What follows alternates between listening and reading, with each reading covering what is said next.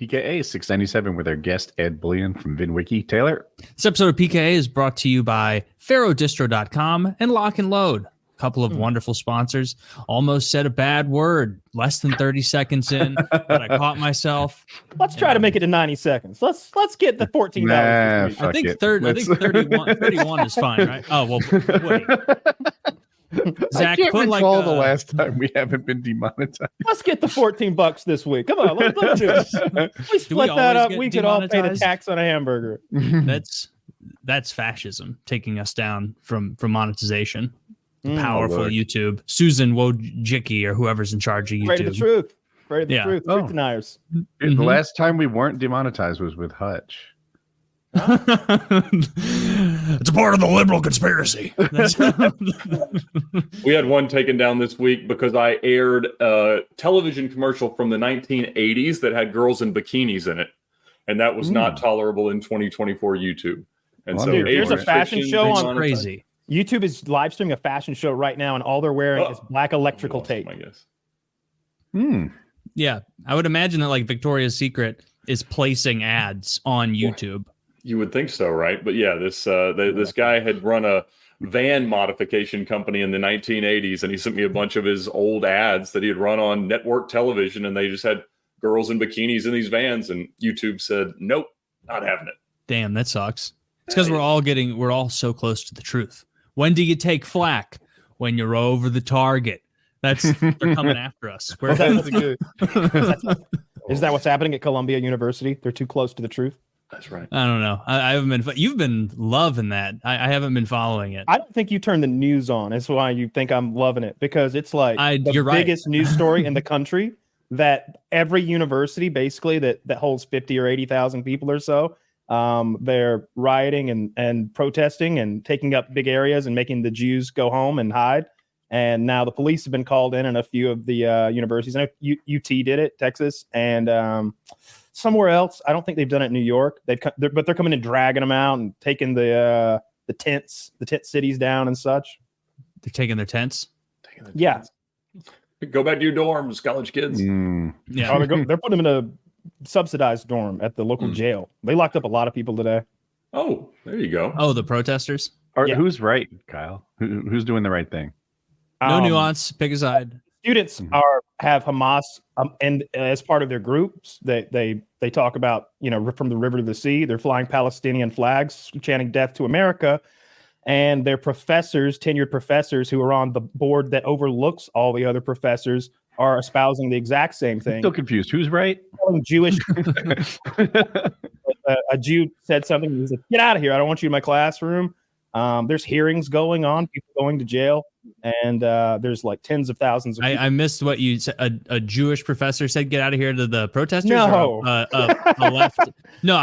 lefty professor was like, "Jews, get out of here." Yeah, it was a Jewish student was kicked out of class because they disagreed with something about anyone who supports Israel as a baby. The people who joined the IDF are baby killers, and what was the other thing? Something about Israel being evil and Zionists and genocidal. Oh, no. He defended October 7th. It was his comments on October 7th as well. He was like, it's amazing. We never thought anything like this could be achieved. It's so great. What an achievement. What an innovative solution to the Zionist machine.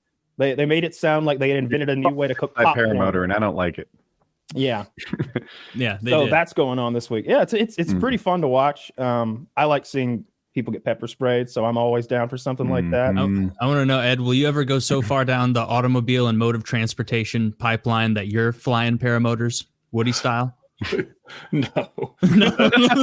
Smart man. I'm going to stay down here where I can still fall off it and live. But it is a very fascinating hobby that you've got, Woody. A friend of mine is still in the hospital right now. He his wing collapsed, and there's a thing you can do. Press the speed bar. It increases your risk, but you go a little bit faster.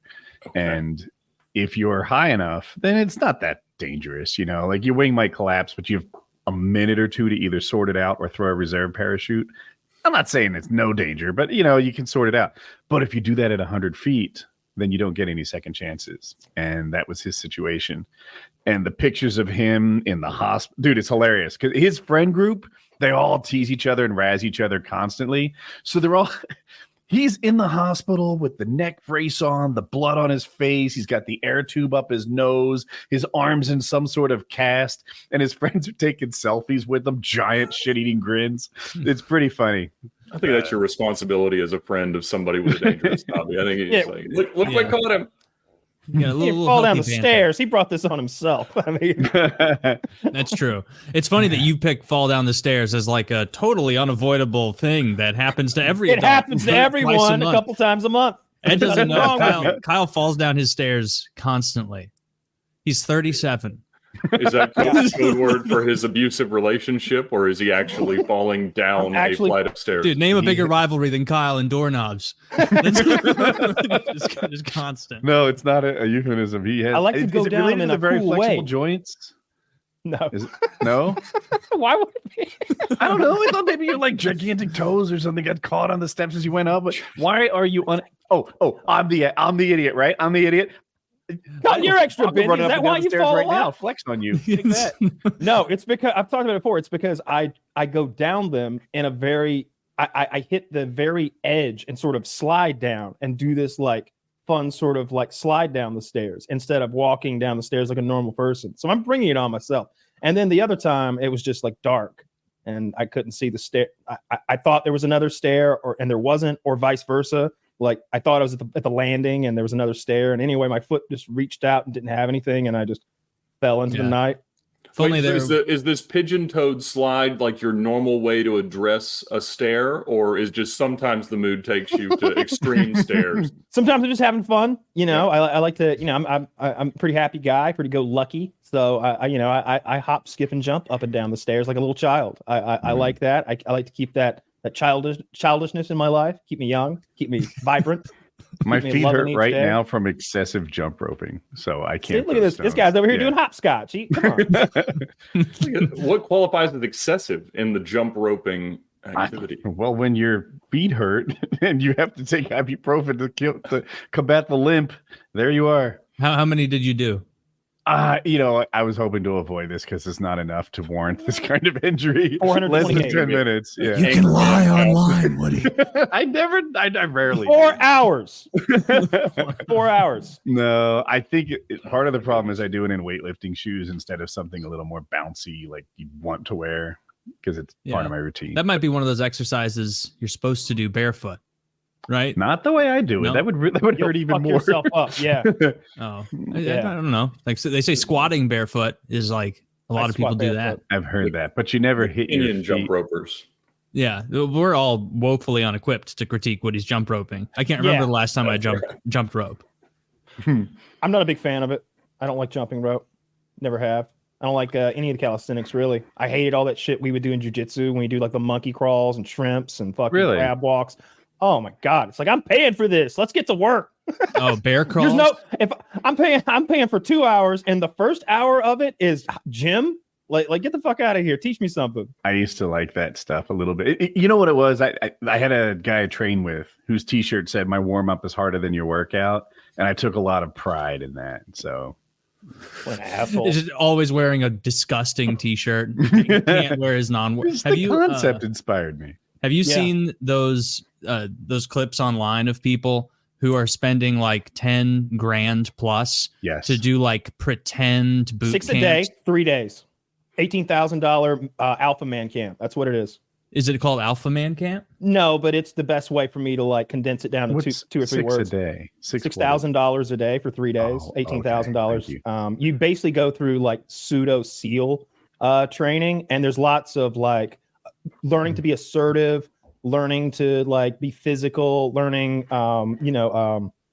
resilience, stuff like that. And there's a lot. I saw one guy who I guess had some sort of like he had a hard time being assertive, and the coach or the drill sergeant, more apt probably, is like, I'm not getting out of your way. You're gonna move me. And he's just like sort of moving him out of the way. He's like, move me out of your way if you want to get there. You want this? You want to be a man? You got to go through me, Sergeant Slaughter. I got you for 3 minutes. I wonder if it works at all. Because like, here's where I'm coming from on that. I sometimes read self-help books. and it makes me a better me for weeks or even a month. That's Sergeant Slaughter right there. Yeah. At one point, he pulled out a knife and he's like, if you're going to horse around and you're not going to take Sergeant Slaughter seriously, you see this tattoo? I might as well carve it out of my flesh. By the way, Alan, your check did not clear. But I bet you it's like a self-help book, that it has sort of a temporary impact in making you a little better, maybe. It strikes me as like fake. This looks Oh retarded. my God, this is so lame. You were right. Alpha Male Boot Camp. Is that? That's what it's in the tweet. A 3-day Yeah. Alpha Male Boot Alpha Camp Male is seeing attendees mocked online for paying $18,000 to endure military-grade inspired punishments. You know what would be funny is if we saw them like with a hood on their head, like standing on a box, like Abu Ghraib. Electrodes on their fingers. Oh man, dogs it barking. wasn't worth it to be attacked by German shepherds for 3 days. I hated the rape. I mean, these people must not be total losers if they have 18 grand to spend on a 3-day vacation. Yeah. Would you Oh, ever? of course. What's the amount you guys would spend for that experience? If you have, you have to pay if you Yeah, paid how me much would I charge? Is 18,000? where that goes. okay, how much Honestly, would you charge? All right, 18,000 wouldn't be enough. 30,000, I'd do it. 3 days for getting yelled at. I want- $6 grand a day. You wouldn't do that. There might be chafing. They're all You got to wet. pay me 10 a day to yell at me. You can't yell at me for 6 a day. I get yelled at for 6 a day. Ed, would Not you for get only yelled at 3 for 6 days. a day? All right, we stretch this out for a couple weeks. We can I get wanna down know to Ed's 6 a answer. day. Yeah. I was a used car salesman for a long time. I have been yelled at for much less money. But today, I don't know. I think I'm with Kyle on that one. It'd probably take 10 grand a day to yell at me and demean me like that. And probably, these pictures are going to end up being used as like in the pro-Hamas camp of like, this is what they're doing over there. And, Whenever somebody So makes get fun on the of- monkey bars. like whenever the guy someone with a tweets at hatchet you and they're like, collection in the backdrop is the guy yelling at me. I don't think I'm there. Yeah, they were all the No. same hatchet, by the way. Not even a collection. He like bought bulk from an axe throwing depot or It some was a shit. signature model that wouldn't sell out on Amazon, so we had to buy the leftover inventory. yeah, it's fucking lame. I think like It is. I don't lame. think I'm an alpha man, but I don't even know what the fuck that means necessarily. And I definitely don't need a camp to make me feel better about myself or more assertive. Like I yell at people all the time. The working man nearly got it last week. I don't need any help. Yeah, and you didn't pay him anything. Yeah, I said, don't you see the no soliciting sign? You Yeah. sprayed him with a hose. People give me a hard shit for pissing on waiters as if waiters are real people equals us. All right, well, we differ on that one. I treat wait staff well because they have access to my food and they're humans. But the organ Don't man, that treating them cocksucker like better learn to read. humans. It's not proven. I'm leaning into it. It Fuck it. blows me away when people are rude to the people who have access to your food and they have no cool down time. What are they if gonna you do, piss spit on off my the food? waiter- Yes. Yeah. You think I don't want that? They might Oh, give you a little butthole. They might give you a little doo-doo on there and you get the worst E. coli you've ever had. You think Yeah. I don't want that? Assuming All it they takes have is a little human doo-doo in your food to make you so sick. Every time That you get can't food be true. poisoning, that's what food poisoning is. I think it's probably more than just that. It's human doo-doo and the bacteria It's that's in it. undercooked chicken. Yeah, it can That's be salmonella. salmonella. That's a different form of. I mean, you can be food poisoned in many ways, but the most Doesn't common sound is like E. I'm coli. wrong. The most common one would be E. coli. That's coming from human doo-doo because it's the most likely contamination say source shit to be here. in there. It's funnier to say doo-doo though. It's a funny word. Dookie. Yeah, dookie. Yeah. So you think that the leading cause of food poisoning is intentional introduction of no. I think that it is. Kyle, human don't you back intuition. off your beliefs. I think what I'm saying is it's very easy to poison a motherfucker. You just finger your butthole a little, get it, just take their hot dog bun, clean your finger off with that, throw the dog in there, a little chili on top. They'll never know. They're like, this smells so rich and deep. And next thing you know, they're like puking their guts up and shitting blood. You know, you ever shit blood from food poisoning? No. Holy shit! That's when you know you've got it. When your intestinal lining is sloughing off from the evil that you've ingested. I've had that once. What was it from? What did you eat? Oh, I don't remember. Probably fucking. Oh, I think it was actually. I'd Greek remember. food. It was Greek food because they do that thing where they've got the huge hunk of meat rotating and they slice it off. Yeah. Yeah, it was The lamb. most common form of food poisoning is undercooked poultry. I Googled it. That does seem true. Yeah, it's called Campylobacter. I might have mispronounced. That's what Big Doo-Doo wants you to think. That's what Big Doo-Doo. They're always fucking buying our politicians. Big Doo-Doo, some shit-eating guy. He's a billionaire. That's where that expression comes from, the shit-eating grin of Big Doo-Doo, the bureaucrats that pull the strings. I would get yelled at for probably 3 days in a row. You know, $1,000 a day, pretty solid deal. Like, Jesus Christ, dude, they're not just yelling at you; they are whooping your ass and posing you and making you get. You know what sugar cookie means? It's when you get in the water and then you go out in the water and you do exercises. Maybe you're lifting boats or logs, strenuous till you're beat. Then you come back in while you're beat and you roll in that dry sand and turn into a sugar cookie. Then they make you do calisthenics, so your skin and your shirt is now sandpaper. Your nipples are bleeding. I warned you there was chafing. Yeah, okay. Your whole body is chafed. Like you're gonna be wet and sandy doing like hard outdoor calisthenics without breaks and shit. It's SEALs training. Which one of us is pronouncing chafing correctly? It might chafing. It's chafing. Like church. Like church. Chafing. Yeah. Oh, I had it wrong. Okay. Were you saying chafing? Like a Spanish person? No, probably not. He wasn't. He wasn't saying that, and there's no evidence he ever did. You can't prove it. God damn. like that's how a cholo would say chafing. Oh, chafing. Yeah. And they would do it for way less than $6,000. Oh, that's probably cholos running the class. I'd be scared. Those are the scariest people to me. They got those the cholo with the big white t-shirt, shaved head, and a mustache. That guy's scary as fuck. Remember the guy that was going to rape Ethan Hawke in Training Day? They're sitting around playing poker. He's like, yo, bro, you ever get your shit pushed in? He's like, nah, man. I got mine pushed in big time. And he's like, what the fuck? Like things just flip on a dime. And now he's in the bathroom upside down. And then he molested the guy?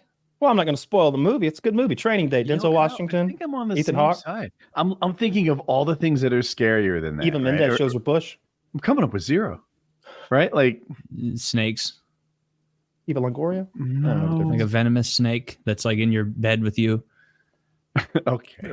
Well, if you put a cholo in bed with you, now choose. Yeah, well, he might not bite me. If you're lucky. If I'm bigger than him and stronger than him, I can enforce like a pillow barrier and be like, you stay on that side of the bed. I'll stay on my side. Not even any spoons if I'm strong. But if he's stronger than me, then that is scarier. I think it goes without saying this is a big, strong, scary one. Okay, you're right. A big, strong, violent rapist. A 9-year-old cholo is not scary. In bed with me is very scary. I would pick the snake in retrospect. That's do you think they have a safe word? Like you can opt out at any time, or do you think you just forego that on sign up? Yeah, you forego that. He's going to take it when he wants it. In the camp? No, there. In the camp. If it's a real, if it's a real company, I was thinking about cholo sex. I was like, nah, they just take what they want, man. No, they definitely have a safe word or something. Avocado. Like if they're running some kind of business there, like they probably want repeat customers. And so they might be secretly hoping that like Stevie fails on day 2 so that they can then be like, you know what I do? You know, we're not going to charge you for day 3. You didn't make it, but we have another class in 2 months. We really think you're going to make it this time. I would put one of my boys in and he'd be the first to quit. Like I dog him hard and make him, somebody's going to quit today. That'd be part of the first exercise. We don't stop till somebody quits. We don't eat till somebody quits. And I'd have my boy there and he'd be ready to quit 45 minutes in. But right before one of the you don't want the paying customers to quit for sure. You want them to get to day 2 or 3. Unless Taylor's suggestion is to get them to re-sign. You know, they go 2.5 days and it's like, I think next time you can do it. You can apply. We don't necessarily accept the surprise. If the check clears, so does your approval. Deposit's not. I know that we said it was free if you complete the training. With 4 hours remaining, that is why we are now beginning the 3-gallon of milk drill. Fuck, some guy milk mustache. Nobody ever makes it past this one. Yeah, to me that's lame. Not only because it's pretty gay. It kind of stinks of that wannabe military shit a little bit. And I don't like that ever. I hate that like fake army man shit. I mean, I don't like the cops do it too. And they don't have any more right to do it than anybody. I see what are you wearing a fucking patch for, bro? Don't you write tickets? Like you're wearing a patch. What do you mean death or dishonor? Death or dishonor, 45 or over. That should be your motto. Like, what do you death, dishonor, fucking pig. That's a good line. I might reuse it when you're not around. Yeah, do it when they pull you over. As he's writing you the ticket, and you notice it on his forearm. Let him when you see the thin blue line wristband, let him know it's a gang sign. I was wondering if like because I see thin blue line stuff not very often, like bumper stickers when I'm out and about, like that. A lot of the people, or at least a significant percentage, a plurality, we'll say, have to be doing that tactically. Because I bet if you ran some numbers, something like that, like they maybe they don't get pulled over less, but maybe they get off more. Yeah. So, what if you absolutely? What if you tell them you're on the job and just don't, go any further than that? What job's that? I want to talk about it. Code name Nightwing. And then he's like, "What are you talking about?" And you're like, "Above your pay grade." They hate these guys make $38,000 a year. Everything is. Yeah. So you've done like all those races and everything. Ed, is that a tactical move for racers? Throw a little thin blue line, slap that on the back. Well, so we do some fundraising for cops, and most of their, insignia has some element of that, and it does help tremendously. Yes, if you get pulled over and you have some rationale as to how something about what you're doing supports cops in some way, it absolutely helps. We actually did a cannonball with some cops a few years ago called the Cannonball Memorial Run, where it was, as cop hypocritical as I suppose you could ever get, but we were raising money for the families of fallen officers, and so we sped across the country with cops. Wow! And you get pulled over, and you're in the club. That almost ties into this. I've had this question queued up. I was driving home from the eclipse from Ohio, and I was thinking of you. The cannonball's been done for a long time now, right? Maybe 40 years. I'm pulling that out of my hat, but it must be close-ish. 50. Yep. Okay. And therefore, like a lot of the easy stuff has been figured out. Oh, you want a big gas tank. You need a car that's comfortable going fast for a long time. It must be almost a little bit luck-based right now where, you don't hit any big time wasters along the way. What secrets do you have in your back pocket? If you wanted to break a cannonball record, do you think there's any ideas that haven't been done before that could give you an advantage that hasn't been seen? We've had people get away with the organ transplant ruse a lot. Okay. And so they'll carry a cooler that says live tissue or something like that, and do not open and all. And I have friends that have gotten away with it. You're right, especially in the wake of all the COVID times where the time is now 25:39, almost 110 mile an hour average. Low traffic. 110 average. Yeah. So our average was 100. And yeah, so you take away, everyone commuting, and you tell the police that they're not supposed to pull anybody over. And it's like a 4 to 5 hour advantage.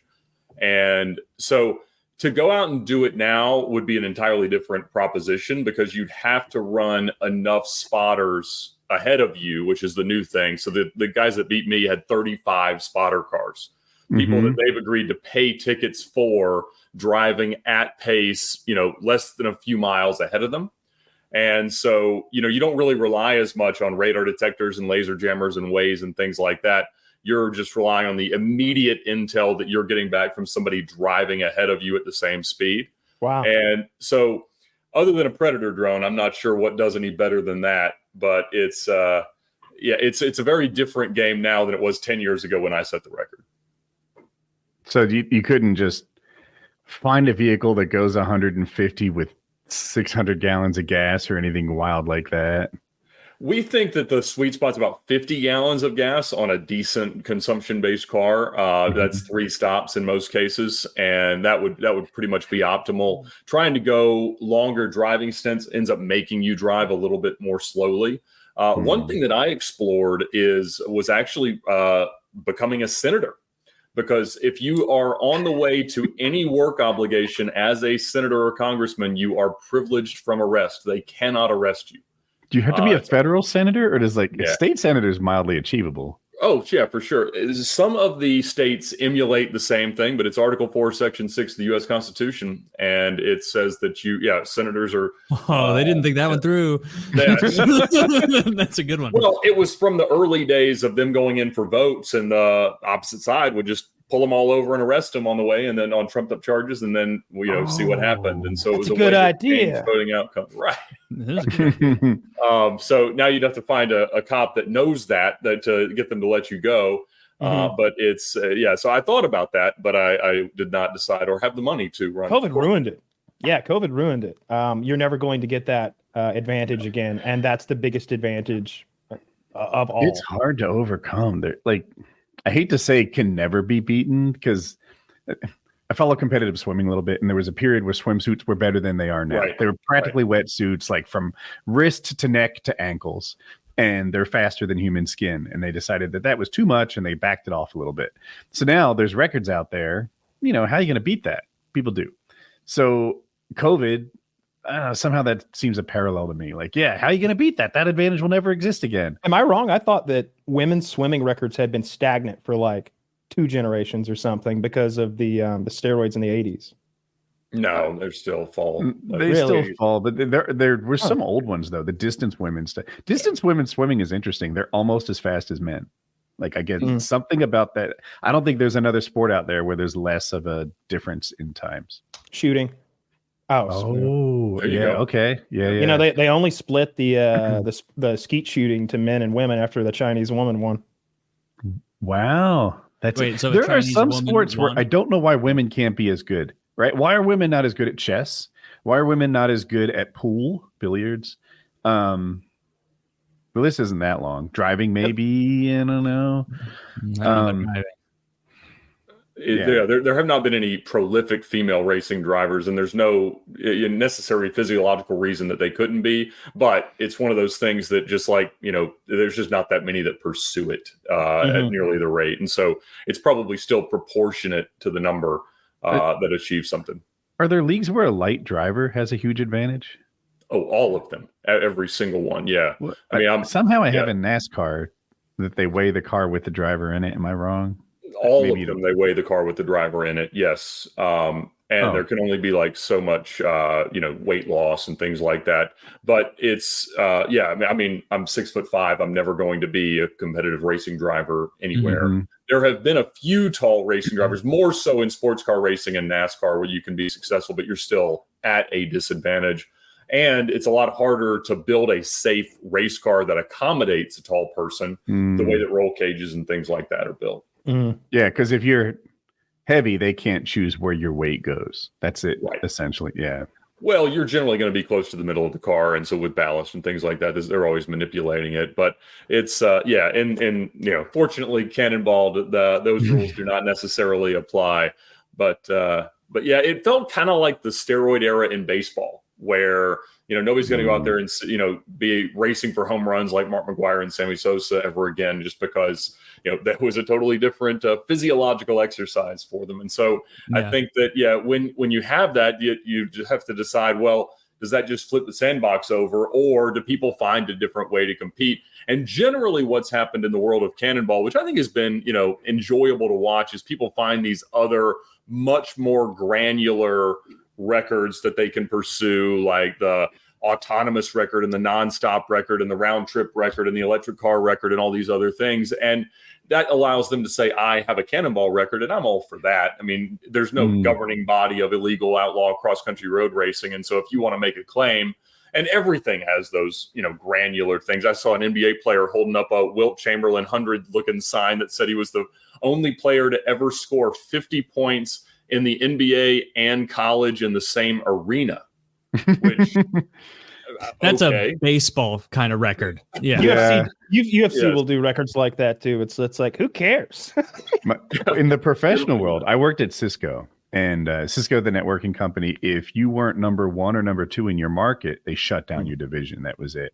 So they would start make it office chairs, right? Are you number 1 in office chairs? Oh, I'm number 1 in 5-wheeled maroon office chairs with arms. And they would stay in business that way. Some silly math. You know how they say a big reason for not allowing steroids in baseball is like then all the steroid guys would just force everybody who didn't want to get roided up to get roided up. And then it's like you're taking a bunch of health risks and whatnot to be taking trenbolone. Like I just had a Jimmy Neutron brain blast. Every team gets one guy, only one guy who can be on steroids. No more DH, just your roid guy. Yeah, you have one roid guy. They test everybody strenuously to make sure he's on like whatever the approved, prescription of steroids is, and that way you can maybe compete with some Mark McGwire records and keep it exciting. Baseball's doing a little better now, I think, since they made that rule that makes it go faster. And also, then a player can decide, like in the NHL, like.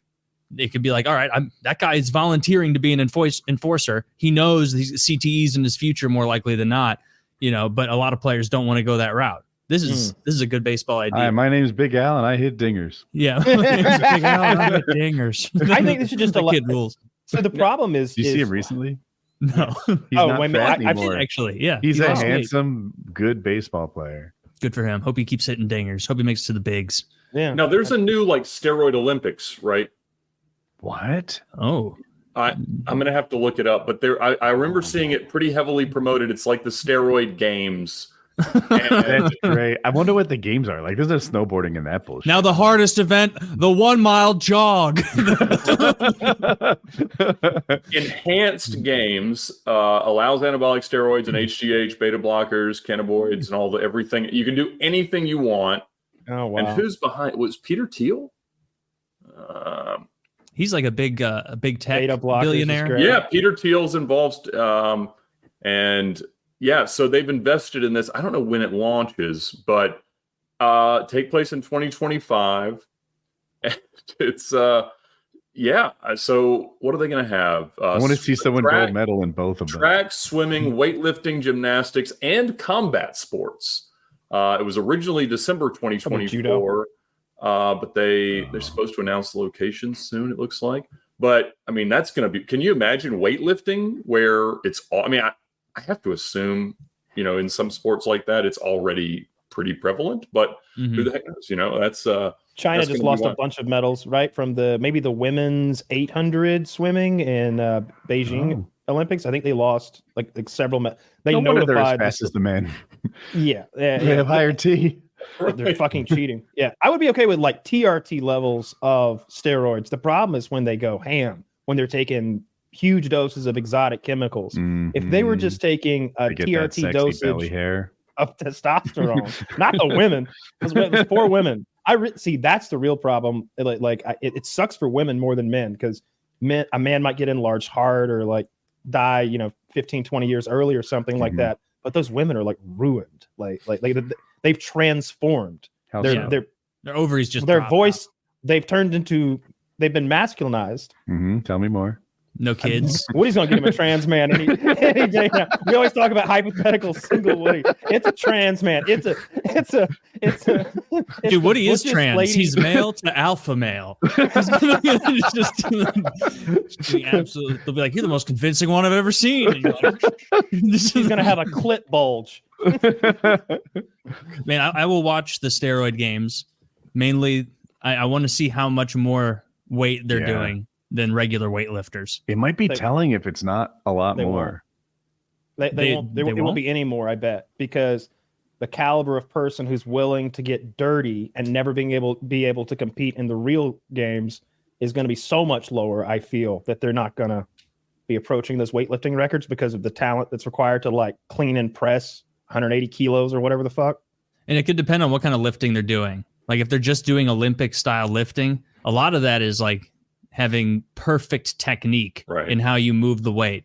That's what I'm saying. Not just raw strength. So maybe if I don't know what the best raw strength exercise is, they could, I don't know. Are you talking about things like deadlift press?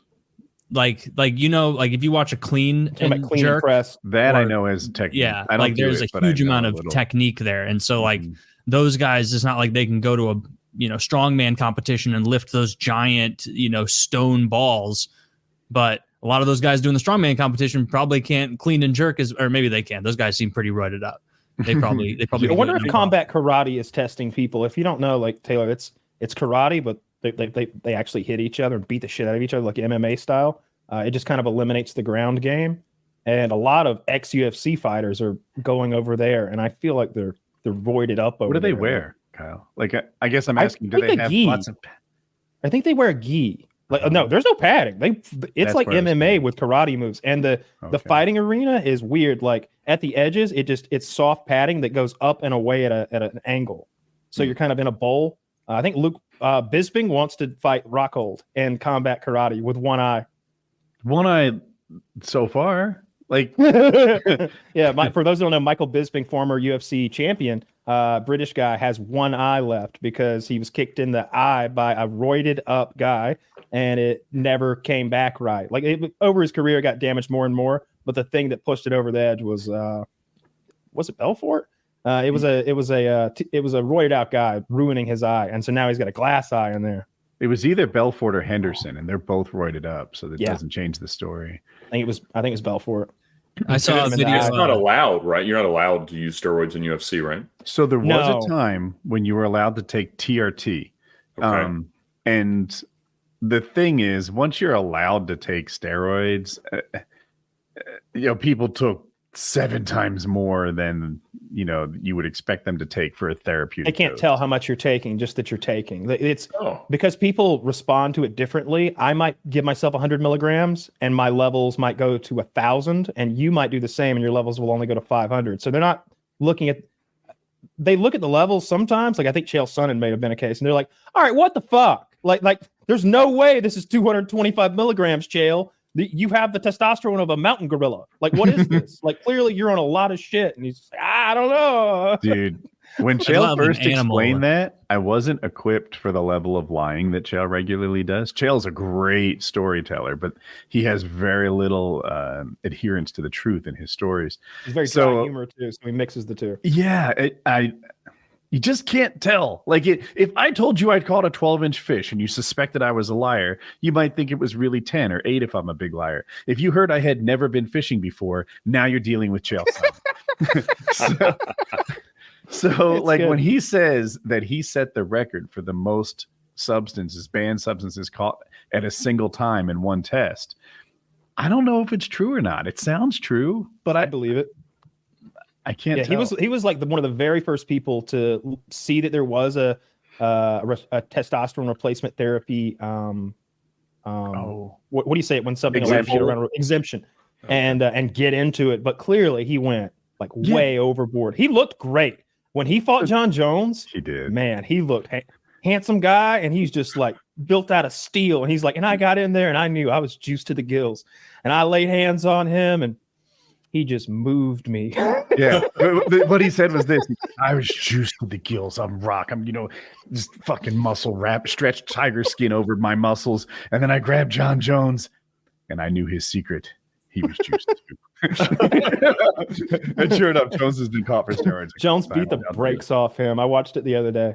I rewatched it the other day. So Chael, when he got caught for steroids, said this is all a misunderstanding. I told them that I was taking TRT and they forgot that I told them, but the exemption should apply. We'll just sort it out. And Dana is like, we have never had that conversation. I don't know what he's talking about. He completely made that up out of thin air, that this is a conversation that other people forgot. And I just wasn't equipped at that level of lying. But I follow politics now. Speaking of like the PEDs, I just happened upon a video I just linked that show, that like hardest punch machine they have at the UFC, like private labs or whatever they do. That dude, Eddie Hall, who is the former world's strongest man, like I guess it was Francis Ngannou for a while, and then a guy named Alex Pereira like blew his out of the water. And like I guess like 2 weeks later, Eddie Hall's like, oh, I think I'd like to be the strongest puncher in the world. And then like just wandered in there and blew his out of the water. And like his punch is so hard. Like, I don't know. I feel like he could just like assassinate someone with that. Didn't like he a get one beat hit. up by the mountain? Am I wrong about that? He fought the mountain. Yeah, it was like it was a big strongman fight, so they weren't like very spry. But I think the mountain won because the mountain's like 6'10" or something retarded, and so like that amount of reach is Not that They weren't Eddie Hall's really- like 6'3" or something, so he's They big. weren't spry. I think I saw it too, but they fought better than I expected. Like if you took an untrained person and had them fight, it would just look so much different than the trained people you're accustomed to seeing. But Yeah, these guys look by like fighters. comparison, I don't know what Eddie Hall weighs there. I'm going to call it 305. 380 apparently. 380. Alex Pereira, the guy he beat, fought at 185 a couple months ago. Yeah, so he's over 2 of him. He was the 185-pound champ, and now he's the 205-pound champ, and he's going to be the heavyweight champ. Do you think if you let Eddie Hall unload that punch on your head, it would actually kill you? I think he'd be more likely to kill me if he hit me in the chest, because I think my head is made to like flick back, and maybe he like hurt. Yeah. I think I could survive that because we're just meant to survive shit like that. But I think if he hit me in the chest, I think he would stop my heart, or he would collapse my lungs or burst them or something. He'd like I break was all your thinking the ribs. My same into your heart. sternum. If he tries to hit your head or my head, whoever it is, but you're rolling away from it, you're gonna really reduce the amount of pain you take. But with some of the worst knockouts, there's this collision, right? Like I'm coming forward thinking I'm on the attack, and you hit me while I come forward, and combined, we've done something really special, and I'm out cold. That's what Conor McGregor does. Yeah. He gets you to come in, and then he stops, and you're like, "Whoa, you weren't supposed to stop there. Oh, you're already swinging. I thought we had an agreement. Yeah. How about this? You have to do that goofy camp and get yelled at, or take that punch to your very apparently resilient head, Kyle. It's very resilient. Yeah, I'll definitely take the 3 days of nonsense. I don't know how they can make me stay though. Like, is he there if I quit? And he's like, Yeah, you quit, you do both. You can walk away at any time. walk away Plan B anytime, is- boys. Eddie Hall's a waiting. He's just ready to fucking kill you. Eddie Hall has my car keys. He's over there with his big giant man voice. You can have them anytime, Kyle. Come get your keys. Jiggling at me. I'm a sugar cookie all chafed up. That's one of my biggest fears, if I'm being honest. Like, I'd rather take an ass whooping than get real chafed. I really would. Like I see people get jumped into gangs and stuff. They take a pretty good ass whooping, but nothing like UFC, frankly. Like, I've seen real ass whoopings. So it's like, what, you got a bloody lip and some bruised ribs? Like, I'll be better in a month. I don't know if I want to get all chafed up though. You ever running and get chafed nipples and you can't stop it? It's a vicious cycle. I've never gotten chafed nipples from activity.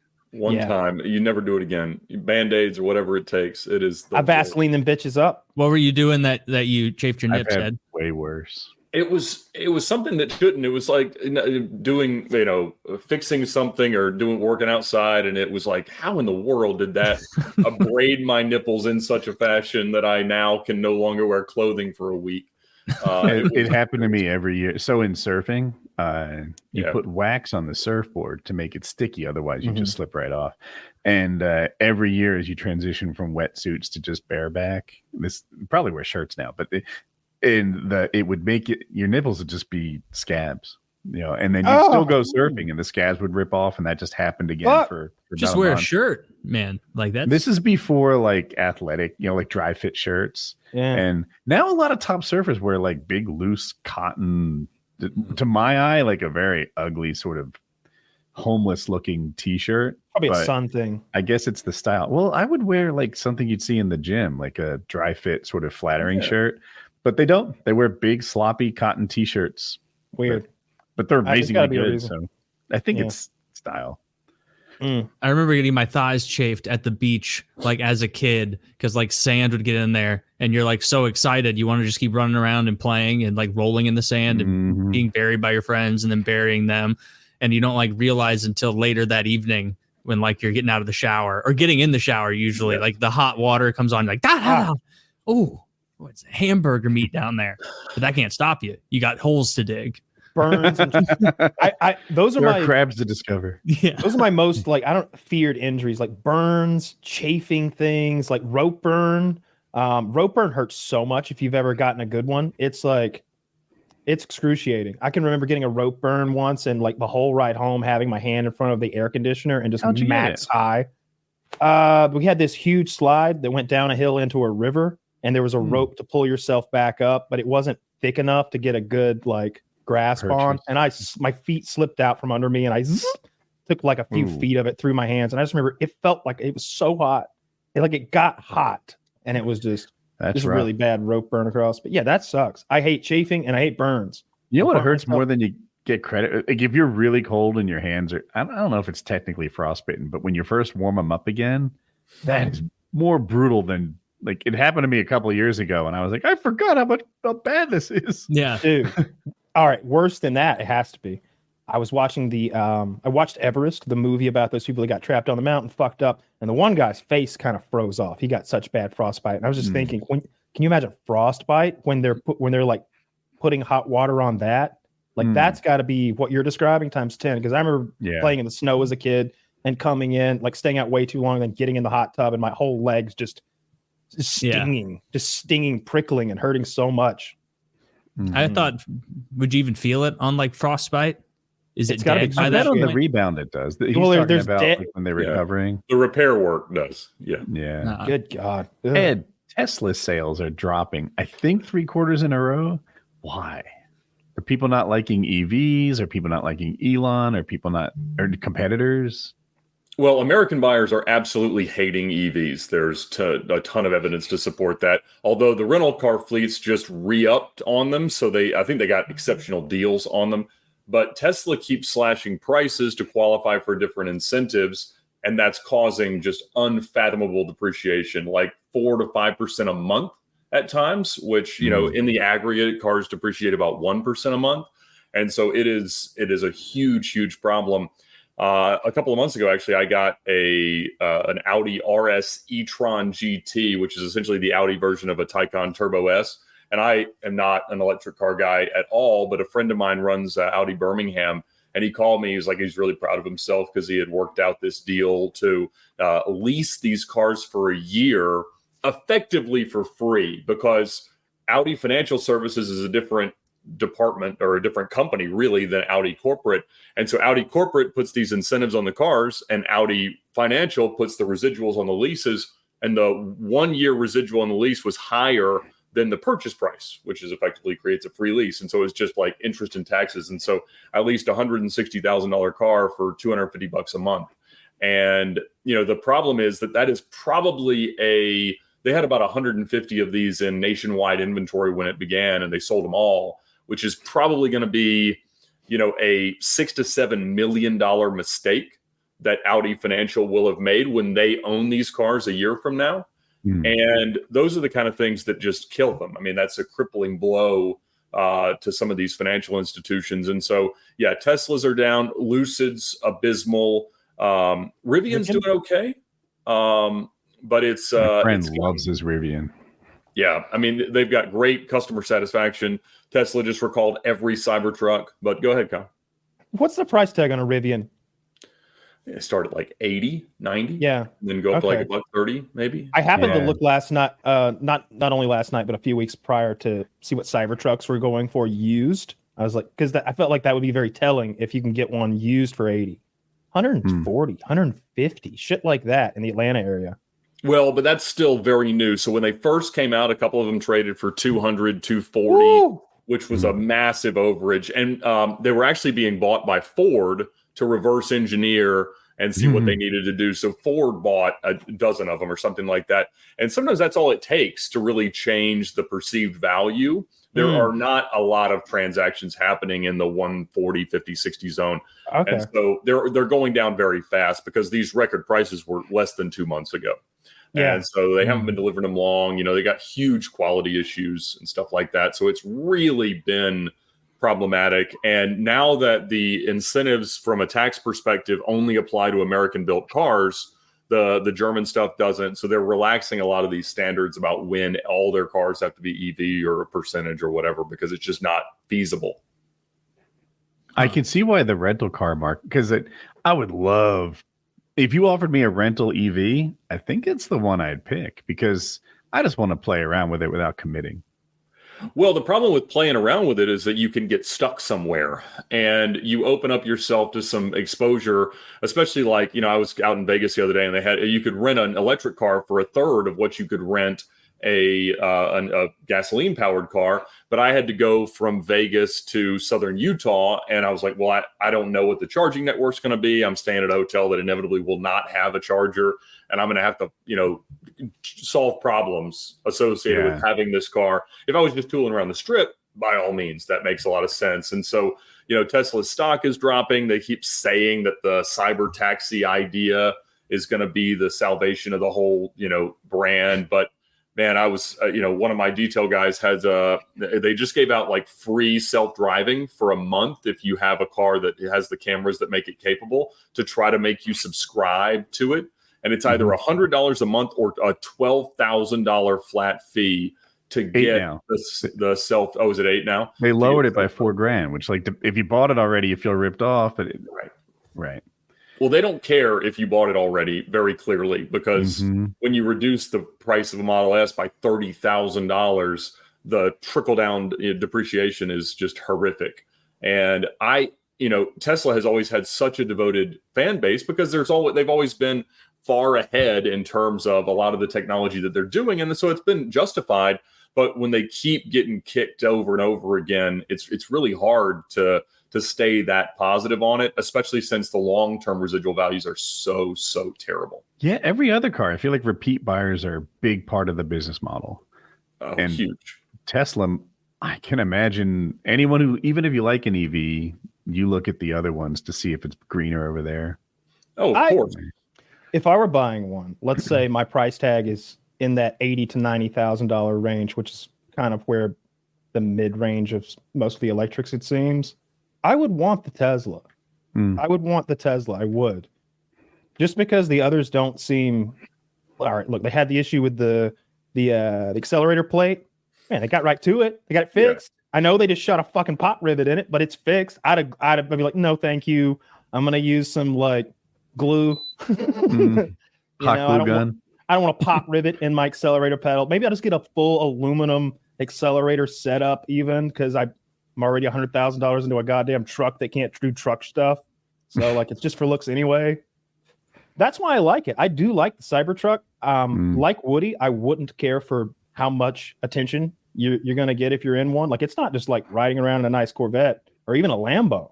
Like, this thing is huge and tall, and everybody sees you on the block. You could sneak by in a sports car, nobody knows. You see that Porsche?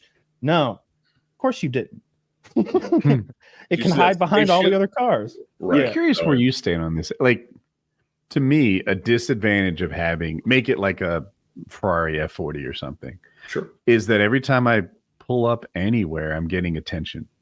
Does that bother you, or do you like it? Because some people love it. I don't love it. I don't buy them for that reason. And fortunately, in large cities, it is a lot less of a factor than it was 10 years ago. The volume of production in interesting and weird looking cars is so much higher now than it was a fairly short time ago, that it is wildly, wildly different. I had a lime green Lamborghini for a while, and that was a very different experience. And I've had every color of them, than an orange one, red one, yellow one, anything. That one, I mean, people would crash taking pictures of it. And so it was a lot more challenging on a daily basis for that reason. But I would say that I mean, it's not that big of a deal in most markets today. If you drive into a small town, you kind of get that reaction, it's fun, once or twice, but it is a bit of a downside if it was all the time wherever you lived. Whenever we've been driving, like, usually classic old cars, like a 55 Chevrolet or something, and you go to a gas station and people would want to look, it's fun to pop the hood and show them, like, look what I did, because you built the thing. Especially, it's like, look at the interior. I did that. So I've never minded that, but I can imagine if people try to race me in my fucking Camaro. Some douchebag at the red light the other night wanted to race, and it's like, I could do the math. You're gonna win. Look at that. Like, what are we racing for? It's not like pink slip. Do you think I got a sleeper over here? Like do the fucking math, asshole. You got a supercharger. But so I can imagine, like, anytime you're in a sports car, you're gonna get that a little bit. But that Tesla truck is going to really. I like how it looks. I know it's ugly, but what I would do is I would wrap it in a like a dark hunter green, like the halo color, like that's on the Warthog. And I would like that. And I would, tint the windows out and everything. But man, It's got it looks worse like a piece of graphics shit. than the Halo 1 Warthog. Yeah, it looks get like more- Laura it's Croft more with the square polygonal. titties. Yeah. Remember when the Laura Croft with the square Yeah, titties? yeah. It's that era. Yeah, they're not aesthetically pleasing. But every video I see about judge. it, and maybe it's propaganda, it's like, look, the patina on every body piece is different.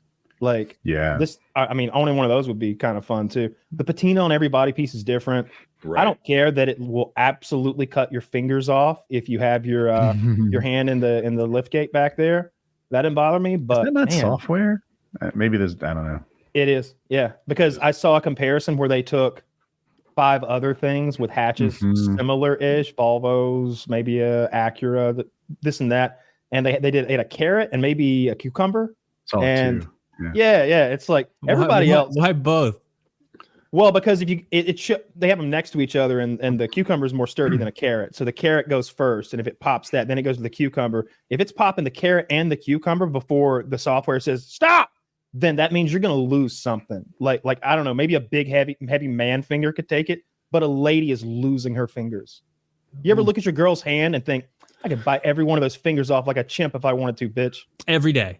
Yeah. Mhm. Yeah, Absolutely. I Like warn her. chimp. When she gets out of line or tries to touch the remote, I'll remind her. Oh yeah, you turned into that chimp that remember that chimp got all that bad press and everyone was like, this chimp just lost its mind out of nowhere and attacked this lady, and then it came out way later that like That the chimp She tried to did. touch the remote control. yeah, that the chimp was the victim. Yeah, the chimp wasn't the victim really, but they were like plying the chimp with tons of Valiums and wine and like fucking it up, and then after all that, you probably like wanted its Valium. You can't just get a chimp addicted to Valium. It doesn't understand that Valium isn't always on the way. I think that one lady was fucking that chimp, and then her friend came over, and that chimp saw that other lady as a potential sexual Wait, is this Competitor. threat. theory based in anything or just a wild Kyleism?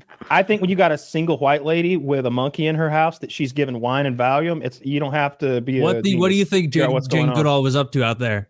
Mhm. You can learn everything you need to know about chimps in like She was going to 30 create the missing link. 30 days, like real quick.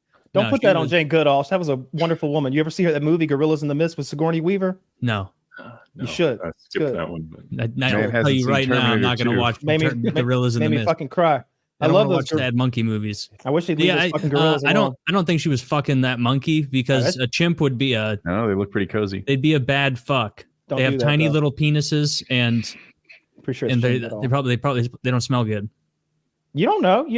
For all I'm you catching know. strays over here. Listen, tiny penises and bad odors are not a big problem. You can still live a happy life. Wouldn't even go so far as to That say is that's an alpha segue male. for one of your sponsors. Yeah, you guys have a sponsor to solve that, I'm sure. Oh yeah, Right. Kyle and I are in the lab coming up with ways to make us. Is your as stinky sex as monkey possible. enraged? Now, I had a guy trying to convince me the other day that from Christopher Columbus's diaries, he was having sex with manatees. So there's no fucking way. I bet what he's How do you referring go to. about that? So I bet what he's referring to, and it's just a wild guess. Columbus did write of seeing mermaids, that they were not as attractive as he'd been led to believe. And I'm guessing maybe somewhere he wrote he banged a mermaid. And so I could not find a reference to actually having sex with a mermaid or a manatee. Zach, can you look into this? But I think that's what he was citing, and he did so while we were driving to the Arctic Circle, and none of us had cell reception to police this theory. That's cheating. It just goes off. Columbus is a hero, and that's the end of the story. We need to do this whole show somehow to people who don't have internet connections. Is that true? Is that true? We'll never know. It's like it's 1998 again, and nobody has the internet in their Yeah, pocket. he 100% did not. There's no fuck way he them. fucked a manatee. I don't even like how. Gun to So my I head, found don't know how the you go reference about that. of him saying that they were not nearly as attractive as he'd been led to believe. That's and they what it had was. very masculine faces, but I never saw further experimentation. Can I reference. see a manatee face, Zach? Oh, I They're- feel they're like not I like always what see you him think. from behind. They're not lookers, but they're apparently very sweet animals, very nice and Yeah. gentle, friendly. Yeah, they are. Yeah, but I would I would definitely push back on that theory, Ed. As I did. What's it? Lower me down, boys. Like, oh, that one's sad. It needs a little Columbus in its life. This is that one that was like halfway into like bumping its whole head against that glass and like accordioning, if you know that classic clip. What a cool animal. Oh, yeah, that is a cool animal, but there's no way you could mistake that for any sort of Santa Maria. Yeah, humanoid creature. If you got within, maybe if it had some kelp on it and the waters were dark and you were in a rocking ship and it would. Oh, I see. I don't know how either. It's disgusting and not human like. Yeah, there's nothing. Zach found the quote, and I'm dying to read it. Columbus also violated a manatee, thinking it was a mermaid, and wrote the experience was less than satisfying, as the creature was quite manly. He also thought the world was a woman, and the Garden of Eden was her nipple. This is just Columbus hate. I don't believe any of this shit. He was like discovering America, and then he like was like, "Hold on, gentlemen, I need to answer a personal query." Throw down the anchor. No. He's like, oh really? You double dog? like none of this happened. Like that this guy was the journal that was discovered by the campaign to establish Indigenous Persons Day or something. Yeah, right. That guy was a millionaire. That guy was a millionaire with a fleet of ships on the cutting edge of technology. I can't believe that he's. I mean, he had all the native women to rape he could ever want, and he's gonna get a manatee. Yeah, no, not a chance. Is the spice of life. Man, in this household, Christopher Columbus is a fucking hero. That's the end of it. He is a hero. He was. I don't really know what else he was up to, and I don't care. Well, he discovered the new world. There was a bit of slave tradery that were going on. He did have that one quote about that AJ. That was the 1400s. Like anyone who wasn't trading slaves was getting made fun of. Was square. It's true. Yeah, they were bullying on. Like, you don't even have a slave. Oh, you a Frenchman? The French were still next you'll be buggering manatees. I think that was one of those times where the French had a good reputation for being tough. Actually, when was the last time the French were super tough? Napoleon? World War One? You need to see Quiet on the Western Front. When the French show up, dude, at the end, when the French show up, I've never been more afraid. If I didn't hate the German characters so much, I was cheering when the French showed up. It was like when Gandalf showed up with the Rohirrim, and he's like, "The bearded king stands alone, not today." That's what he should have said. It was huge. They showed up with tanks and flamethrowers, and all those starving Germans got burnt alive and massacred. That was beautiful. I end up siding with the wrong team a lot of times in movies, but I don't think that was one of them, because Germans were the bad guys.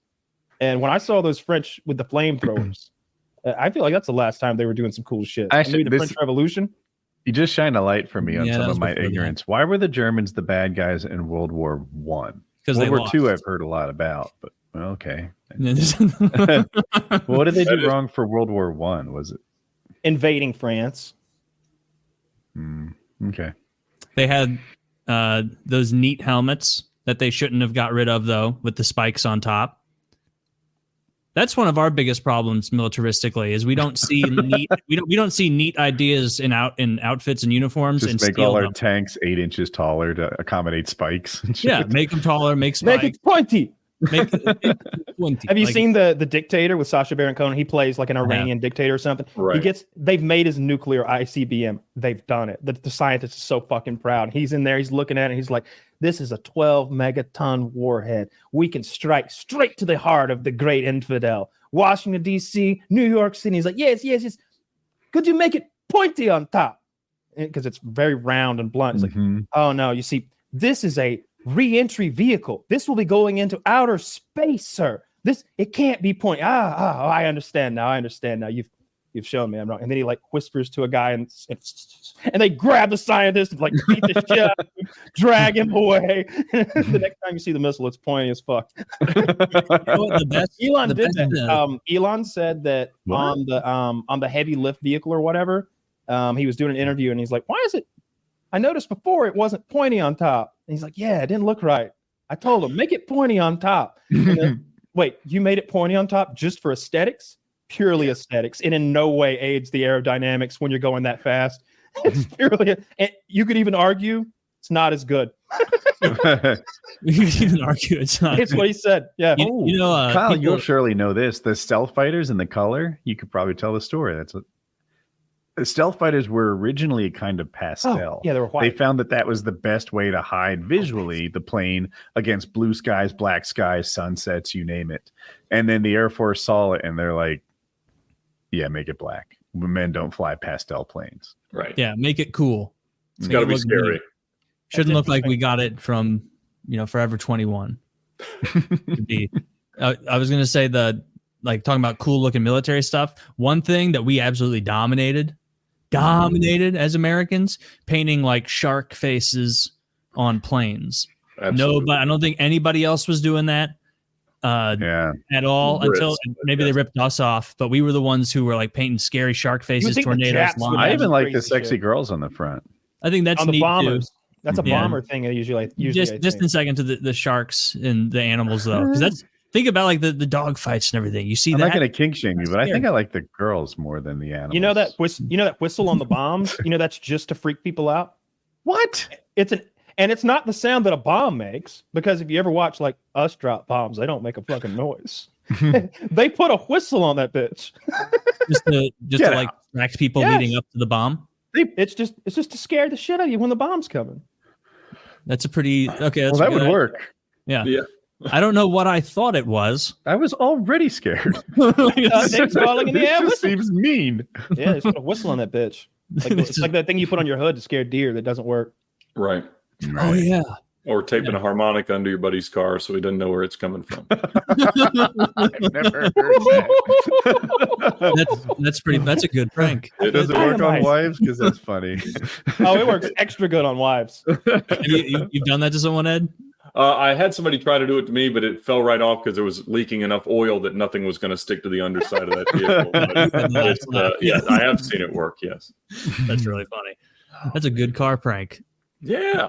Yeah, I remember one of my friends had one of those deer thing. He lived in a very wooded area. This was back in high school. He had one of those like deer horns or whatever the fuck you like strapped to the side so that it's supposed to keep him away.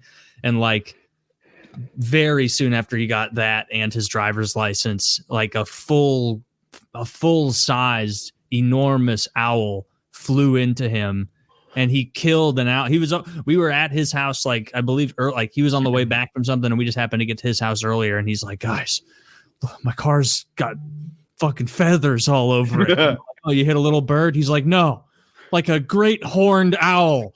Like it was, like this thing could have picked me up and flown away." Like, which is a sad bird to kill. Owls are majestic, regal. Disagree. I feel bad for like hawks and owls. To me, are like the good birds, the predatory birds. Something about them.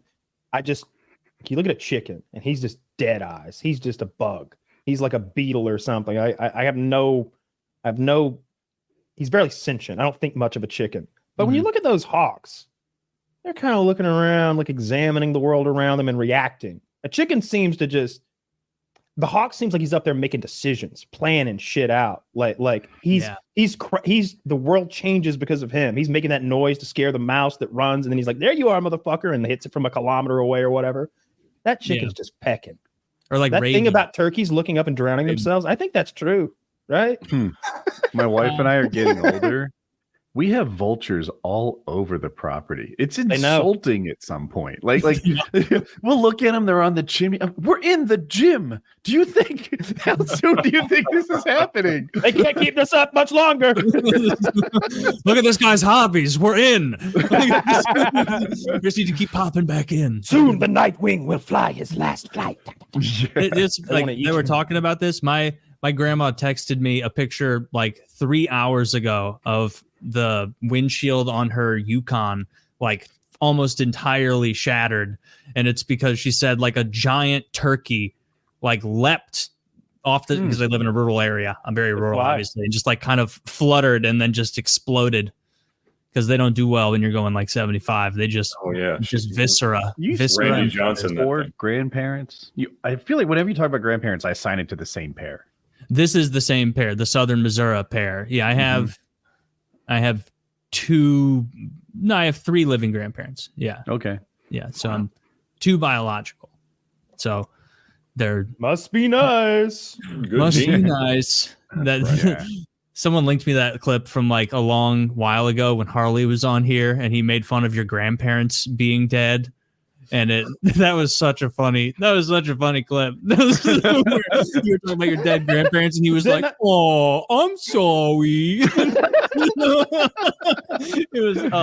I was so glad someone said that at me. It was like Only guys would make jokes like that. Yeah, That's it's just really a boy thing. mean spirited. Oh man, love Harley. Shout out Harley, top J. But yeah, my grandma's got to get her entire windshield replaced now, so that's no good. That's annoying, especially when you live somewhere where it's like fucking Safelite isn't going to come out and repair it. You got to drive an hour. I didn't even consider that like I'm like, it's not a big deal. You just make a phone call, insurance fixes stuff or replaces. I think if it's bad enough, I don't know. My insurance company just makes a choice. Happens for free. Safelite replace. But I didn't consider that they don't go everywhere. Oh, go ahead. I'm sorry. It was almost a transition in topics. Kyle likes city life. He really does. He was bragging about how authentic his Mediterranean was like 2 shows ago. He assured us there were like no non-Greeks in the kitchen or something like that. Do you remember this conversation? And I was like, again and again, Kyle like really loves his DoorDash and all this sort of city life things that you don't get out in the rural areas. You're a country boy. You're still here in the Atlanta area, right, Kyle? Yeah, I've been for like 6 years or something. Yeah, I thought so. Yeah, it is. I'll say the food scene here in Atlanta, any kind of ethnic food you want to find, we got great stuff. I was at a restaurant the other day that had bear paw on the menu. It was a Chinese restaurant. And so, I mean, I'm sure that's illegal, but they had it. And so you can find anything here, which is lovely. Was it good? I did not. I'm not sure it was in season, but was it expensive? That's fair. Do you remember that? It was like $40 for one paw, which was more expensive than most of the other things on the menu. So yeah, damn, but not out of reach. It wasn't like but the Peking duck was the thing to go for there, and they did that very well. More places need to start serving duck. Oh, yeah. Asians figured that out. You don't like duck? It's like greasy when I had it anyway. It's a little gamier than chicken, for example. Oh, I like it. I like that it's a little greasier, a little fatty. I just always get a steak. It's going to be hard to beat the steak. I'm going to a Michelin star restaurant in a couple days, and it's like, there's no way I'm going to get the fish or the chicken or the fucking game fowl or whatever cool thing they have. I'm going to get the steak every time. I hardly ever eat. I think I went to I always mess up the name, Ruth Chris or something like that 3 years ago. Prior to that, I was probably with Kyle the last time I went to a Michelin star restaurant. I mean, it is interesting how much, like, no matter how hard you try, red meat just dominates the other meats. It's just the best by orders of magnitude. Like a decent steak is better than like excellent chicken. Ooh, it's just better. Zach, can you show that picture? If I was a viewer, I'd want to see it. When chicken is excellent, it's because of a lot of other stuff's carrying the load, like orange chicken, fried chicken. Like, it's not the chicken itself. Oh man, that's a little grotesque, eh? There you go. I didn't expect it to be so like when I buy chicken, I don't see any birds in the shape of it. You ever eaten a chicken's foot though? Yeah, I have not. No, but I think I've seen it. Yeah, it looks like a chicken's foot. And unfortunately here we've chosen to eat. Look, I guess if we're going to eat a bear, I kind of appreciate that they're eating I'm sure somebody already ate the dick, right? Like that's the best part probably. The fact that they're eating the bear paw. Do you break its little fingers off and kind of eat those like wings? Like, yeah, you hold the nail and like suck all the meat off. It sounds right. If I was going to eat a bear, I don't feel like this is the part I'd want to. I love the accoutrement. Yeah, like a bear, like a, I don't know, backstrap or something. Like there's got to be way better cuts of meat than this is. It's $40, Taylor. That's it. Oh, you get a bear paw and some seemingly raw carrots. What are the green things? It looks like the bottom of bok choy, probably. Yeah, it looks like bok choy. Good eye. Yeah, I come with bear sauce. Oh. Who could have seen this coming? Oh, we eating good tonight. This $40 worth of bear paw. Dude, that's like I'd actually want to walk around eating at like a Renaissance fair. That whole thing, a bear forearm. That's got to make you dope, jacked. but it's secretly What cake. is this picture? Yeah, I'm you got to just go to looking the at- he's like enhanced Officer- games after you eat that one. I'm looking at his badge and like what is he? He's a park ranger somewhere. Okay. I don't know. Okay. They have Oh, bears Park in Ranger China. makes I don't sense. know. How about that? I guess Goodness gracious. I wouldn't want to eat it's bear. awful. How's bet the it- channel been doing, guys? Y'all is business good? Views are good? Everybody's happy? Oh, Doing I- solid. I barely even look. I don't know. Doing I'm good. always How's fascinated because I've seen you guys do this kind of for a living for so much longer than most content creators get to. I just think it's fascinating to see how it's grown, what works. I mean, are there like topics that if you land on something that it's going to perform better, or is it truly you don't even look, don't care? the stuff know, people like enjoy the most is usually like silly, off the wall, like joking nonsense, like just doing silly bits. If a show can't flows well without having to like insert new topics because it's gone stale, then Yeah. that's typically means the show was going to be well received. But when I followed it too closely, I felt like it didn't help the show and it didn't help me emotionally. So now I just do the best job I can. And Yeah. The only topic, like, or, who knows what percentage it is that like people seem to not like that much is like too much political shit. Because people will be like, I don't want to listen to you three retards talk about that shit. Talk about like an Olympics full of animals. Or like some such. I hold myself back on that a lot because if I went with my natural instincts, it'd be 4 hours of that horse shit. I follow it all the time very closely. Right. Yeah, I do the same with like sports, like specifically hockey. Like NHL playoffs are on right now. I'm not going to say word one about it because people don't give a fuck. They couldn't not even a little. In here, people don't give a fuck. Like, I've been Woody and Kyle for so long, and they'll like get up and go pee, and like, just, like it's not what you talk about; it's how you talk about it. I think that, and it's what's going on. For example, if something happened in the world of hockey that was such a story that it transcends the sport of hockey, that's a great topic. Yeah, that guy might not want to get into the minutia of little things. Yeah, when that guy died, when that guy the skate hit his got kicked in the throat, basically murdered. Yeah, like there's a fucking hockey topic, and never again. Yeah, never again. When Ovechkin breaks the goal record, we'll bring that up for maybe I might get a minute and a half out of Kyle for that. If you're good. that'll be it. Yeah. So, I don't know. Although I do feel like I'm having women's basketball shoved down my throat all of a sudden, and that could just be that I watched the wrong short piece of content on Instagram. You absolutely are. Yeah, the powers that be are as trying well. very hard to make the WNBA and women's basketball happen, and they think they have their champion in this Caitlin. What's her last name? Caitlin Clark person. And it is impressive how many jerseys she's going to sell and how many tickets she's going to sell. But here's the thing: at some point, people are going to sit in the seat and they are going to watch a WNBA game. Right. And then they were going to say, okay, you have fun? Come back next week. And they're going to be like, whoa, I thought this was like WNBA week. How many of these games do y'all play? 97.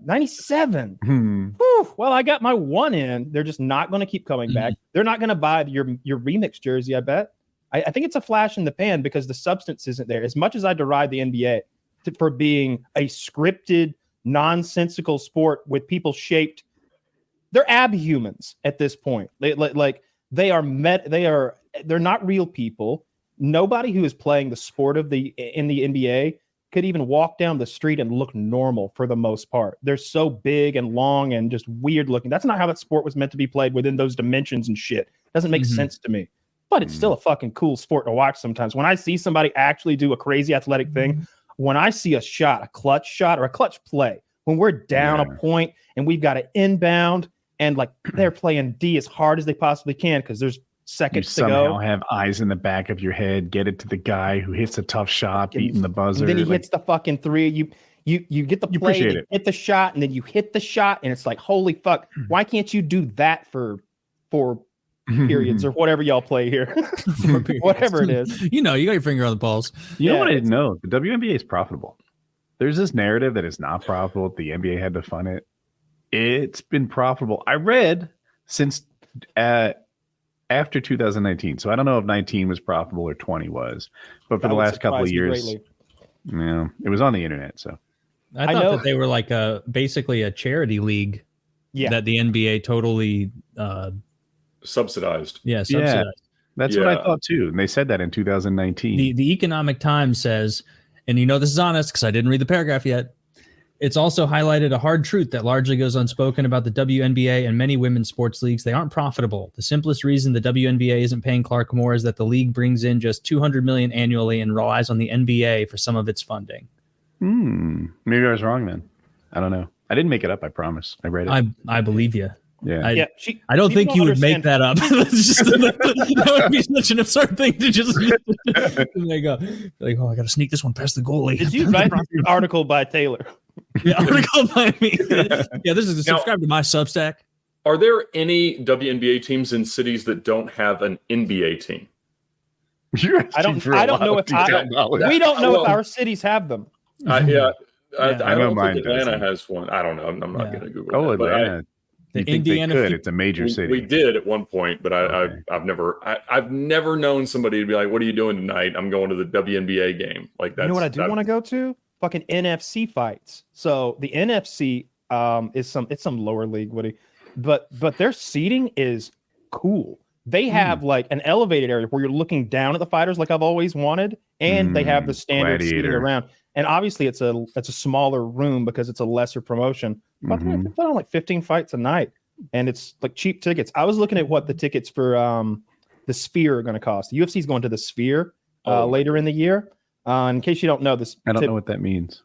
The Sphere, the giant spherical LED covered building, and the shape, but it's a hotel in Las Vegas with like the most futuristic venue for performance, like YouTube in there all the time. Yeah. I saw that in F1 racing. It was nearby, and they did a thing. Okay, yeah, it's that thing that they can make it like an eyeball or anything they want. The interior is absurd. There you go. The inside is more impressive.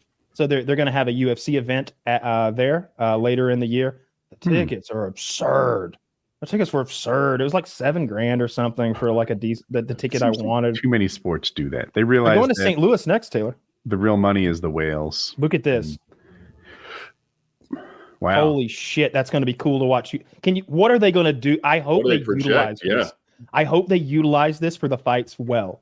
I don't know if there's going to be anything up there. I mean, so what do you want? Do you want information about the fight? Do you want a better view of the fight? Like, put it up there? What I'll tell you, I kind of want to go there just to get high and just look at this ceiling. If I'm being honest, can you imagine dropping some acid and just chilling out and looking at that ceiling? Just doing some sort of morphing kaleidoscope tie-dye? Yeah, I think that's what's happening right here. If you look, it's like butterflies and owls and serpents, and I'm sure they're all moving. A lot of animals. I think in my mind, it was a reflection of the crowd underneath, but no, there's butterflies and things. No, that's a full-on like 4K. Who knows what resolution? I don't know why I even said 4K. Maybe the panels are, but the panel's so big. 1080p looks terrible at that size. 720p would do it that size. Oh my goodness, yeah, that's pretty cool. But it's very expensive apparently to do an event there, so the tickets are very expensive. I don't know what it costs there. It's got to be way more than like Madison Square Garden or something. I don't know, like how would they do UFC there? On that stage right there you just saw, like so right everybody's watching from one side. Yes, that's what they'll do. Oh, okay. I wonder. I looked at the ticket pricing, and that's how they had it laid out. The PPV, the television revenue has to be, a massive, disproportionate majority of what they receive than the ticket sales, right? So they have their ESPN deal. Okay. I don't know if it fluctuates. I don't know how that works out, but they have so many sponsors that I would imagine the sponsors come close to the pay-per-view numbers at this point, because they cover everything with a sponsor. Like the ring itself will have 9-10 sponsors on it. Right. And then the statistics are brought to you by X, Y, and Z. And then they play commercials on the pay-per-view. They'll play ads straight up, just like between rounds and shit. Actually, that's the undercard. Maybe they don't. I can't remember exactly. It's full of ads. Seems like there are ads. They might be ads for future events, but yeah, especially if a fight ends early, it just bombards you with ads. They bombard you. And so I would imagine that those do really well. They just inked some huge Bud Light deal, maybe $100 million or something like that. I know that I was going to say they're bigger than hockey, but it's not that. It's something about their average attendance or something, but it's not fair because hockey does so many more games. But who's the UFC highest paid UFC fighter ever? It have to be McGregor? Connor. Yeah. Connor or Khabib. Because I was looking at a Probably car Connor. the other day, and it was bought by Mayweather before the fight with McGregor, which I guess was a boxing match, not a UFC match. Yes, Yeah. Right. So they said he made $300 million off that fight in the article, which sounds insane, but They lie. yeah, In the boxing world, especially, but in the UFC a little bit too. Fighters lie like rappers do to sort of boost their appeal. You know who doesn't? You know who does the fucking opposite? It's 50 Cent. 50 Cent's the smartest sandbagging rapper. his earnings. He goes. He'll be in his rap video with like $3 million cash, and then he'll be in court the next week, and they'll be like, "Your Honor, he cannot like poor mouth here. Here he is with $3 million." And he's like, "Your Honor, that's promotional money. That's fake. That's not real money. You think I'm walking around like that? That's not me." All of his money's overseas. He's bankrupt at all of his companies. He didn't pay any of his debts. He just put his money overseas, and he was sued and lost, and that's where the bankruptcy came. So I think he's wealthy. He just pretends he's not. Exactly. Maybe that's what you're saying. Yeah. Exactly that. Because I think Mayweather is. I think he's. It's weird to say that he's like fight to fight, but I've heard people suggest his finances are like that because of his spending habits. That This was. I heard the McGregor thing. And he's had a bunch of them. The McGregor thing. I thought they said McGregor made $50 million on that fight. I know this most recent. I don't follow boxing, but there was a big fight last week, and the underdog won. A Mexican fighter beat the black fighter, and it was the black fighter who was always saying, "No white boy will ever beat me. I'll never let a white boy beat me." Was his like quote that got him in so much trouble. That guy got beat the fuck up by a Mexican guy. Anyway, Mexican guy got 30 mil.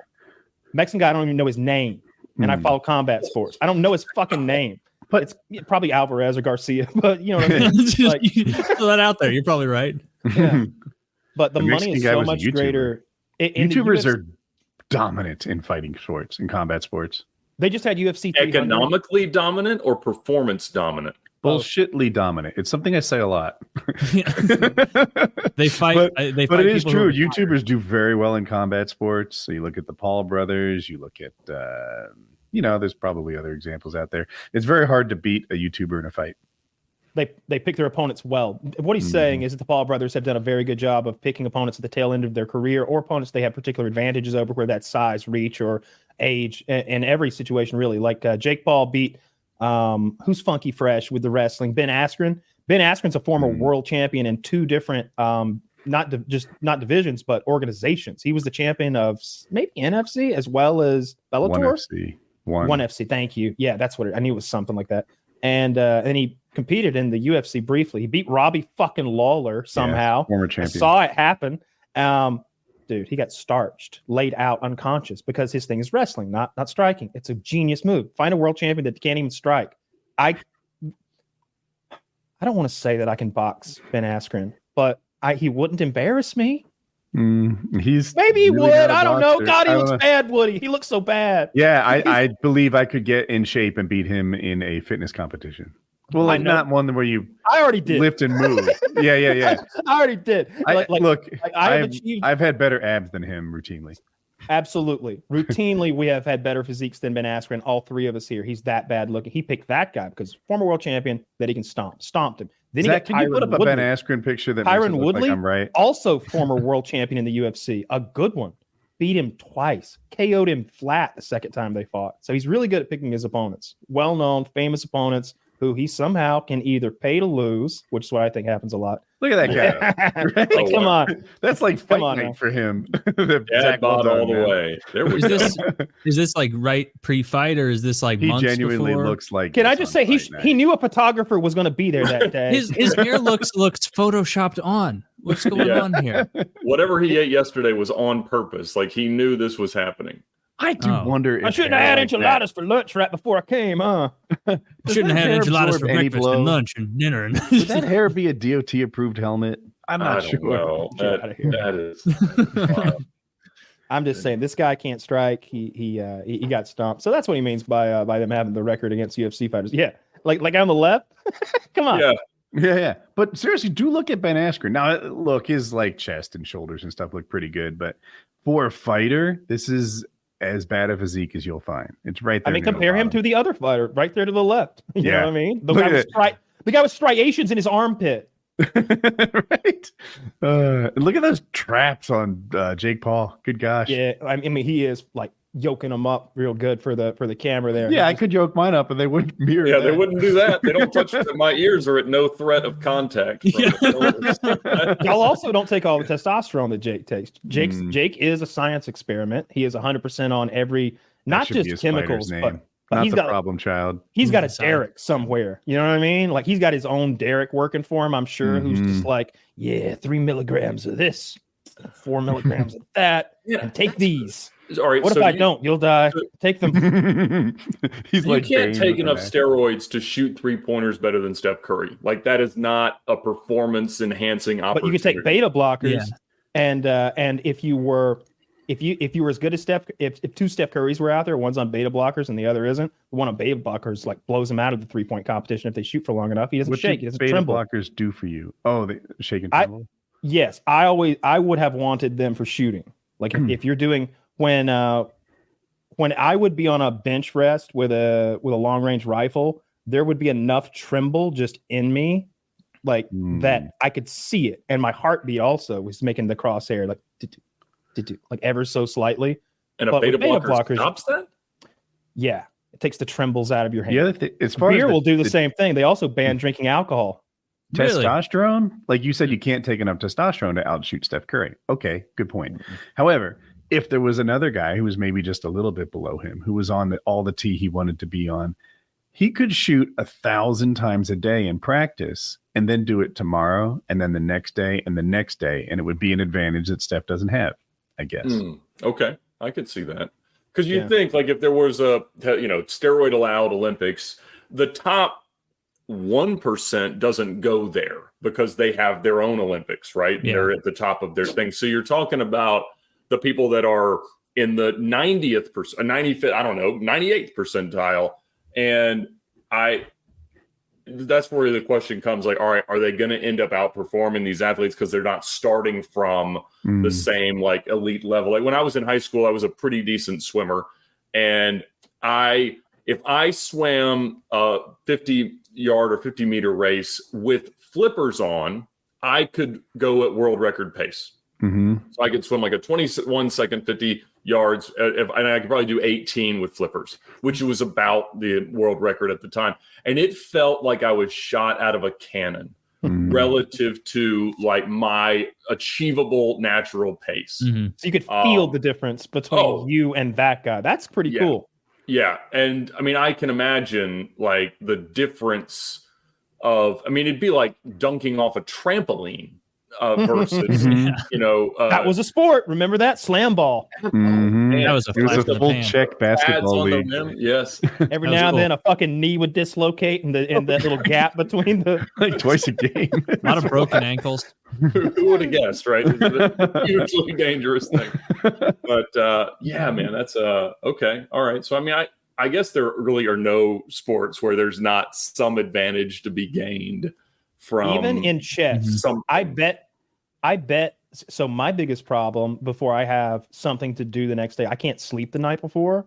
I have so much adrenaline, like from the like it's all I can think about. Like if I knew that Saturday, it's Thursday now. If I knew that Saturday I had to fight, I wouldn't sleep well tonight. I wouldn't sleep well tonight. I'm definitely not gonna. I'll catch a nap tomorrow. That's what'll happen. I'll eventually get exhausted. But then my sleep schedule's fucked up, and I'm still scared. And then Friday night comes and I won't get any sleep. I'll be for shit the day I have to actually compete just because of that. But if I had some sort of chemical I could take that would put me at ease and I could instead like be meditating in a room full of testosterone gas, just like mellowing out, like getting my like heart rate down and like, I don't know, conserving my energy and maybe trying to like just heal up and be solid and getting a full 8, 9, 10 hours.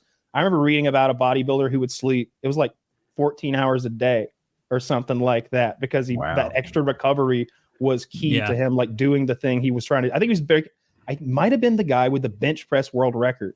That it was something crazy like that. I think I read about that. It was like sleeping like 11 hours a day, every day. A lot. Because like most of the time, like sleep is the best time for your muscles to recover. And obviously if you're blowing the fuck out of your muscles every day, you just need more sleep. And I guess most people will be like, all right, that's my 8 hours, time to lift again. And this guy's like, nah, no, a cool 11. I've never been well rested for anything important. I want to know the mechanics of the guy that used a vibrating butt plug to cheat in chess. Like, how do you express knight to G4 through a vibrating butt plug? Very long sequences. He's not a speed player. No, it takes his time. Did you see Magnus Carlson? He loves every minute of it. Did you see Magnus Carlson being shown chess game? Like they take the board, have a 2 men board in front of them, and the presenter dresses the board with the pieces. And he tells you when it happened. And Magnus will tell you who played that game and when. I saw that on Twitter. Yeah. And I don't like he'll be like, that's a game I played when I was 14 years old in the junior championships. I'm playing against Ahoho. He used the Fibonacci open, and I responded with the Calazar left, and you can see right here about to take his rook. And it's just like, what the fuck? And then they show him another one. And he's like, the audience knows that this is that Harry Potter game with the giant pieces from the first Harry Potter movie. Mm-hmm. Pieces are in weird places. And he's like, well, thus far it has been like world famous matches, Bobby Fischer and Koroskov or whatever the fuck. And all of a sudden here's this Harry Potter game that appeared in the movie that you don't even see the board well. And he's like, that would have to be like Harry Potter 1. Oh, he got it. Yeah. Wow. Is that Harry Potter when they're playing with the? And he's like, yes, that is Harry Potter. Yeah, they had to give him like one clue because he was like, this doesn't make sense as who would set up this way. And they're like, here's a clue. It's from Hollywood, and he's like, Harry Potter 1. Like, as if there's not a million chessboards and movies. It was incredible to see his recall. And not only that, the way the board is expressed to him, because I look at it as this 2-dimensional thing with 3-dimensional things on top of it, but I bet he sees something different. He has to see that and envision that board and its pieces in some weirdly complicated manner, so that I bet a code to a man like that could be very simple. You know what I mean? It's wild how chess is sort of figured out, right? Like I read, like there's a way to define the perfect move, the perfect next move. There's not many of them. There's one that is the best move to be taken. And that a high-level chess player like him will do that move over 90% of the time, which tells me that I could beat him with a cell phone and a butt plug somehow. I don't know. I haven't had the details worked out, but if you have a cell phone, you don't need the butt plug. Yeah, right. Now I'm feeling judged. This is just that's for fun. That's to keep me involved in chess. Little Pavlov's dog. You come every time you take there's a teammate involved, but yeah, like there's remote control butt plugs, and I just don't know the mechanics of how they told him to do things. It's got to be a Morse code interpretation or with vibration. I don't know. And why in your ass? Like if you were going to do it, like you're why not get put away with cheating? You have shoes on because they'll hear it. Yeah, you have shoes on. Like that old nonsense where they're like, you can pass the polygraph test. You just have to hope they're not on the lookout for bloody shoes by stepping on thumbtacks or something. It does seem like I could imagine maybe 5, not pins, but like pegs that get actuated in a shoe, and they give you a lot more information than a butt each plug. toe. Yeah, right. Yeah, sure. Put them on every. Yeah, I think he's just wanting to completely nullify any chance of getting caught, and it depends if he can do a thing and then get a response. Like if I can, I'm sure this isn't what he's doing, but if I put my index finger on like the knight and he gave me okay. All right, not the knight then. Like, you put it on the queen and it does the swirly thing. But it felt kind of good, so I touched the knight again. Yeah. Kyle has an interesting strategy. Every turn, he touches every piece on the board. Sometimes in rapid succession, like this, they're touching different ones. No one loves the game of chess more than Kyle. No. Look at him at the end of every match, visibly worn out. Like, look at him, he's sweated right through that same area of his pants again. Can't get enough of chess. I haven't played chess in forever. It's a fun game though, and I don't know much about it at all. Woody's pretty good at it. He used to play on stream a little bit. What was your elo or whatever? Your rating? I was terrible. I lost to so many people. Dirty beat me. Like and then they put the perfect move in the chat, right? I don't know. I don't think they were very good. I think that they had a tool. Mm-hmm. But the thing is, I would have this choice between running out the clock and making a great move because the chat's helping me, or making my own move, which wasn't good enough, and but it was fast enough. And they're playing with it. It's easy to just set up another computer, right, and like play against AI and move like. It is possible that I was losing to cheaters. I can't tell. I think Dirty. I played him twice. I might have just lost to him legit. Mm-hmm. He's pretty smart, but Anyway, it turns out if you just play against people in your stream, they're remarkably good. How about that? Yeah, I wouldn't trust playing a game against someone when they can just easily pull up the cheats, which is called like chess.com. It's like, you know what I mean? It's like, I want to just briefly tell you what's going on with Tarkov. So I was going to talk about that. This is pretty shitty what they've done here. Tarkov's big video game made by Battlestate Games, a Russian company that operates out of London. And long ago, they introduced a version of their game called the EOD edition, the Edge of Darkness edition, which all of us who love the game purchase. It's like $150, $140 for this version of the game, $100 extra dollars. And it's a better version. It's not pay to win, though. They just don't make it so hard. They make it a little bit easier to play. And there are a few things, and everybody bought that version that loves the game. And part of that thing was the EOD version. It says all future DLCs will be free. So when you're in an early access situation like I was 3 or 4 years ago, it's like, this is going to be a big game. This is going to be a multi-year game. This will be a game 5 years from now. Can I jump in just to help? Mm-hmm. But at the time, it's a beta game, and you're buying the game based on its future. Okay. Yes. And so the idea of paying that $150, I was like, I'm helping them further develop their game, and they have promised in return that they're not going to nickel and dime me in the future. They're not going to say, hey, we've got a new this, $5, a new that, $10. It's like, I don't like that. Well, they got rid of the Edge of Darkness edition in January. They stopped selling it. And I was like, okay, that's fine. I've got mine. And eventually, it was an early access thing, and they're moving very close to full release. Like the part where they like wipe their hands and we're done. They've released a new version of the game. This one costs $250, and it gives you some pay to win shit. And so they want another $100 out of me to have the good version of the game now, even though I was promised that nothing like this could even possibly happen. And one of the things is an offline co-op mode so that you and your friends can go in and play like a horde mode. And it's like, that's DLC. That's what you promised was going to be free going forward. And there's also and they also give you, this is a game that has AI in it as well as other enemy players. And so the AI will blow your cover sometimes. They'll be sniping at you and shit. There's a part of buying the $250 version is you can get a thing that makes it so that the AI doesn't shoot at you anymore if they're 60 meters away. So now you don't have to worry about, there's a mechanic where there are snipers up on like rooftops and stuff as you traverse the game, and they'll shoot at you from hundreds of meters away. And it's like, holy fuck, he's going to kill me. He blew my arm off. No longer. Don't worry about that. You paid the $250. And the entire Tarkov has this very tightly knit community of content creators. Yes, they are all people are changing their names. They're like, I'm not Noise Tarkov anymore. Yes. I'm fucking, that ain't my name no more. I'm just Noise guy. I'm just Noise, not Noise Tarkov. Fuck that shit. People, pretty much universally, all the content creators aren't just are saying what I'm saying. This is bullshit. They've lied to us. We need to find a new game. I'm not going to play that game anymore. That is people. I'm really curious about the streamers that you brought up. Like that, you and I could each name half a dozen guys who have made a career out of streaming that game. And if they pick up any other game, their audience wishes they were playing Tarkov. Gray Zone's the one of the newer Tarkov clones, and it's very close. It's still in early access. It's not released yet.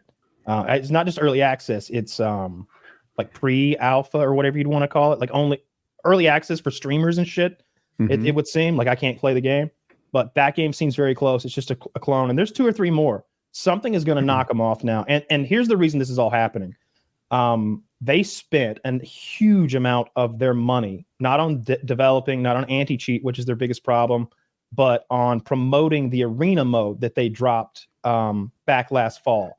And they thought this new game mode that cost $40, which we got for free because we had EOD. We didn't have to tack on $40. This new arena mode that's just, instead of this heavy, in-depth storyline quest with thousands of hours required, it's just get in there and get after it kind of mode of their game. Very simplified, like 4 versus 4 or 5 versus 5 or something. Arena mode. It bombed. Nobody likes it. Everybody hates it. There's no way anybody's playing it right now. I bet you'd have a hard time getting a match. And I think they wasted tens of millions of dollars, not just on developing it, because most of it was already there, but on promoting it, because they were doing all of the big trade shows, all of the big like E3 and stuff like that. And they did range days where they'd have like spend $3 or $4 million and they'd fly all their content creators out. They'd shoot machine guns and shit and do promo and stuff. And all that money just went poof and it's gone. And now they're trying to make up for it. I'm sure there's investors that are wanting their paydays. It's a goddamn shame because it's a great game, but that's a bridge too far for me. That's like terrible developing company though, right? Somebody had a real gem of an idea 8 years ago, 10 years ago, whatever it was, to build a shooter that was hyper realistic, and the gun play, like the gun knowledge, the way that you assemble your guns and your shields and stuff is so realistic and complicated. You practically need a tour guide to get started with it. And everything else pales in comparison after you experience the complexity of what is real life guns and gun building. And since then, it seems like they haven't done anything right. Their anti-cheat is absolutely awful. What it is too much of it was built into the client side. So you can't really detect cheaters if everything's happening on my system. Like you tell me if you got the hit. Yeah, I'll let you know. And that's how the software works by and large. You tell me if where you are. I'm flying. Okay, if you say so. But that stuff needs to happen on the server side where there's more rules. And it is hard to tell the difference between, say, dropped packets between my computer and yours and cheats. So, I just run a little faster. I don't cheat, but people run a little faster. People fly a little bit. And I can't tell if you're flying or if you just drop some packets and zipped over there. I don't know. And it's such a punishing game that there's a cheat that makes it so when your legs are broken, you can still run and don't worry about it. Oh my God, it's such a big deal. Yeah. In the game, when your legs are broken, it's like, well, they got me. They got me now. Like when you see a guy running through a field, it's hard to hit him right in the head because he's running. And it's like real life trying to use a rifle. It's hard. Shoot him in the legs. Shoot him in the legs, and he's crippled out there. He starts walking at the speed of smell or something. And you can just pick him off. I don't know. The game is the category of it is a looter shooter. So you go out into this field, you kill people, and you bring back the stuff you want to have. It gives you money, makes your character better next time around. Well, your client knows where all the stuff is. It knows where all the valuable loot is. So if your client is a cheat, it tells me, right? If it was all server side like it was supposed to be, then that information wouldn't be available for me to cheat. But here we are. Yeah. Extraction. That's what it is. So these are all the flaws in a otherwise the best available game. It's a poorly written game around a fantastic idea. It's so fun to play because in Call of Duty, you just kind of like pick a gun and go shoot at people. In this game, there's this in-game currency that you are always trying to accrue and make more of, rubles, and you use that to buy new guns. And now you own that gun, and it's in your like stash in the game. But then when you want to go play, you're like, all right, I'll take this gun in. If you die, I'm picking that shit up and I'm taking it back to my stash, and I can use it later on, or I could sell it for rubles myself and keep the money flow going. So there's also quests that keep the players like always grinding for more things and going to these locations. So you're always bumping into people and having these very intense gunfights. There'll be gunfights where like I kill your buddy and you kill my buddy and we're on the other side of a wall, and I'll be like, bro, yeah, can we just like rewind a little? I feel like things got out of hand there. Like your boy's dead, my boy's dead. How about we just go our separate ways? I pick my guy's shit up, you pick your guy's shit up, and I'm trying to get out of here. I got some circuit boards. I need to get back home. And he'd be like, dude, I got circuit boards too. Yeah, let's do that. And it'll be straight because he'll legitimately like be honest about it, and you'll both just leave and go your separate ways. That happens so much because the punishment for us fighting and losing isn't worth it. It's like real life a little bit. You'd probably do the same thing, you know? I love these stories because Kyle in real life has maxed out charisma, and he uses that to his advantage in a shooting video game. And it works. It works. I feel like my autistic ass would get shot in the ass. I wanted to talk to you about the Abu Dhabi situation. Listening. So they do cloud seeding there, and I didn't realize that was how they got all this flooding. For those who don't know, cloud seeding is, I think they go up with an aircraft and they drop it's like salt or something like salt into the atmosphere, and that causes the water vapor to get cold, which causes it to condense, which causes it to rain. It flooded that fucking city, and I saw a guy in a canoe going. They're canoeing through the streets. That's great. He just had a canoe just in case. Oh, his English is so good. His English you never know. Well, you got to remember that's that place where they built like that cool island with all the off the shore that looks like a palm tree or whatever. Like it's probably for that. Probably a catamaran actually. Anyway, with all Abu Dhabi might have the highest concentration, or at least top 2 or 3 concentrations of supercars in the world. That place is full of fantastically expensive $1 million cars. What are the insurers going to do? Insurance agencies going to do? It'd probably go bankrupt. I mean, it is in general, we've seen the market absorb maybe 10 crazy cars, in a salvage situation a year. Mm-hmm. And there are hundreds and hundreds of Bugattis, Koenigsegg's, Paganis, and you don't even worry about Lamborghinis and Ferraris. Can I ask a quick question? Don't even worry. So if you have one of these Bugattis or whatever, do you go to Geico to get that insured, or is there like a big insurance company that those guys go to that we don't even know about? There are collector car insurance companies in the U.S. like Haggerty and Grundy and things like that. So absolutely there are over there. I don't know which ones provide insurance over there. I know Lloyd's of London is big in the area. Yeah. And so there are different insurance programs, and there are some guys that probably self-insure, which could be catastrophic. So, if you looked at flooding, like the flooding that happened in Naples about 2 years ago, where Freddie Hernandez Tavares, who's been on your channel talking about his P1 that was flooded, a good 50 big cars got flooded there that eventually made their way onto the market. Here, we're talking about hundreds and hundreds of cars, maybe thousands, that are of that caliber that there's no absorption for. So it's going to be wild. I mean, so there was also flooding in Dubai, in Bahrain. It's everywhere. And they received about 2 years worth of rainfall in 24 hours, which was only like a foot. But it was still much more than the infrastructure could provide. And they've got a ton of underground parking garages just filled with these cars. Wow. And, when you think about like ultimate value of a car that has been in a flood, you're talking about maybe 60 to 70% once it's perfectly fixed with no evidence that it ever happened. Whereas the salvage value is 10, 20%. That Tron look is sick, by the way. Oh yeah. It's a cheater way of wrapping cars because you don't have to do the edges. And so it's a lot easier to wrap a car that way than total color change it. That's sick. But yeah, so like these cars, that's a Gallardo Superleggera or a 458. Those there's 1,000 of those, and they're all ruined.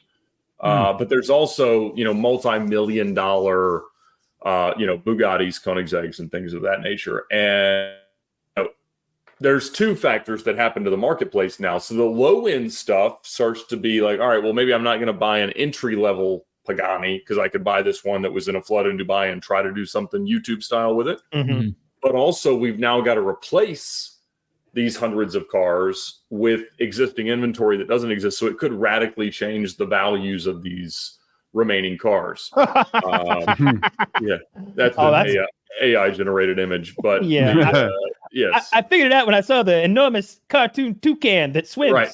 Yes, there's good things. Like I didn't see but the Aventador in the top left raft was the Dubai. The guy from Fruit Loops was there, so I didn't think it was real. Yeah, and that's an AI image as well. But Yeah. there's a ton of cars, and nobody knows how they're going to get sold. They're not really U.S. eligible, so I just sold a Lamborghini that I'm out of partially the thought of cashing in so that I can go shopping for something here and just find a way.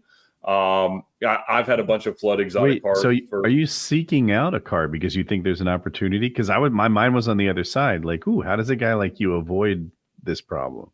No, we do seek the problem out because my strategy has always been to buy the worst examples of the coolest cars possible. And so I had and these are freshwater floods, which is considerably better than like the saltwater flood from the hurricane that flooded out Freddie's. He's already selling, boys. Pitch it, Ed.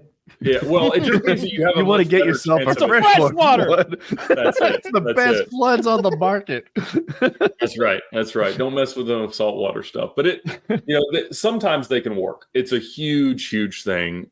We tried to buy a Bugatti that was driven into the Galveston Bay as insurance fraud a couple of years ago, and that car's moved around a bit. But it's going to be a wild market influence, and that's kind of what I always look for. How can you change the perception of these cars? Like, for instance, so what I was really selling my cars for a couple of weeks ago, I was trying to sell this Murcielago and a Spiker C8 Laviolette that I bought from Missy Elliott a couple of years ago, because I was trying to buy that Bugatti that I mentioned that Mayweather had for a while. It was the Frankfurt Motor Show car, and then Birdman bought it, and then he gave it to Justin Bieber as a present, and then it got bought by the nephew of these scam artist racing drivers. Wait, so they gave it to Justin Bieber as a present, then he sold it to somebody's nephew? Yeah, so then that guy sold it to Mayweather. Like Bieber got more and more. That's right. And then I don't know, I'd have to listen to every rap song ever to say that I'd heard a Lil Uzi Vert song, but apparently he owned it for a while. And so it's like a terrible condition Bugatti with a really cool backstory that would be fun to share at Cars and Coffee. But the guy's just, the price is just stupid. So now it's like, well, maybe I'll go flood car shopping in Dubai because there are going to be a ton of them, and it's unclear how they'll be able to liquidate them. We're talking about the supercars, but let's call that $1 million for the supercars. At least 10 times as many $100,000 cars got flooded. It's like that insurance market is ruined. Like someone is probably jumping off a building or blowing their brains out over there, right? Like somebody's ruined. It's such a, I don't even know. Look, if you live in Abu Dhabi and there's an option for flood insurance, you would never click it. Right. Yeah, we ran into that in Atlanta in 2009. There was this massive drought, like Lake Lanier, which is the biggest man-made lake in the United States, was down 30 feet. And Sonny Perdue was the governor at the time, and he had this thing where he came out and had a press conference and said, we need to pray for rain. And it worked. It flooded this city like you could not believe. I mean, there were so many, and you got to think, this is 2009. So the real estate market is in the dumps. And so I remember 2010 is when we bought our first house as a married couple, my wife and I.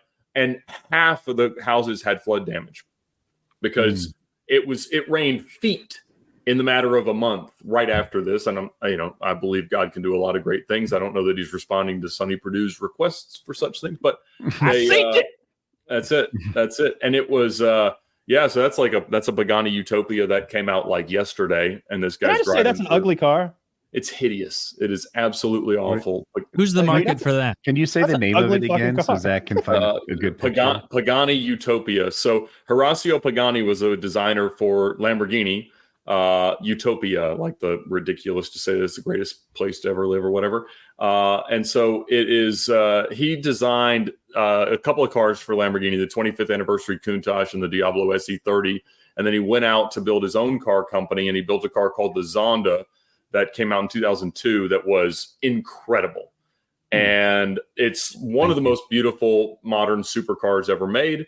And then they made the Wyra that came out in 2014 as a model year in the US. And then this is their third generation car, the Utopia, which is, I think, a terrible regression in styling. If anybody can pull up it's hideous. Pagani. Zach, can you pull up the car from Speed Racer? Because I'm getting nostalgic over it. You're okay. So you're 100% around the Speed Racer thing, but some of All right. Hang on a minute. But grab a picture of a Pagani Zonda. That's a Wyra, which is reasonably okay. But if you go to the generation prior to that, look up a Zonda Cinque, Cinque. Oh, you can't say that here. Now we're demonetized. What they call the Asian grocer near me. That's a heavily modified Zonda. There are more simplistic versions that aren't quite as. All right, this is that's a Hot Wheels see car. The Speed Racer car. That's a Hot Wheels car right there. This is sick too, but like you don't want to drive this. Like I don't want to drive this. Well, but and to be honest, there's a huge market of people who are spending the money that their granddad worked really hard for that support companies like Pagani and Koenigsegg and Bugatti and things like that, and. A lot of them are now in the Middle East, and yes, so a lot of these cars are now underwater. Zach, show that car I linked in the chat. That thing's always appealed to me.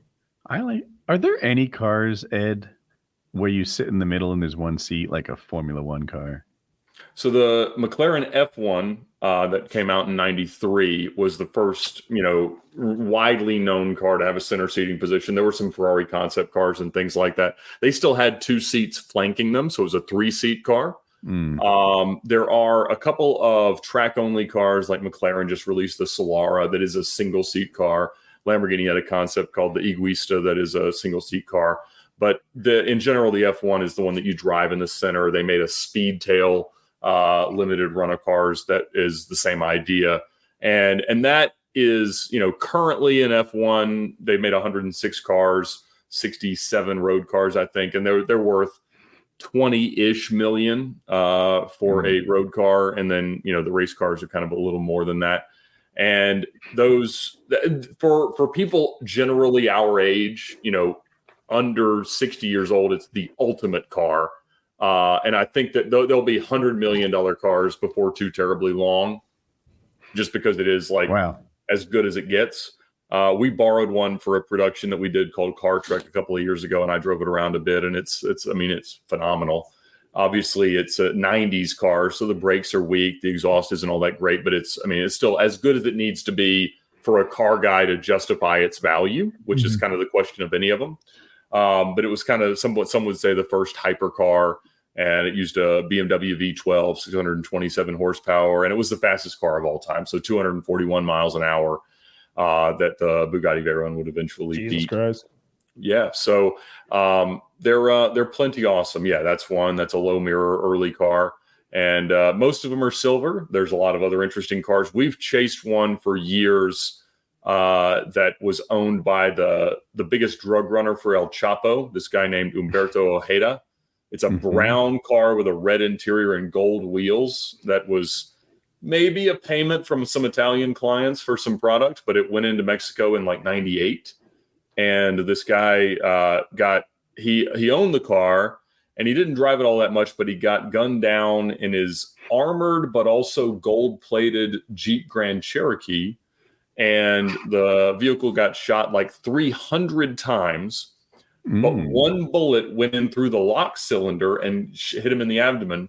And so he was able to drive home before he died, and his son was like crouched in the footwell of the car. So he got home, and then he died, and he never told anybody where the keys were to his McLaren F1, and it's been lost since then. And so I've made a handful of videos chasing that exact car. And it's been one of the more compelling storylines. Trap Lord Whips. That's it. Yeah. It's a very interesting Instagram account to follow that one. But yeah, so it's the only one in that specification. But we think it's probably still in Mexico. How much would that be worth if someone found it? I guess maybe it when it's that rare, does it just come down to like which Saudi sheik wants it the most? Well, there's a lot of big American car collectors that want them, and so it's if it was free and clear and perfect, it's worth $20 million. But it's been sitting for decades, and the recommissioning of a car like that is millions of dollars. It's got the hair on it of having been a drug lord's car, which some people wouldn't like. I would love. And then there's also a question of if you buy a car from the cartel, then it's sort of like that it came from or an ill-gotten way. And then the question is, well, will the U.S. government seize it from you? And so you'd have to probably call the DEA if you even had it. And there's a lot of people that think I have it stored in my basement, but I don't. That'd be sweet. It would be really, really sweet. As far as they know, you don't. Yeah. That's right. Wink, That's wink. right. We're gonna maintain that narrative as long as we can. And so you probably have to call them and say, all right, what do I have to pay you to not care that I have this car so that I can ultimately put a license plate on it and drive? But it was wild. They take money to not care? Yeah, absolutely. They take money to not I'm care. naive. Okay. That's Everybody does. Yeah, That's true. Yeah, I mean, they'll let you sell the drugs if you just tell them, how much of it's theirs. But it's So we've been fascinated by the story of that car for a few years, because I had a guy years ago off Instagram just message me saying that it was available and for sale.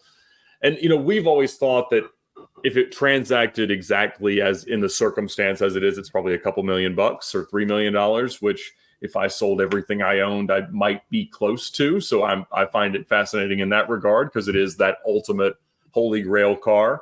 But I think it's either buried in Mexico or long ago it sold to somebody who will never tell us that. So that's a risky business deal. Would you really it sounds like you roll somewhere approximately-ish your net worth, and then you need to find a few million to prep it for sale, ? And then you make a profit, I hope. Yeah, that's the gamble. Exactly. And that's the kind of play that I've always done. I've done that many times with my net worth into cars, and a lot of them have turned out really handsomely. You just if DEA's coming after you anyway, you just Thelma Louise that bitch off the. That's it. And make sure you got the GoPros rolling. You're not getting me on the car. Wow. So, I mean, to me, most of what I've done professionally has been out of the motivation to be able to afford the next car. And so it's, I don't really think I'm ever going to find this one, but it's been a fun chase over the last few years. I guess a month or so ago, a guy contacted me claiming that he had found it on the Isle of Man and that it was going to be for sale for about $2 million, and that it was in the estate of Sir Frank Williams of Williams Racing. And this happens to me because I've been very public about wanting to find the car. It happens to me every few months, but this guy was the most communicative and the most, it seemed reasonable, but he could never come up with pictures. And that's always the thing, is there's no pictures of this car since 98. He'd have had so many pictures when he first contacted you. He'd have wanted them. He'd be sitting in that bitch. Yes. You know what I mean? Yeah. Like if you're a car guy, there's no way he's not going to pop the hood and look. Right. I would suck at this business. I was fooled by the picture with the toucan. They've got huge birds over there in Abu Dhabi. That's the scariest thing about the desert is the toucans. They just swim right up to you, back you. Yeah, they fucking. Then I saw the next picture. They stole my Lucky Charms. On the other end of the spectrum, I've been watching Kia Boyz content, and most recently Andrew Callahan from Channel 5 News on YouTube. Shout out to him, just doing the Lord's work. His channel's exploding, just doing so well. Did like a 40-minute thing about the Kia Boyz guy. Used to be. Now he's obviously doing his own thing, killing it. He did a thing on the Kia Boyz. And so I can't remember what shithole city he went to, but one of them. And he's wearing a fucking ski mask in a car, stealing cars with the Kia Boyz. He makes the best YouTube videos. He's like, I kind of feel bad about it. But they're only kinda like stealing cars. He's like we're like 20 minutes into a 40-minute video or something. He's like, it's at this point when I realize these guys are all underage. Like he's riding around stealing cars with children. And by that point, by the end, they take him to their hangout, which is an old building they sit on the top of like little kids would. And they sit up there and talk about what do you think about your dad? If he came back around, would you want to talk to him? And they're like, hell no. He wouldn't have from me. And it's like, these are like 14-year-old kids stealing Kias. And what they do to her, you may not know. So here's what the Kia Boyz do and why there are Kia Boyz and why it's a whole Instagram fucking TikTok sensation. Kias and Hyundais are so fucking shitty that you can go in there like in the movies and with a with your bare hands if you're a strong man, but usually with a screwdriver or something, you can pop that plastic away from the column on the steering wheel, and then you just take like a USB, like, you know, the part that goes into not your device, but the other end. You stick that in the ignition, and you fucking go. You fucking go. Like That's it. Huge oversight. Like in the movies, they at least get the wires out and start sparking. Come on, twist them together. Like none of that's necessary. They just fucking pop that USB in where the key should go, because now they got the plastic shit off, I guess, and they start that shit up. And so the business model is you're going to sell them to someone who's going to do a bigger crime. So it's mostly kids doing it. So they get maybe $100 a car, if that, risking jail time, but they're underage, so it's juvie and shit. But risking their lives too. They don't steal the car like they're a fucking driver with fucking leather gloves pulling off a heist carefully, like Mr. Wolf from fucking Pulp Fiction. Don't think that. They take the wheel and jerk it left, right as hard as they can, and they massacre their way down like streets having fun, full of people all hanging out the windows like Saudis, like trashing the cars, running over shit. And then they rob the car too and sell anything that's in it. Then they sell it to a real, like, actual criminal, like going to do a drive-by. Right, because the Grand Theft Auto people are make-believe criminals. Yeah, they are not real criminals. Well, they're causing huge problems people they're for selling normal people. They're just causing problems for those millionaires who own all their Kias. Not everyday workaday folk. Well, what I'm saying is that it's murderers and like armed robbers that they're providing cars for, like getaway cars, because they want to do their thing in an anonymous-ish car, then like drive away to their real car and get, you know what I mean? You can imagine how this is going down. But it was wild to see how brazen and just not give a fuck they are about what country are cops the United States of America. I think this was huge in Chicago. Everywhere. Like, it started. I think it started in maybe Milwaukee or something. I can't remember where. But it's huge on social media. There's even Kia girls. The Kia girls like shake that ass while they steal a car. You want to check out the Kia girls out? The passenger. Are they also 14? Because I'm nervous. Are the police just? Yeah, they are. So the police just ignore this seemingly. Like, I mean, they do the best they can. But like, what are you going to do when there's? They could do better if they're like making, YouTube shorts of them. Like they wear masks. They wear masks. They call it Gixxer, brah. And they don't drive around and they go out on a joyride and then either sell their shit or crash the shit. Ed, did you see the Gixxer bra story? I'm sorry to pivot on the topic, but no, you didn't. Okay, Gixxer bra is a motorcycle YouTuber. Okay, and his sort of genre is zipping around at deadly speeds. Speed. The old Ghost Rider thing. Yes, yeah. He went from, I forget where, Texas to Colorado Springs, and he averaged like 120 miles an hour or something just outrageous. And by the way, a lot of it is lane splitting. He lane splits at 160. It's. I ride a motorcycle a lot, and he makes me nervous, and not many do that. And anyway, they figured out who he was and tracked him down, and he got in big trouble, and now he rides a much slower bike. Oh, sure. Yeah. There was a Corvette guy doing that recently that was like baiting people into chasing him. It was like stolen Z06 guy. Yeah. And they found him in weeks. I mean, every night he was going out with a 360 cam mounted off the back of his C7 Z06 and just he's got a blackout switch. The cop throws on the lights, and all of a sudden the Corvette goes black, and it is black. All the lights go out, and then he's just like dropped the hammer on that bitch, because it's just, where'd it go? It kind of disappears because it's nighttime. At like as soon as those headlights aren't on it anymore, with no taillights, it's like, and the cops driving past exits, and it's like, how you know he get off on that one? How you know he get off on that one? Maybe he's 8 miles ahead. Maybe you don't fucking know. He's so goddamn fast. I like that shit. I've seen multiple YouTubers who like make it their deal, and often they'll try to Robin Hood it. So they'll do it when they see somebody else get pulled over. They'll be like, leave him alone. He's small fish. They fucking like drop the hammer and like do 120 past the cop that's trying to pull over some like lane splitter or whatever. I love that shit. I saw the Gixxer bra video. He's riding around, I don't know, Mach 1, and he encounters a policeman chasing a motorcycle. So he goes in front of the policeman and slows down and like, like becomes the policeman's target instead. and he rescues the other motorcyclist, zips off, and now Gixxer Brah is the primary target. He like flips off the cop, zips around, like goes off the exit, does a quick U-turn in a way that a car would struggle with because he used the sidewalk to avoid traffic. And then he jams on the gas. He's, going from 10 to 180 in a way that most cars can't. And the story just kind of ends, like Red Bull he saved the other motorcycle from being chased by the police. You see the video of Red Bull like getting all their toys out and having the drag race? A bike ride.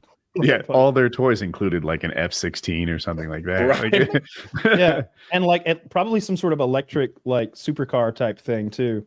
But they had an F1 car. I don't know if it was the current one, but it was a Red Bull F1 car, which if you don't follow F1 is the top F1 car. Right. Mm-hmm. And the motorcycle was first at that distance anyway. We all know that like the cars are faster if you just as a little bit of time sometimes where the bike has it.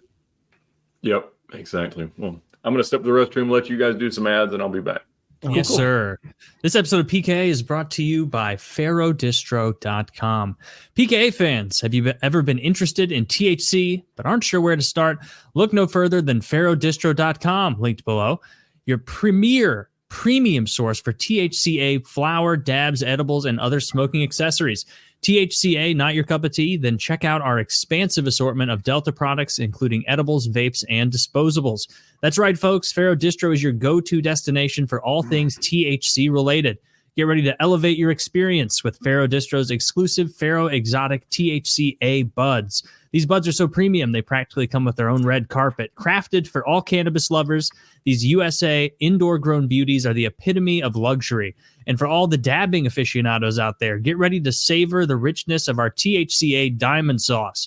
Trust me, once you try it, you'll wonder how you ever dabbed without it. These are the perfect pairing with DabX products like the DabX Go and the DabX Rocket, our premium dabbing equipment. And let's not forget our mouth-watering assortment of high-quality edibles, perfect for anyone looking to elevate their edible game. From Delta 8, 9, and even 10, we have an incredible assortment of edibles and many delicious designs. If you're looking to add a touch of wellness to your routine, explore Pharaoh Distro's range of CBD products and therapeutic mushrooms, because self-care never tasted so good. PKA fans, use code PKA20 for 20% off your whole order. That's 20% off your whole order for listening to the show. PKA20 for 20% off. So what are you waiting for? Head on over to pharodistro.com, again, linked below, to discover a world of premium THC products that cater to your every whim. Elevate your 2024 experience with Pharaoh Distro and make this year your best. Again, that's PKA20 at pharodistro.com at checkout to get 20% off your whole order, including the edibles, the DabX Go, the DabX Rocket, any of the edibles, vapes, disposables, anything and everything over there, 20% off with code PKA20.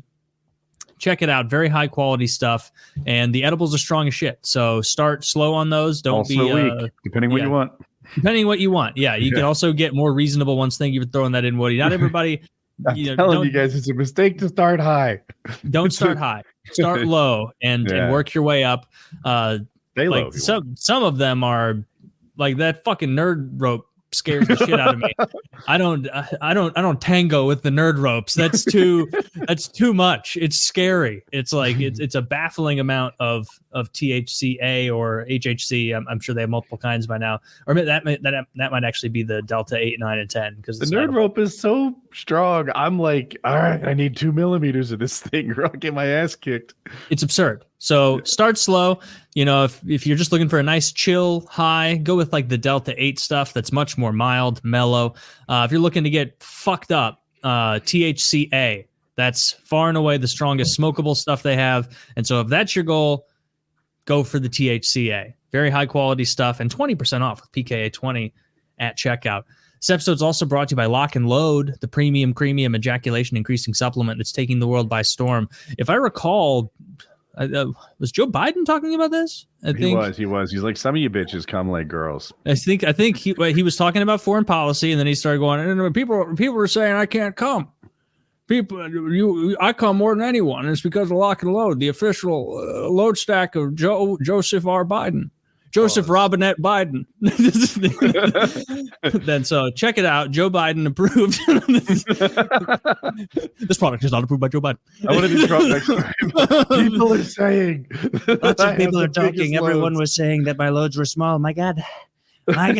You believe they're talking shit about my loads? I take a pill for it, folks. It's not one pill. It's 9 pills a day. And it is 9 pills a day, everyone. 5 in the morning, 4 at night. If we were trying to fool you out of your money, we would have made a much smaller bottle and told you to take 1 a day. But we wanted to make sure it worked. And the reason it continues to sell is because of repeat customers and holidays like Father's Day. For those of you with that kind of silly relationship with your dad, which is coming up, check it out. It should be back in stock soon. Sold out for now, Zach says. But lock and load, code PKA or code Jizz. Get you 10% off of this wonderful product. But just because lock and load is temporarily sold out, it might be back in stock by the time this goes live on Saturday. You can also use our code PKA or Jizz to get 10% off protein powders, energy drinks, weight loss supplements, dream supplements, anything and everything you need efficaciously dosed, available over at gorillamind.com. 10% off with our code. But, wait for this to be back in stock and then buy this. Check it out. You're not going to... It's comically effective. Said this before. It's very effective.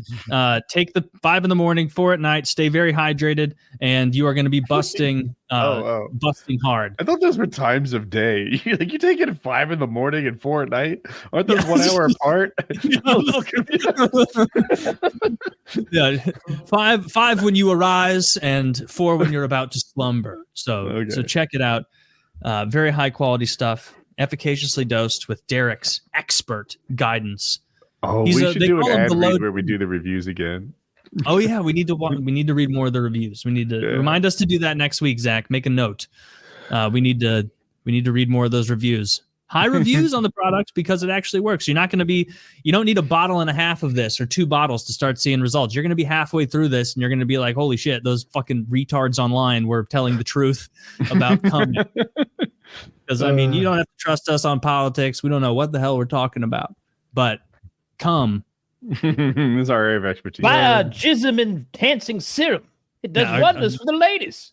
It does. Enhance your jism today. Drown victim. And that's it.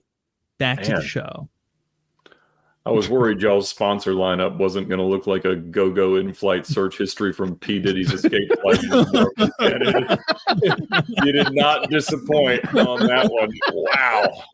What do you think sponsoring this shit? Like this is the rare night we didn't have bonus. This episode's brought to you by TurboTax. Well, you could say that my sponsor lineup sounds like you're trying to sustain your pyramid scheme long enough. There's no, still subjects to acquire, but man, that was something, man. The best part about Lock and Load is all you need to do, you sell this to your friends, then you find 5 friends to sell it under you. That's right. And now you're all coming. Yes, if you become a patron, you unlock those savings. Okay, it's a no lose play. It's one of the hottest increasing products in the world. It's true. There's just a slight minimal inventory requirement that don't worry, your mom's not going to mind it in the garage. No. We have sold thousands of bottles. We have tens of thousands of bottles. Hilarious. Thousands. But my lord, there is no such force. We have sold tens of thousands of bottles. We have sold a lot of bottles of cum pills. Like when we came up with this a few years back, I think it's been hilariously successful. Like how many people I tell people I'm in the jizz biz. It's what I do. We're the jizz biz. I'm all about it. Yeah. We're steaming men. This might be an overreach. If you were to estimate the percentage of your household income personally that comes from the results of these pills. Oh, I wouldn't care. Oh, now you're inquiring into my porn channel. I don't know. It's booming. The sales, not the consumption. I also sell sex furniture, so that's that's our next venture. We're gonna get into sex furniture. A non-insignificant portion of your certainly, yeah. It does very well. It's a piece of the puzzle. Yeah. It's wow. You should. Some people could live off that. Yeah. Wow. What was I gonna say? Oh, I've been watching woodworking channels recently, production quality is out of this world. These guys have the voiceover, the professional audio equipment, top-end photography, but the woodworking is getting frustrating. The formula for a woodworking channel is to bust out projects about weekly. So what they do is they buy a very expensive slab of wood, take it to somebody's shop that has a giant drum sander, and then pour epoxy on it and call it furniture. And sometimes they outsource the base, right? Maybe they partner with a metalworking shop, or they find an actual woodworker who can connect two pieces of wood together. I'm a little frustrated by this.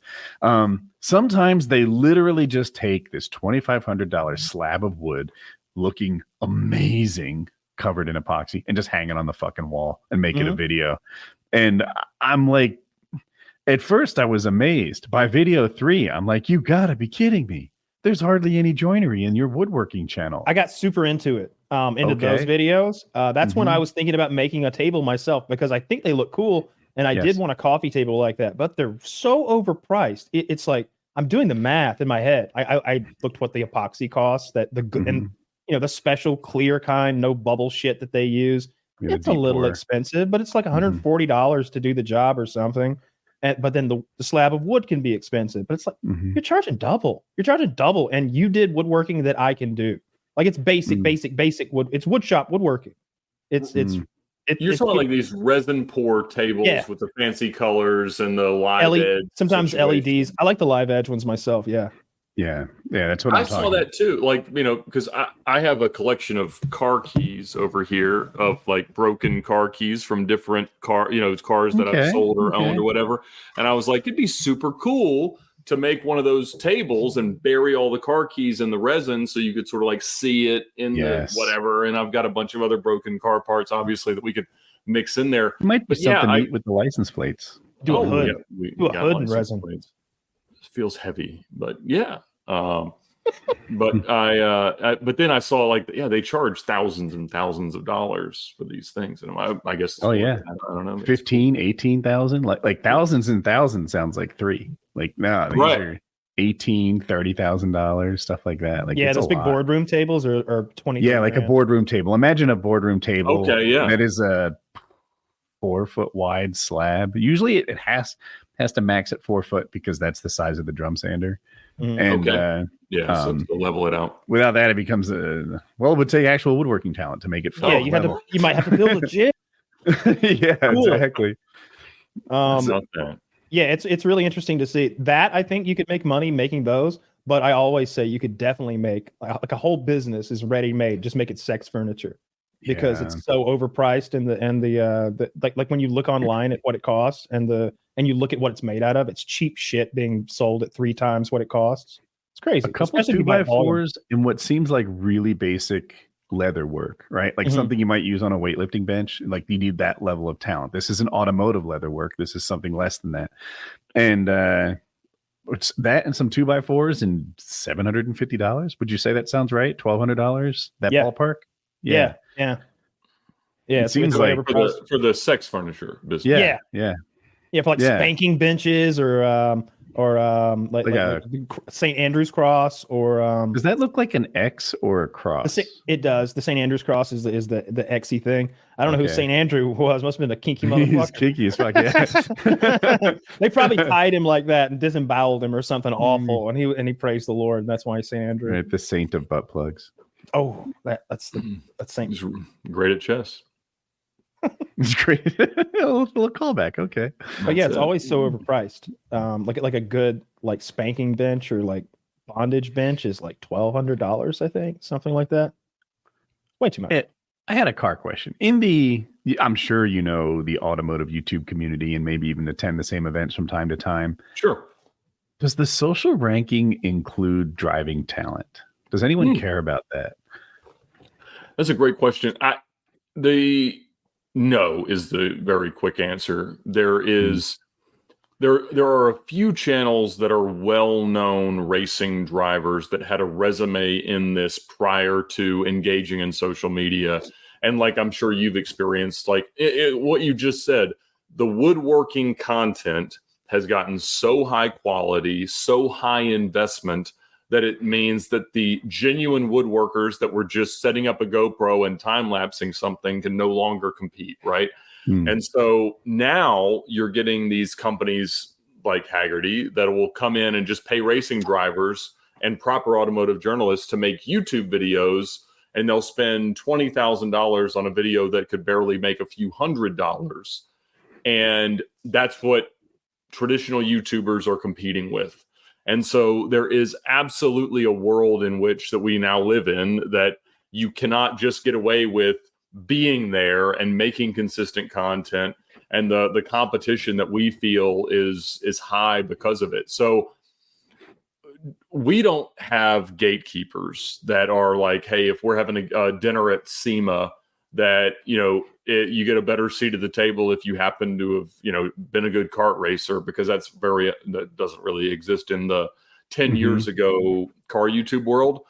But man, to start one now, it's wild. And, you know, fortunately, the VINWiki content model is generally the best moments of everyone's automotive career. So every day we've got somebody telling their best story from their history in cars.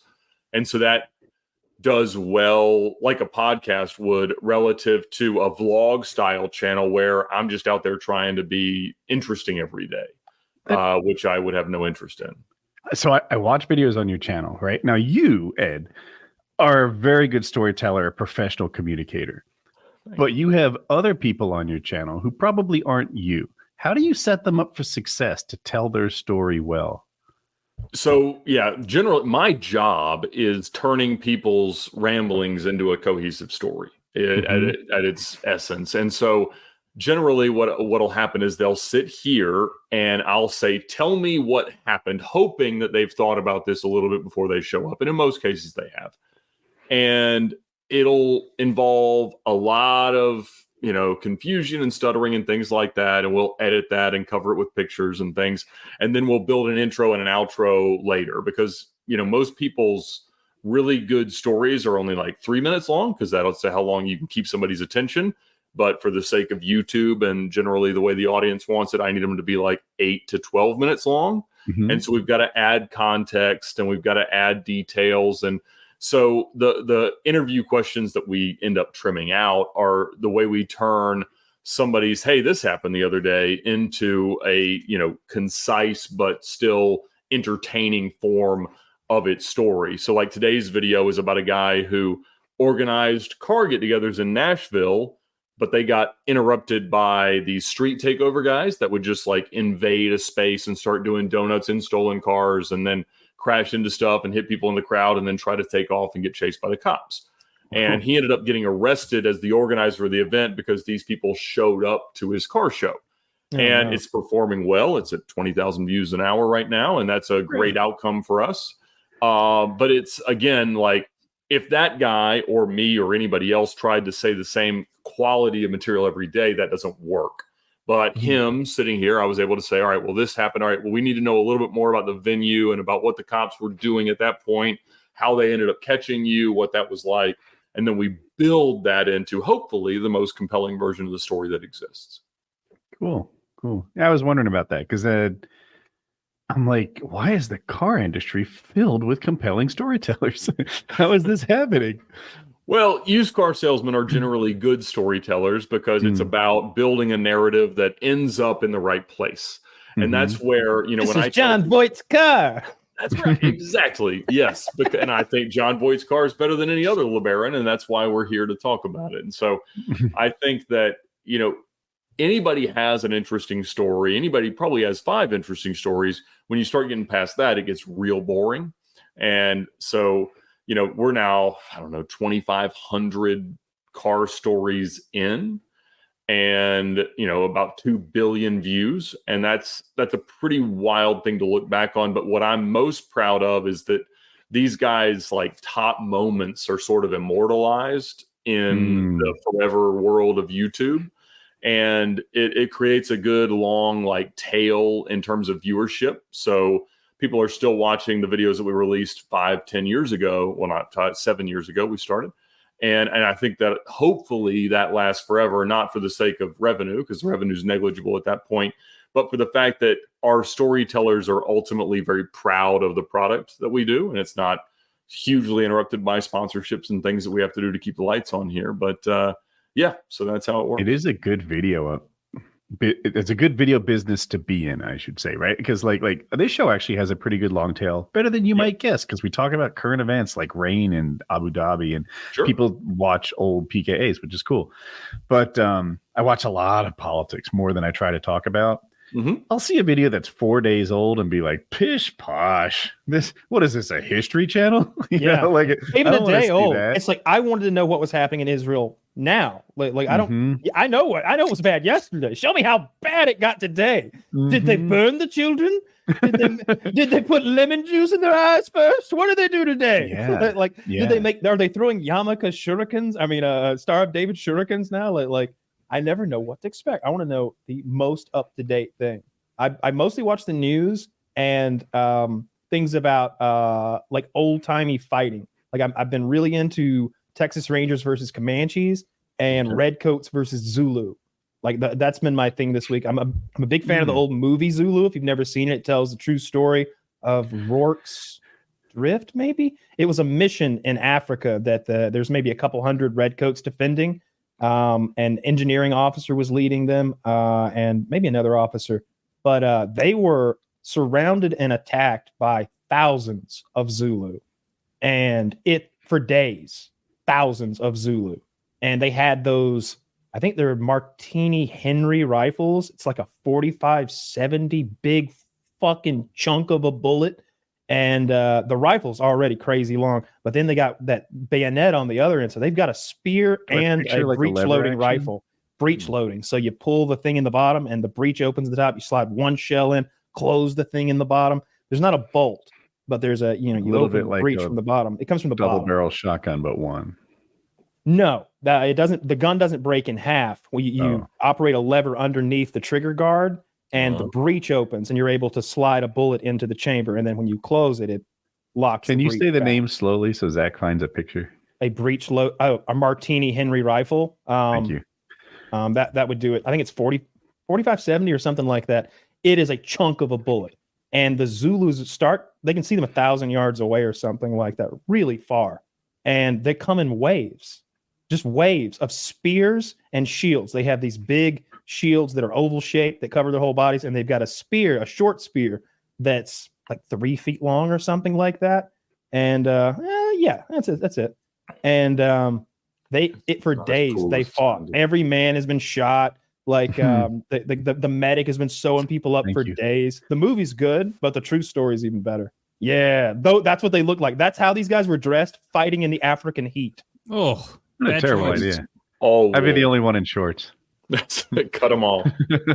Florida man. There's a great scene in the movie where they get into volley fire. So they have a front line of men on their taking one knee, right? Like imagine 10 guys. That's it.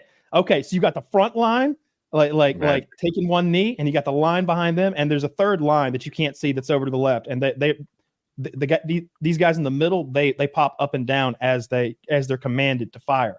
So it's like volley fire in the first rank, brah, and just 30 black guys die, and then like they start loading. Second rank, stand, fire, brah, 30 more, and they just keep repeating this, and you see these bodies heaping and piling up. Is this Shaka Zulu we're talking about, the movie?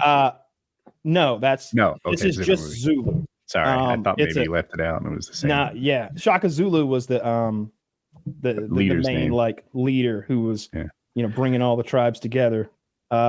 It's really cool that movie, and the history of it is too, because I don't know, they talk about the PTSD that some of the guys had from it and all this other shit, but I don't remember how many they killed. It was Which some side huge had number. The PTSD. Oh, the Brits won. I'm sure both sides, but who cares about Zulu, right? Yeah. Yeah, I could have guessed the Brits won that with the guns. Like wildly out. No. The week before, a force like 10 times larger had been massacred by the Zulu. You got to keep in mind the Zulu are 10,000 strong or something, and the Brits have 200 men, roughly. There was a much larger force that had been destroyed. Yeah, like even though you have the guns and the range weapons, that's scary. Yeah, they're coming. People. Yeah, a lot of they're in a numbers. mission that they've got like sandbags and like barrels and stuff. Like it's not a fortified position exactly. It's not a fort. It's a mission that that's been converted just because they're coming. I saw a pretty cool video that explained the British warfare, like Revolutionary War times. Mhm. And in U.S. schools, we were taught that the redcoats were just morons with brave but stupid fighting tactics, et cetera, et cetera. And they're like, actually, it's not quite as dumb as it sounds. Like I was taught that there was no upside, that it would just fire into the crowd. You'll guarantee to hit. It's easy as that. And he's like, when you do have a pack like that, communication is greatly increased. They had a top-down fighting organizational structure. So the officers were able to tell their people what to do. Also, people didn't retreat and quit in the same way. When you're there with your pack, what, you want to run off and be the solo dude? That's suicide. Mm-hmm. Instead, these guys would fight practically to the last man because they were there in their group. And then, of course, there's like efficient blasts of volleys that the commander can direct into the right place and be effective with. And I mean, I'm not going to pretend it was better than the guerrilla warfare that we used to win. It was the fact that we used both and they only used one. It's not as if we weren't lining up with them and having those big field battles. It was that in combination with that, there would be snipers in trees shooting that guy who was giving the orders, causing confusion in the ranks. I feel like there would elementary school Woody was taught that the redcoats were just dumb, and didn't think of hiding behind a tree but no, okay, I get it. There were no radios, there were no command structures, and people were apt to flee. And we probably lost a lot of battles, but it led to a war that we won. And I think the death toll from that is so minuscule, it's shocking. Like I think 9/11 was worse than the Revolutionary War. There's no way. Yeah. Can we fact check that, Zach? 3,000. I think 3,000 people died on 9/11, right? It sounds roughly. Right. I'm gonna call it 3,300 on 9/11. I'm gonna include all the planes and the Pentagon, which didn't happen. Yeah, you got to include that. Those were missiles. Pentagon thing didn't happen, and they I'm guessing Building 7. There's just no way. There were. Well, Zach's gonna Google it up. I know that the Revolutionary War wasn't like fucking Civil War levels by a long shot, or World War I or some shit, but it's got to be a lot of 9/11. How many U.S. casualties in the Revolutionary War? That's the number we're looking for. Okay. Yeah, because the British weren't real people. 25 to 70. They were not keeping good track. But 68. It says 6,800 killed in battle on the American side, 17,000 from disease. I'm not counting the disease. No, you can't. If you count disease, then we're going to 9/11 all those cancer victims in. All right, John Stewart's not preaching for nothing, folks. No, all right, fine. 9/11 times 1,000. Grandfather in the cancer 9/11, and what does that get you to? 9/11 times 27. The thing about the disease, Kyle, is a lot of those were from gunshots. Right? Yeah. You get a wound and you die later. That's not true. No. I just said it. What would I? You wouldn't have said shot you with the flu bullet. No. It's going to fester into a nasty cough. It gets septic, which I think is a thing doctors say. That ain't what they're talking about. They're talking about the flu and colds and the plague and whatever the fuck. Dysentery. Some of the old-timey diseases. Whooping cough. Kennel cough. Kennel cough. Yeah. Some of them had worms. Oh, right. I guarantee they all had worms. Like I bet they were all like. Revolutionary War is low. I heard that they took their ivermectin, and you're full of crap. You know what's impressing me here is I didn't know had to delete those tweets about ivermectin. I just saw the FDA guy talk about it and say that ivermectin has no. He said that ivermectin looked promising for a short period of time, but it has no effective outcome for COVID. Testified in Congress, and this is recent, like within the last 3 weeks. So I don't know what the deleted tweets were about. That's not what they were saying. Yeah, I remember when they took the middle of the road stance across the nation. Oh, yeah, ivermectin probably won't show any long-term advantages. That's not what they said. They said, this is horse medicine, you dumb right-wing idiots. This is horseworm medicine. Quick, get the TikTok bandwagon together to mock anyone who wants to take medicine. That is literally what they did. You're right. Yeah, that is CNN said. But I thought we were talking about the FDA, and they said, everybody was together on it. They had to delete their fucking tweets because they were so ridiculous about ivermectin. Look, don't eat it. don't eat it. I get that. Anybody who's out there eating horseworm medicine, like just straight out the tube. I bought some ivermectin last month. Oh, I have That was for your horse, my, though. It was for my you're fish. coughing a lot, man. I don't know. You might need some more. Yeah, you need just you take a little bit. I take it anally. A little bit goes a long way that way. I bet it does. That's probably where a lot of the worms are. That's where mine are. That's definitely where mine are. Yeah, that's definitely where my worms are hanging out in my ass. There's this parasite you can get. I think you get bitten by a fly or something. It like lays an egg in you, or maybe it's that. I think that a bug eats another bug, and then the first bug ends up in wheat or something. Anyway, you get this worm inside your body that is like meters long, and it will come one day. Finally, after being infected for a year or two, this blister will appear on your shin. It'll start like a pimple. It'll start getting worse and worse and worse. It's the worm. He's coming out to see the world. And the way you get rid of this guy is you take a stick and you wrap it around his little head and you twist it a little. And you wait a day. And you pull a little more, twist a little more. Because you can't pull. It's not, you can't pull. You snap the worm off. Now you got a big dead worm inside your body that goes all the way to your aorta or something like that. So for like a week, you're rolling and pulling this like 7-foot worm out of your body. But wait, if you grow a 7-foot worm, that thing has consumed a lot of like.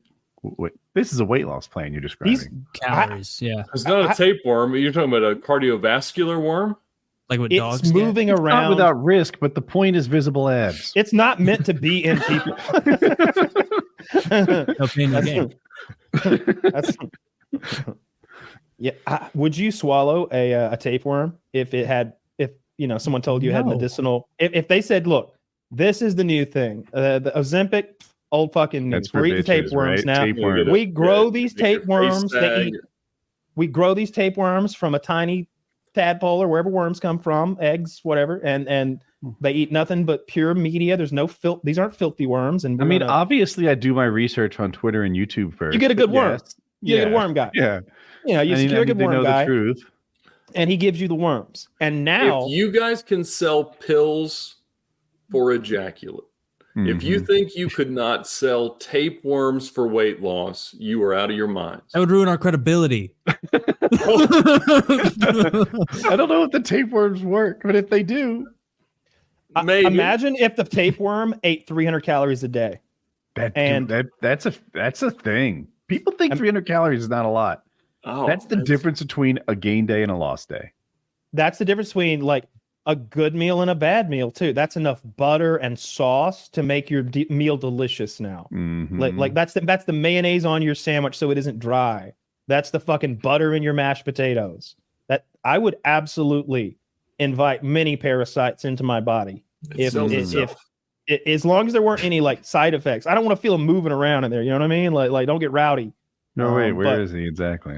He's in my stomach. I'm worm curious. I wish we had multiple stomachs like a cow, and he could be in one of the others. So you could have more worms, yeah. So I had more stomachs. Yeah, you'd just be gas. Well, more stomachs is more worms. And right? I could process, cellulose, so I could eat grass and you could eat grass and turn it into cut. Would you do that? If I had multiple stomachs, I could, as a survival tactic. Oh, survive.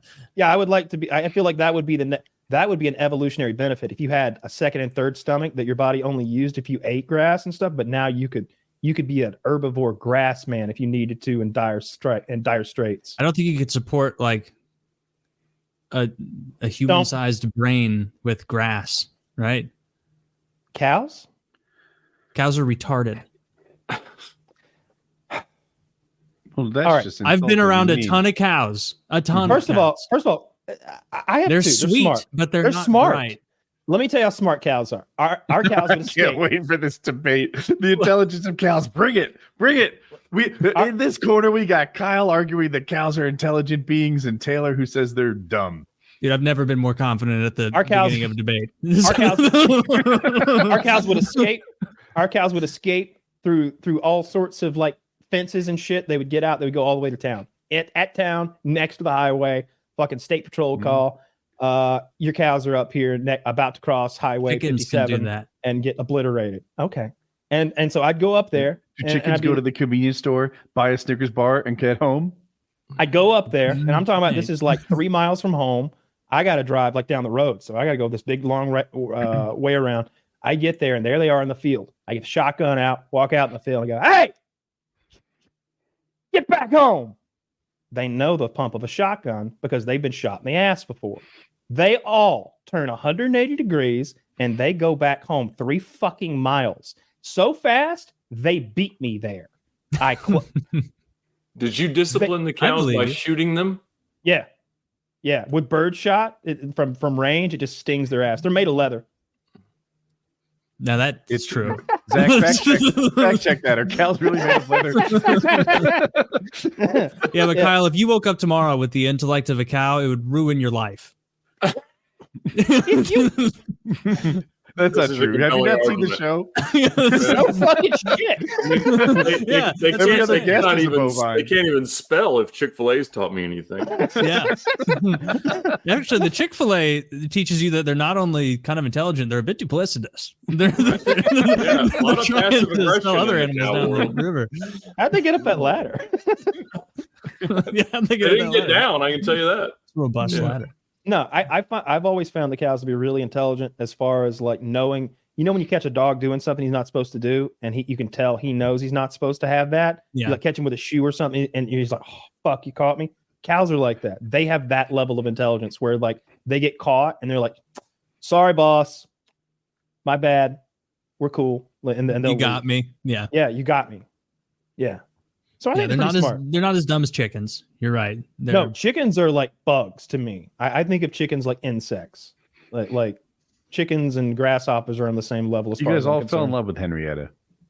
We just. All right, we're not gonna do that. I don't know why you would want to talk about that story. I'm the alpha in that situation. In the same way that Theon Greyjoy was an alpha. We went on that guy's head. So we went on a survival trip about 8 years ago or so. Me, Woody, our friend Chiz, and a cameraman that we hired to come and document the whole nonsense. Spent 5 days in the wilderness. Actually on Mount Currahee, where they filmed Band of Brothers, the first episode. It's up there, and in that wildlife preserve area. And we brought a chicken with us from my dad's poultry farm. I brought a hen and like a 5-pound chicken, a live one. And the idea was at some point we would slaughter the chicken and eat it. However, after a few days, this became the camp mascot. This chicken we thought we had to cage it or keep it in a box. We let it out and it just chilled. It stayed with us on purpose. It like killed the bugs. The campsite free of bugs. It started eating all the bugs that were coming around. Carrying his weight. People started petting it. And it was named Henrietta. There we go. And Woody killed that thing more brutally than any Palestinian Hamas member would ever dare. I've seen. Hey, this is a little fucked up. Like I've seen cartel videos on Live Leak that begin with an extra warning after the first one. Like seriously. But they were quicker to kill those guys. Especially if you're a student at Columbia University, please turn it off. You ever see the one where the 2 guys are tied up and the cartel's guy offers them chainsaw or knife to be killed with? No. 2 guys sitting on the ground, they're tied up, hands behind their back, shirts off. They've had their asses whipped. And dude asks him, you want the knife or the chainsaw? And dude goes, chainsaw. And I was like, whoa, he must know something I don't, because that sounds rough.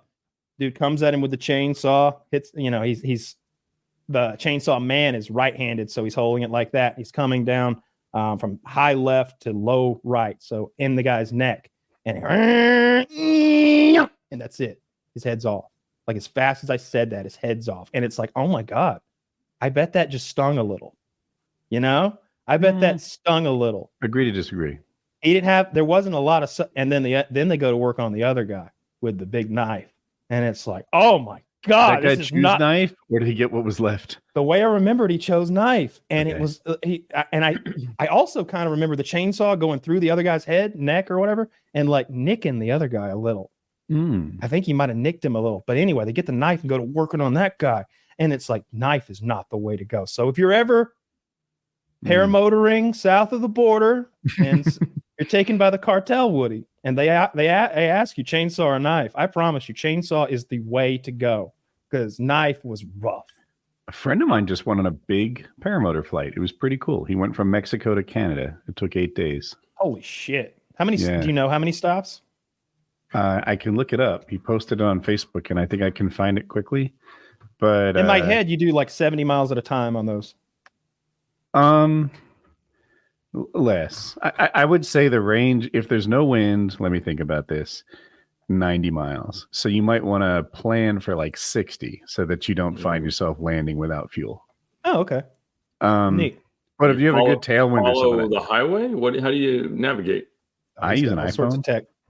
But these guys were by the Colorado mountains, and so they might not always have signal like that. Yeah, right. And I bet he's got one of those fancy GPS watches like you have.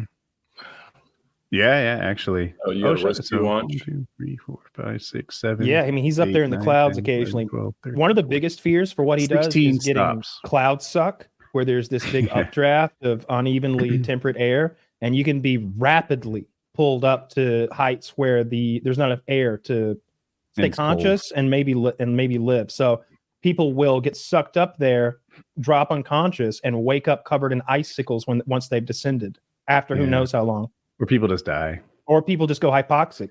10 minutes without enough O2, and they go to come down anyway. You're cow-brained. On the high end of this, people hit over 30,000, close to 40,000 feet if they get cloud suck like that. Do you carry oxygen for that circumstance? No, it's funny. My instructor acted like this was a real problem, much like your childhood cartoons acted like quicksand was going to get you. Or shark attack to a pool swimmer. It seems to be a hyper rare event. Yeah, I've never. I mean, I got lift. You intentionally seek out lift oftentimes, right? But also, I don't mean to pump my tires, but I'm a pretty good acrobatic pilot, and I can lose altitude better than most if I had to.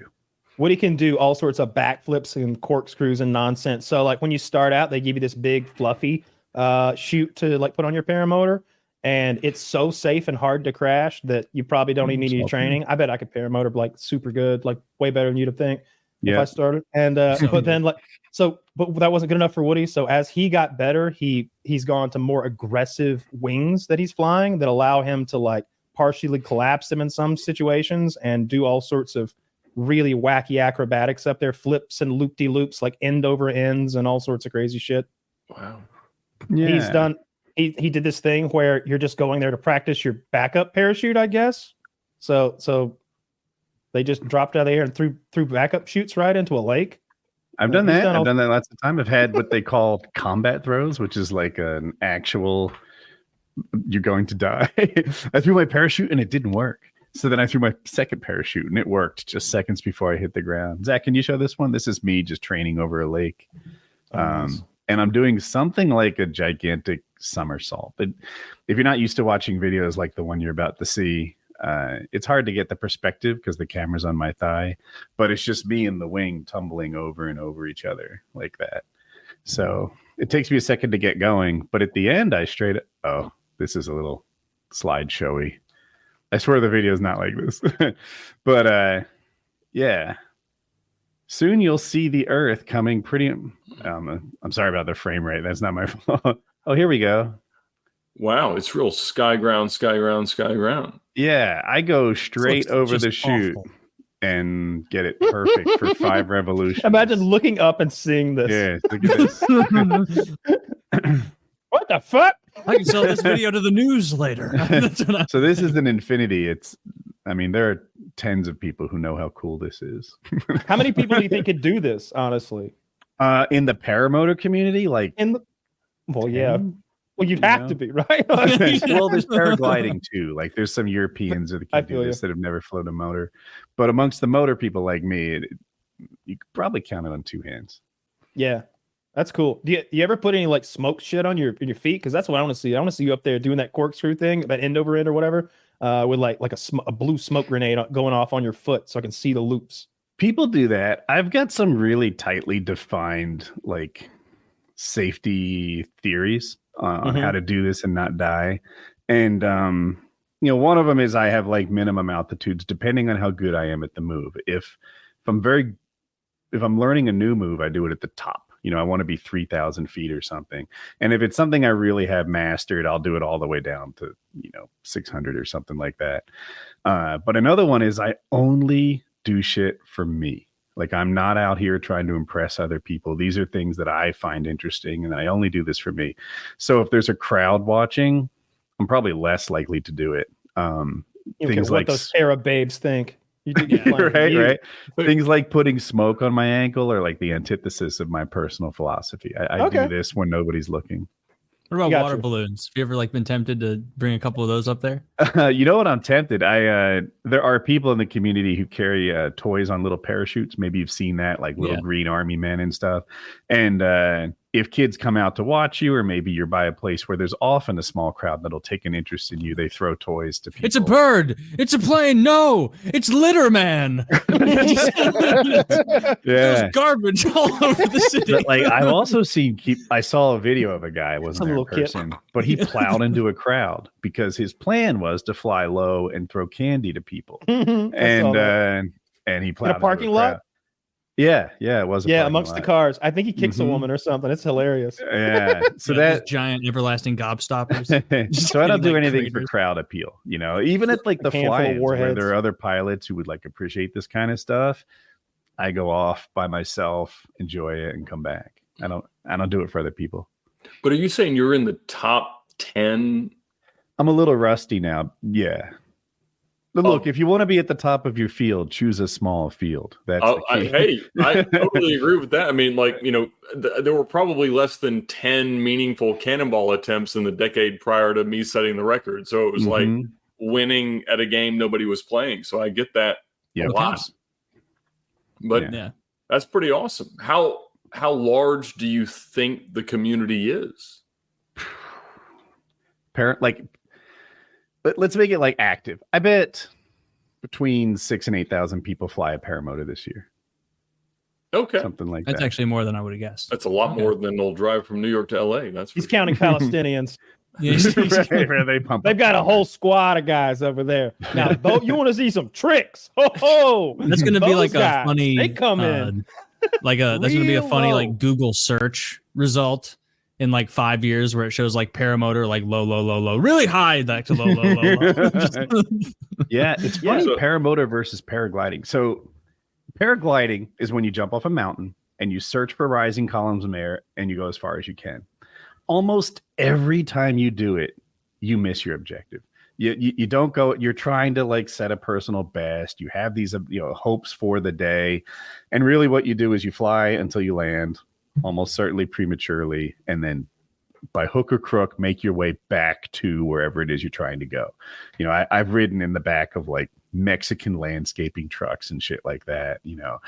So paragliding is a sport of failure where you never quite get what you hoped you would get. Paramotoring is a sport of success. Pretty much every flight. It'd be catastrophic for me not to land exactly where I am. Most of the time I land, there's a bag I put my wing on. It's like you could hug it. I land on that. Like it's an objective of mine to make sure I nail my spot landing. It is so perfect. I bet if I had to land in a pair of like flip-flops, I could do it half the time, right? So it is a sport of success, and that gets dull. When every flight is exactly what you were hoping for, it's almost like a commute. Whereas the sport that denies you that brass ring with the paramotor every now and then, he never knows quite how much fuel he has. People stay into paragliding as an interest far longer than paramotoring, and I think it's because they don't get what they want. And you'd think that'd be worse, but it turns out not to be. I saw a Russian guy jump off a building yesterday with a homemade parachute. How'd that go? Exactly how you think it went. I don't think it went too well. Well, what did the homemade parachute look like? Like cardboard? Was it a circle with a hole in the middle? I hope it was the size of a trash bag. He had it in one hand. Oh, you watched someone kill himself? Yeah, and like kind of have a fun time with. No, dude, he had his friends with him, and he was like, "Record this." I think it was in Russia, but I think he was a Brit because he had that's it. And there's people recording on the ground too, and they're like, splat, like. it didn't just not open. Those old black and white early aircraft attempts. There's the one that's a parachute that bounces up and down, and there's one that looks like a Da Vinci contraption. Those worked way better than what this guy had because he just fell. He just fell off a 14-story building and died. It was rough. I don't know if you ever seen anybody fall. You ever seen anybody impact the ground from falling like real high and die? I've watched 9/11 footage, but you see mostly from the top. It's loud. It's loud when they hit. It's really loud. And not even from that far. Like they fall from like 100 feet up. It's this boom when a person hits. It gives you a sense of like, oh yeah, you just don't survive at a certain point because there's not much of you left. Yeah, Biggie Hill did, but well, that's take that, Kyle. Take that, idiot. There's been skydivers who survived their falls, like into fields or into trees and stuff like that. I think there was a lady whose plane went down over maybe the Amazon or some jungle, and her seat was flying free, and she survived. She had like a severe leg injury, maybe a hip injury or something, but she walked out of the fucking jungle. I'm aware that water is like concrete if you hit it fast enough, right? And the reason I didn't understand until not long ago is that the water has to get out of the way for you to pierce it, and it can only get out of the way so fast. And the surface tension as well. Mm-hmm. Okay, yeah, I don't know. You'll see guys, you're right, but yeah, you'll often see guys who are about to do a bridge jump, throw a rock in, and get the water moving down there, so it's not this perfectly still surface. That's tension. Not for surface tension, though. I claim it is. I claim that is so that you can tell the difference. It's actually really hard to know how far from the water you are. So if you drop a rock or in like diving events, they have a little spray. And it makes it so that the water has ripples, and now you know how far from the water you are. I need to ask a rock jumping Giga Chad. He'd know. That's why that in high diving they have spouts of water that splash. But for practicing high diving, they have bursts of bubbles that go underneath the water and break the surface to avoid surface tension. So both are at play. Okay. Aerate the water. But you ever seen anybody jump into aerated water? You're falling out of a plane. They tell you water's like concrete. Is it? I'd pick it over concrete. Like, how bad is water? What if you turn into your best torpedo, right? Toes pointed, fingers sideways. Like, what if I like spit when I'm close? Like, break the tension. At the very end, jump. He survived because he peed the whole way down. Water's definitely better than concrete. Because I've seen people do really high cliff jumping before. Zach, what's the world's record cliff jump? I'm curious. Higher than the world record I've jumped from 60 or 70. I've jumped from bridges where there are markings that tell you how high the thing is. Does that make sense? Like, so that sailboats know what their clearance is? Certainly, yeah. So I'm not guessing. I can tell you it was 68 feet. I'm acting like I don't know. And I've jumped from that. Where's terminal velocity? How far is that from? I don't know. You were not at terminal velocity. Terminal velocity is like 150 miles per hour for a human body. I think more if you're fatter, right? If you're bigger. Meters. Smaller. You want to be aerodynamic. You don't want some big sail up there. 58.8 meters. Well, that's why you like make yourself. You can go faster when you're skydiving by making yourself small or like making yourself big. It's probably like 190 feet, maybe, is the record. That's wind resistance. Mm-hmm. Not terminal velocity, right?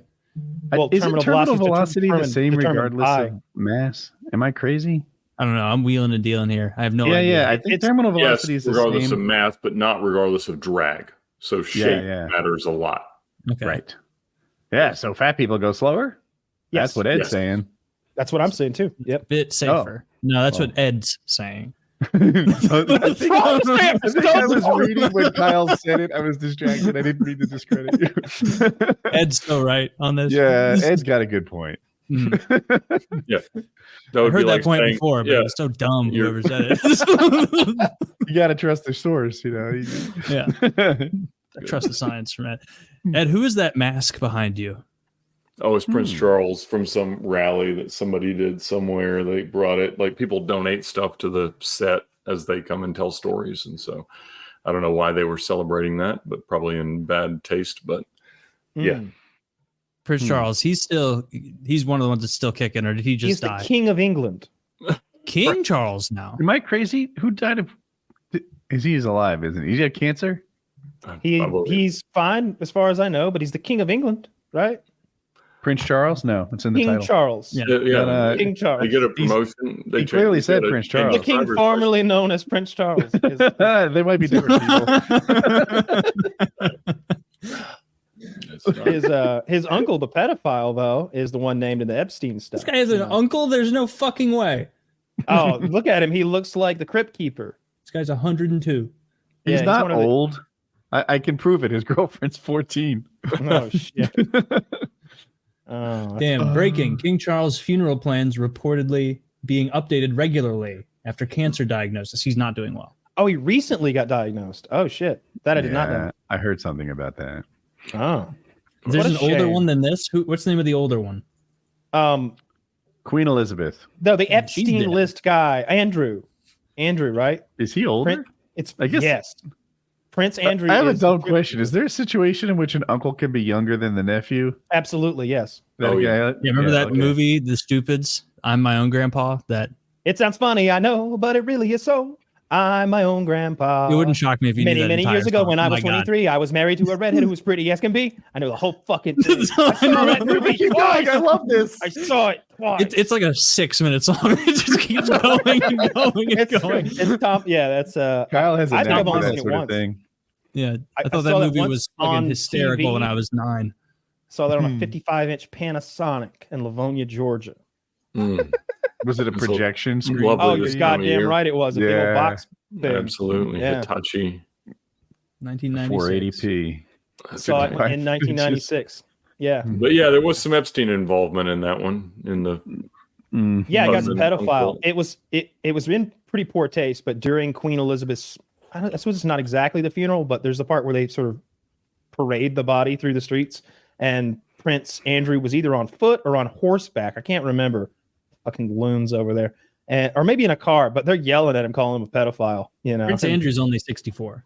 Oh, that reminds me. Did you see Alec Baldwin get confronted in the coffee shop that he owns by that crackhead lady who's like, I don't know what to call her. She's like an attention whore. Doesn't seem like the right word. Provocateur. She's like a crazy person. So she comes at Alec Baldwin, recording him, and she's like, "Say free Palestine, Alec. Why won't you say it? Why won't you say free Palestine, Alex? You killed that woman, Alex. You murdered her, and they're going to let you walk scot-free. The least you could do is say free Palestine. You murdered that lady, Alex. You shot her. You shot her, Alec." And he's just like, "Get out of my store!" And finally, knocks the phone out of her hand. Well, then I guess Piers Morgan had her come on to the Piers Morgan. That's what happened. Okay. And she was on there wearing, I want to get this right, a diaper. She was wearing a diaper as her bottom, and her top was her titties duct tape, the nipples duct taped up, like really sloppily. She's wearing a neck brace, and I think she's going for white face, but it looks more like an old lady's face mask that she's wearing, that cream all over her face, and she's popping Alka-Seltzers every 30 to 60 seconds into her mouth. So she's foaming at the mouth the whole time, and she's being everything you would imagine her to be. It's pretty absurd, but I enjoyed it. I felt bad for Alec Baldwin. I felt bad for Alec Baldwin because I don't see how anybody blames him for what happened. He's an actor on a set. And he's not a gun expert. I can't expect him to know shit about guns. You hand him a gun and it goes off and kills somebody. How is that his fault? I just don't get it. It's the part where he was the producer of that. So he was like the armorer's boss.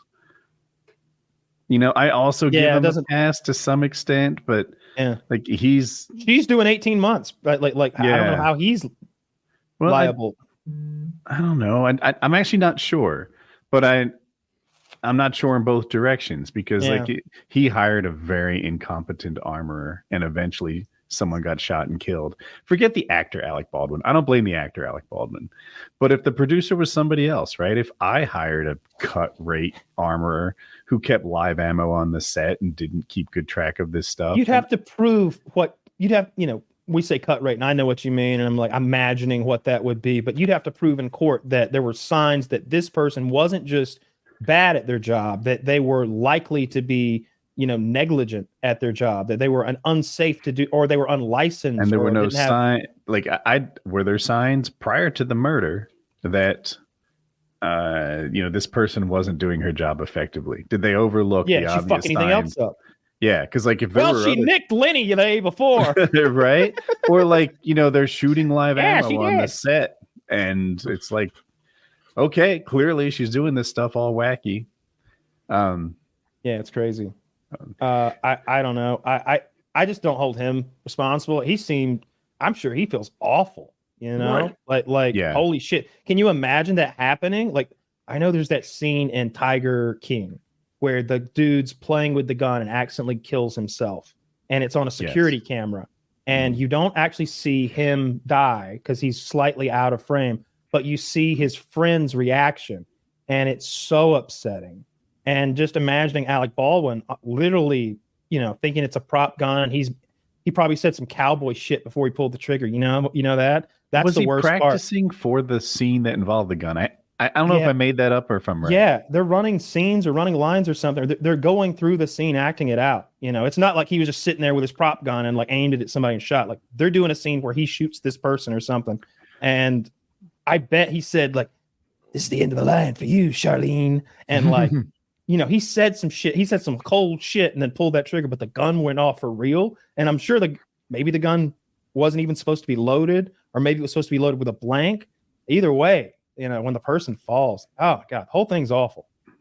Yeah. She got 18 months, seemingly rightfully so. We talked to a guy who does similar work in the movie industry, and he was like, "That's crazy. That's crazy to have live ammo like anywhere near those guns, and like it's oil and water." They don't even point blanks at each other. I remember. So the armorer on set has a lot of authority to shut this whole operation down, and he was telling us about a scene where they wanted to point a gun at another actor and pull the trigger, knowing that it was a blank, right? And he's like, "No, that's not how you do it." And they're like, "Well, that is how we do it. We run this thing." He's like, "I will take every gun off this set, put it in my trailer, and leave.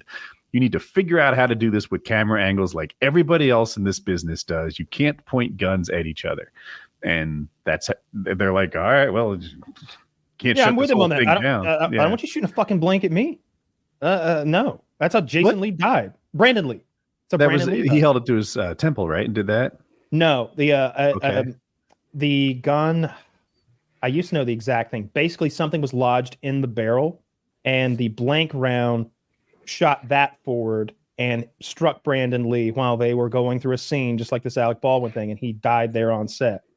At what distance could a blank like leave a mark? Like a bruise, like a. Well, nothing's supposed. So the blank, they take the end of the shell, and instead of putting a bullet into it, they crimp it down, and so it's pinched. Just really like what I'm doing. But if you put your finger in the barrel, it would get hurt, right? So at 0, there's a problem. Yeah, I mean, I blanks aren't like a thing that you buy at the store usually. I mean, they are, but I don't really know. I know there's hot gases and little bits of particulate that are going to be coming out fairly quick. So I wouldn't want it pointed at me or shot at me, because any number of weird things can happen. I saw a thing today where a lady or somebody was shooting in a fire in an indoor range, and the pistol malfunctioned and shot twice, fully automatic. Boom, boom. So recoil comes up once, and she's kind of here, and then it goes off again. The shots are so close to each other, the customer didn't even understand what had happened, didn't even report it. But because of the high angle, the bullet goes between two of the plates, way up in the ceiling. Outside, through a shed, through another shed, past some pipes, past some dry wood, into the airsoft range or some shit like that. Then it hits a ceiling tile, and for 7 inches, it skids along one of those standard office ceiling tiles.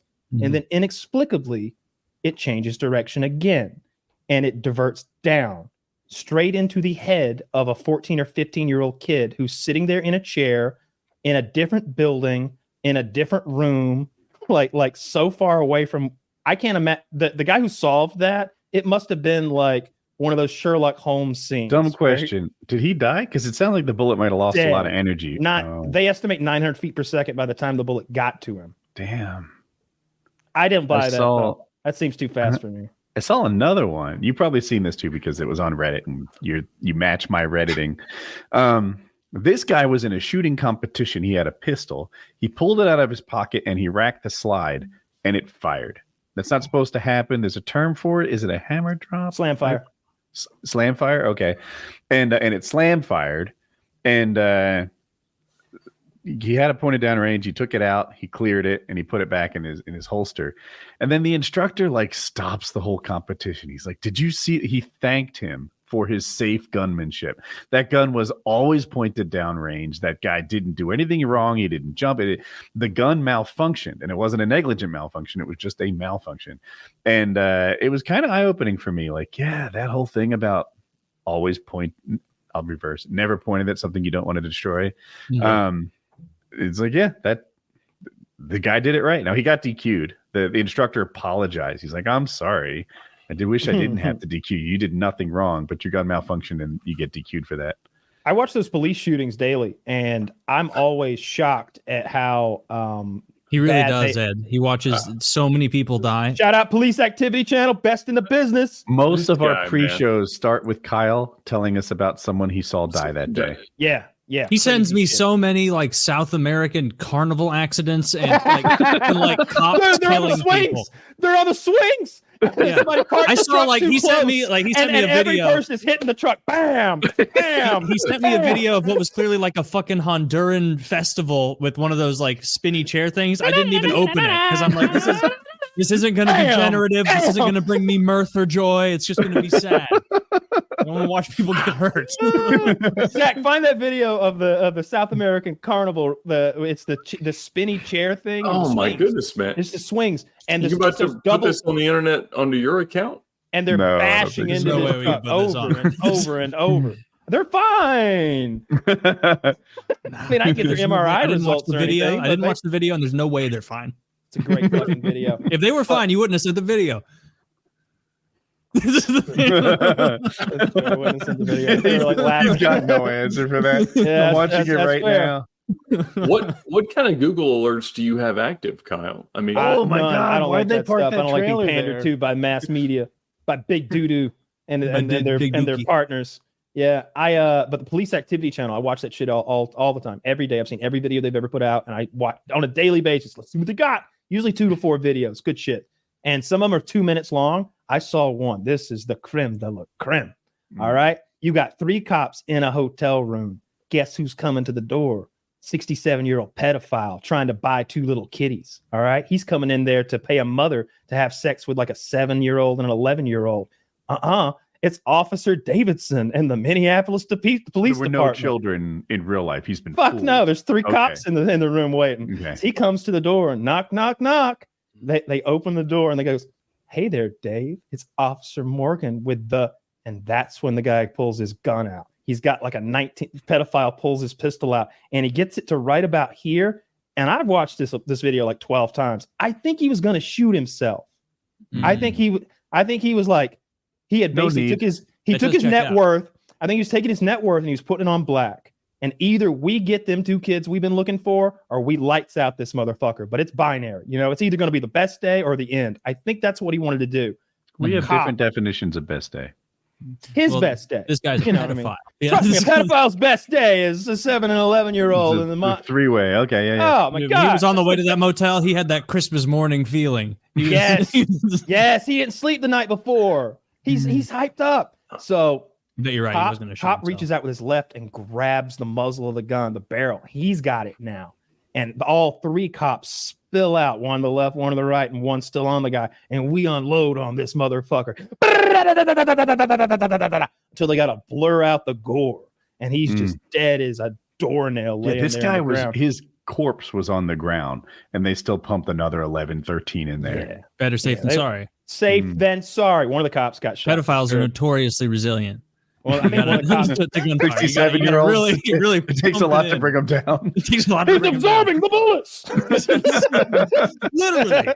Yeah, one of the cops took one in the ankle, I think, and it's definitely friendly fire. I see but what I was going to say is like so many of them, they're like, we're just shooting. It's like kids with guns. It's like paintball. It reminds me of paintball when cops have to like really shoot their guns most of the time. Now, sometimes you see like I saw a cop with an AR-15 and it's like active shooter is over there 100 yards away with a gun looking for people to kill in the street. And this cop goes, subject down. It's like, oh, what the fuck? Like that was cool. But then sometimes it's just Johnny Glock and he's just blanging away. Sometimes he's one-handed while screaming, stop. And it's, come on, guys. In the middle is my most favorite kind of video, right? It's a shooting, and it was a shop, not an indoor shopping mall, but like an outdoor shopping mall, like many connected strip malls. Picture like the sidewalks being made of Tanger brick, outlet, maybe a fountain. Okay, I don't know what that is. An outlet mall. Okay. So anyway, there's an active shooter, right? And this guy goes out, he gets his AR from the trunk, and then he like chambers around. And I can, not that I'm some sort of expert, but by the way he chambers the round, I'm like, oh, this guy is competent, right? This guy has chambered rounds thousands of times before. He's the guy for this job. Now, Kyle mentioned, you go up, shoot, subject down, nothing to it. What impresses me is the extended bravery. He hears some shots, he goes to it, right? He sees everyone screaming and running, kids scared. This guy's going to it, right? People are giving him clues along the way. He's past the fountain, right? The cop isn't like, oh no, I'm getting close. The cop is like, oh good, I'm getting close. And then he sees the shooter. Now, I have a bad view through a GoPro or whatever, but in my head, I need to make double dog triple sure that this is the shooter. He's like, that's the guy. Boom. Subject down. And I'm like, holy shit, right? So this guy expressed to me, most situations in life that require bravery require 2 or 3 seconds of bravery. Cliff jumping takes 1 second of bravery, and now you've done it. This took like 30, 60 seconds of bravery, and that's a lot. And this guy didn't hesitate. The guy, remember that good shooter, not the Uvalde one, but it was shortly afterwards. Yeah, when they got the transsexual shooter in elementary school that shot the 6-year-old girl. It's a very similar thing. He opens the trunk, he gets his gun, and I instantly recognize by the way he handles it how competent he is. There's a coward outside the door, and he's like, follow me. Right now, that guy's got courage. We have brought enough courage for a spare. He has a tail coming with him, and as he goes through the hallways, he's just clearing it, checking it. I know nothing about this, but he seems competent, like he knows what he's doing, how to clear a room. And again, same sort of thing. As he's getting closer, there's like teachers or maybe kids. I'm sure found bodies, and he knows like every time they're like, he's that way. They're upstairs. He's like, good to know. I'm on it. And never a moment of hesitancy or self-doubt or wasted time. I don't expect them to run. I expect them to move smartly and smoothly towards the problem, right? I played enough shooters. Running gets you killed, right? He needs to be smart as he heads towards the actual shooter. And then he sees him, and he's done. And then some other guy comes along and like glory kills the body. But we lit that person up. But that is the most impressive thing to me, right? To be brave for 3 seconds is great. To be cowardly for 45 minutes, Uvalde, not so great. But the extended period of bravery that it takes to clear a school or an outlet mall, that's my top. That's where I get impressed. Yeah, you see a great mix on that channel. It's one of my favorite YouTube channels. Yeah, right. Sometimes there's acorns. Yeah, do you know that one, Ed, about the acorn incident? So basically, yeah, acorn hit the car and the cop goes like Tango and Cash and starts shooting. I'm hit. Like saving like Private 34 rounds into his car. Right, he's got his partner shooting into the car. Now I don't blame her. She was following his intel, and he said he was hit. He was not hit. An acorn fell on the top of the car, and he just went ballistic. And meanwhile, that poor like suspect or whatever is in the car, probably on like child support nonsense or some petty shit. Like he's not a big deal. Like I didn't realize the car had someone in it. That's why they were shooting the car. He thinks the suspect is in the car shooting at him while handcuffed behind his back. Okay. Yeah. All right, well then it's justified. I take it back. Yeah, it's ridiculous. Yeah, and I've definitely seen. I hate to say it, but it's usually the lady cops. I saw that one lady cop torture that poor black man. She's getting in so much trouble. Torture. Yeah. She's just like torturing him on the hood, like he's bent over the hood and he's crying and screaming, and she's like, "Yeah, you like that, you son bitch? You like that? Don't you talk back to me?" She's like shocking him, torturing him on the hood while the other cop watches. Wow. There's a big lawsuit going on that one. And her accent, I was like, "Ooh, don't use that accent, you son of a bitch." She's got some Confederate flags at home. Oh, she's got the She definitely has some Confederate flags at home. Yeah. She's from down here. Kyle, when you wake up in the morning, Kyle, what is the first thing you type into the internet? Probably it might be MMA. I go to Reddit and I check out world news, MMA, UFC, stuff like that. It's when I'm on YouTube that my YouTube is like shootings, police activity shit. Lately I've been enjoying watching women lose their child support. I also watch lots of Wild West shit where, like Apaches and Comanches. I've been really into that lately. And like the Tales from the OK Corral is the channel I watch right now. He just tells old Wild West stories. But I really like the police shit. I like the police activity videos because it's so real. It's like an action movie, but it's real. Let's do that as a roundtable. Ed, what's the first thing you look at on the internet? Lately, cheap Bugattis on Auto Tempest is the where we for sale type stuff. That usually, yeah, that's okay. I don't spend a lot of recreational time on the internet. I've got young kids and things to keep me busy, so it's mostly just what furthers the idea and keeps the machine working. Taylor, mostly like Age of Empires. I knew it. Age of Empires 2 tournaments, or I'll go to. When did that game come out? I forget. Is it 97? 1997 or 1999? Yeah. They remade it in 2019, so it doesn't look like the one from back then. So when did you come out, Taylor? 1991. Yeah, so I watch Age of Empires 2 stuff for the most part. I watch it while I'm working out. Every day I check Hera and Viper, the two pros I like the most channel, and be like, oh, Hera's playing a 1v4 against 4 people who are probably better than I am at it. And I'll be like, I wonder how I would do in a 1v4. Because in my head, I'm like, of course I could, I could 4v1 someone.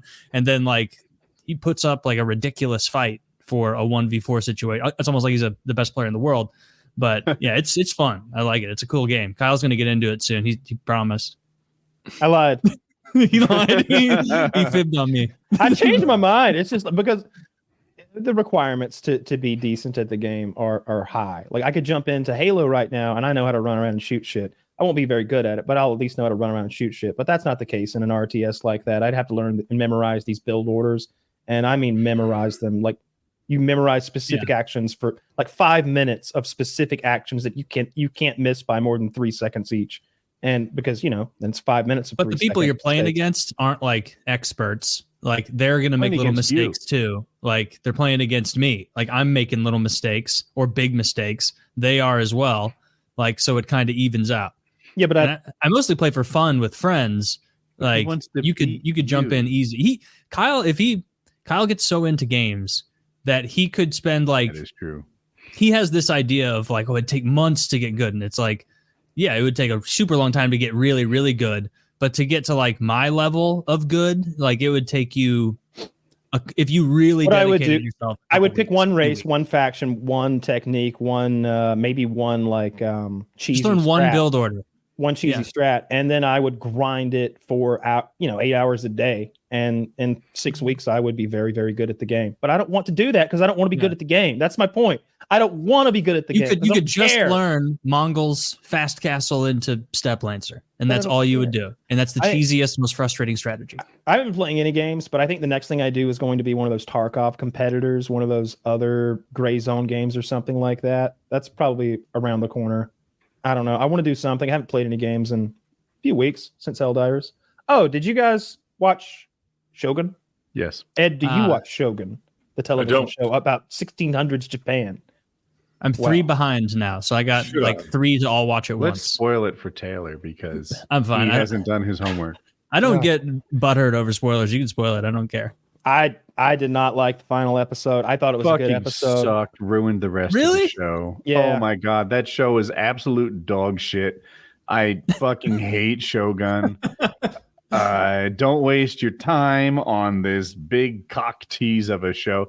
They spend 10 hours preparing for war. We've got this genius strategist against 5 armies. How is he going to do it? Is it Crimson Sky, you may ask? Is it ninjas? Is it assassins? The same thing. Is it samurai? Like, how are we going to do this? Oh, wait. The cannons? Oh, is he going to use the fancy English cannons? Oh, the range and accuracy. What is he going to do? Wait till they come up against those bad guys. He's going to use his white man guns, and he's going to show those samurais.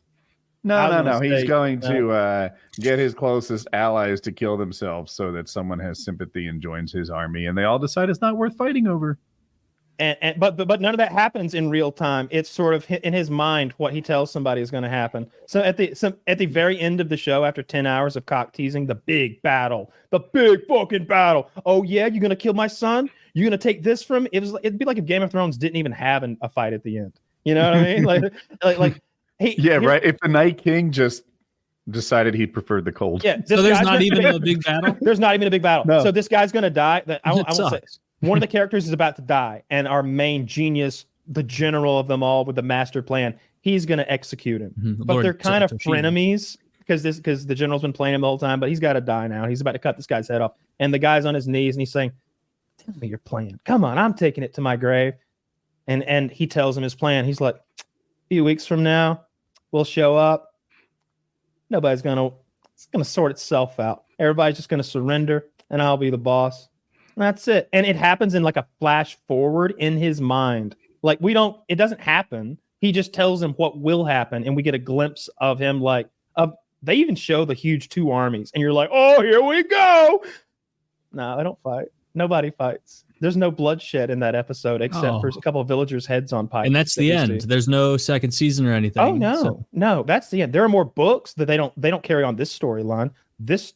It's absurd. Should I not even watch the last 3? Doesn't even matter. Sounds like it. I don't think you need to watch them. You might want to watch there's a couple of good fights. Second to last one. There's an in the second to last ninja samurai battle. Yeah, but the rest of it, fuck it. Like, who cares? Like, it's beautiful. That show. sucks. There was such a cool setup.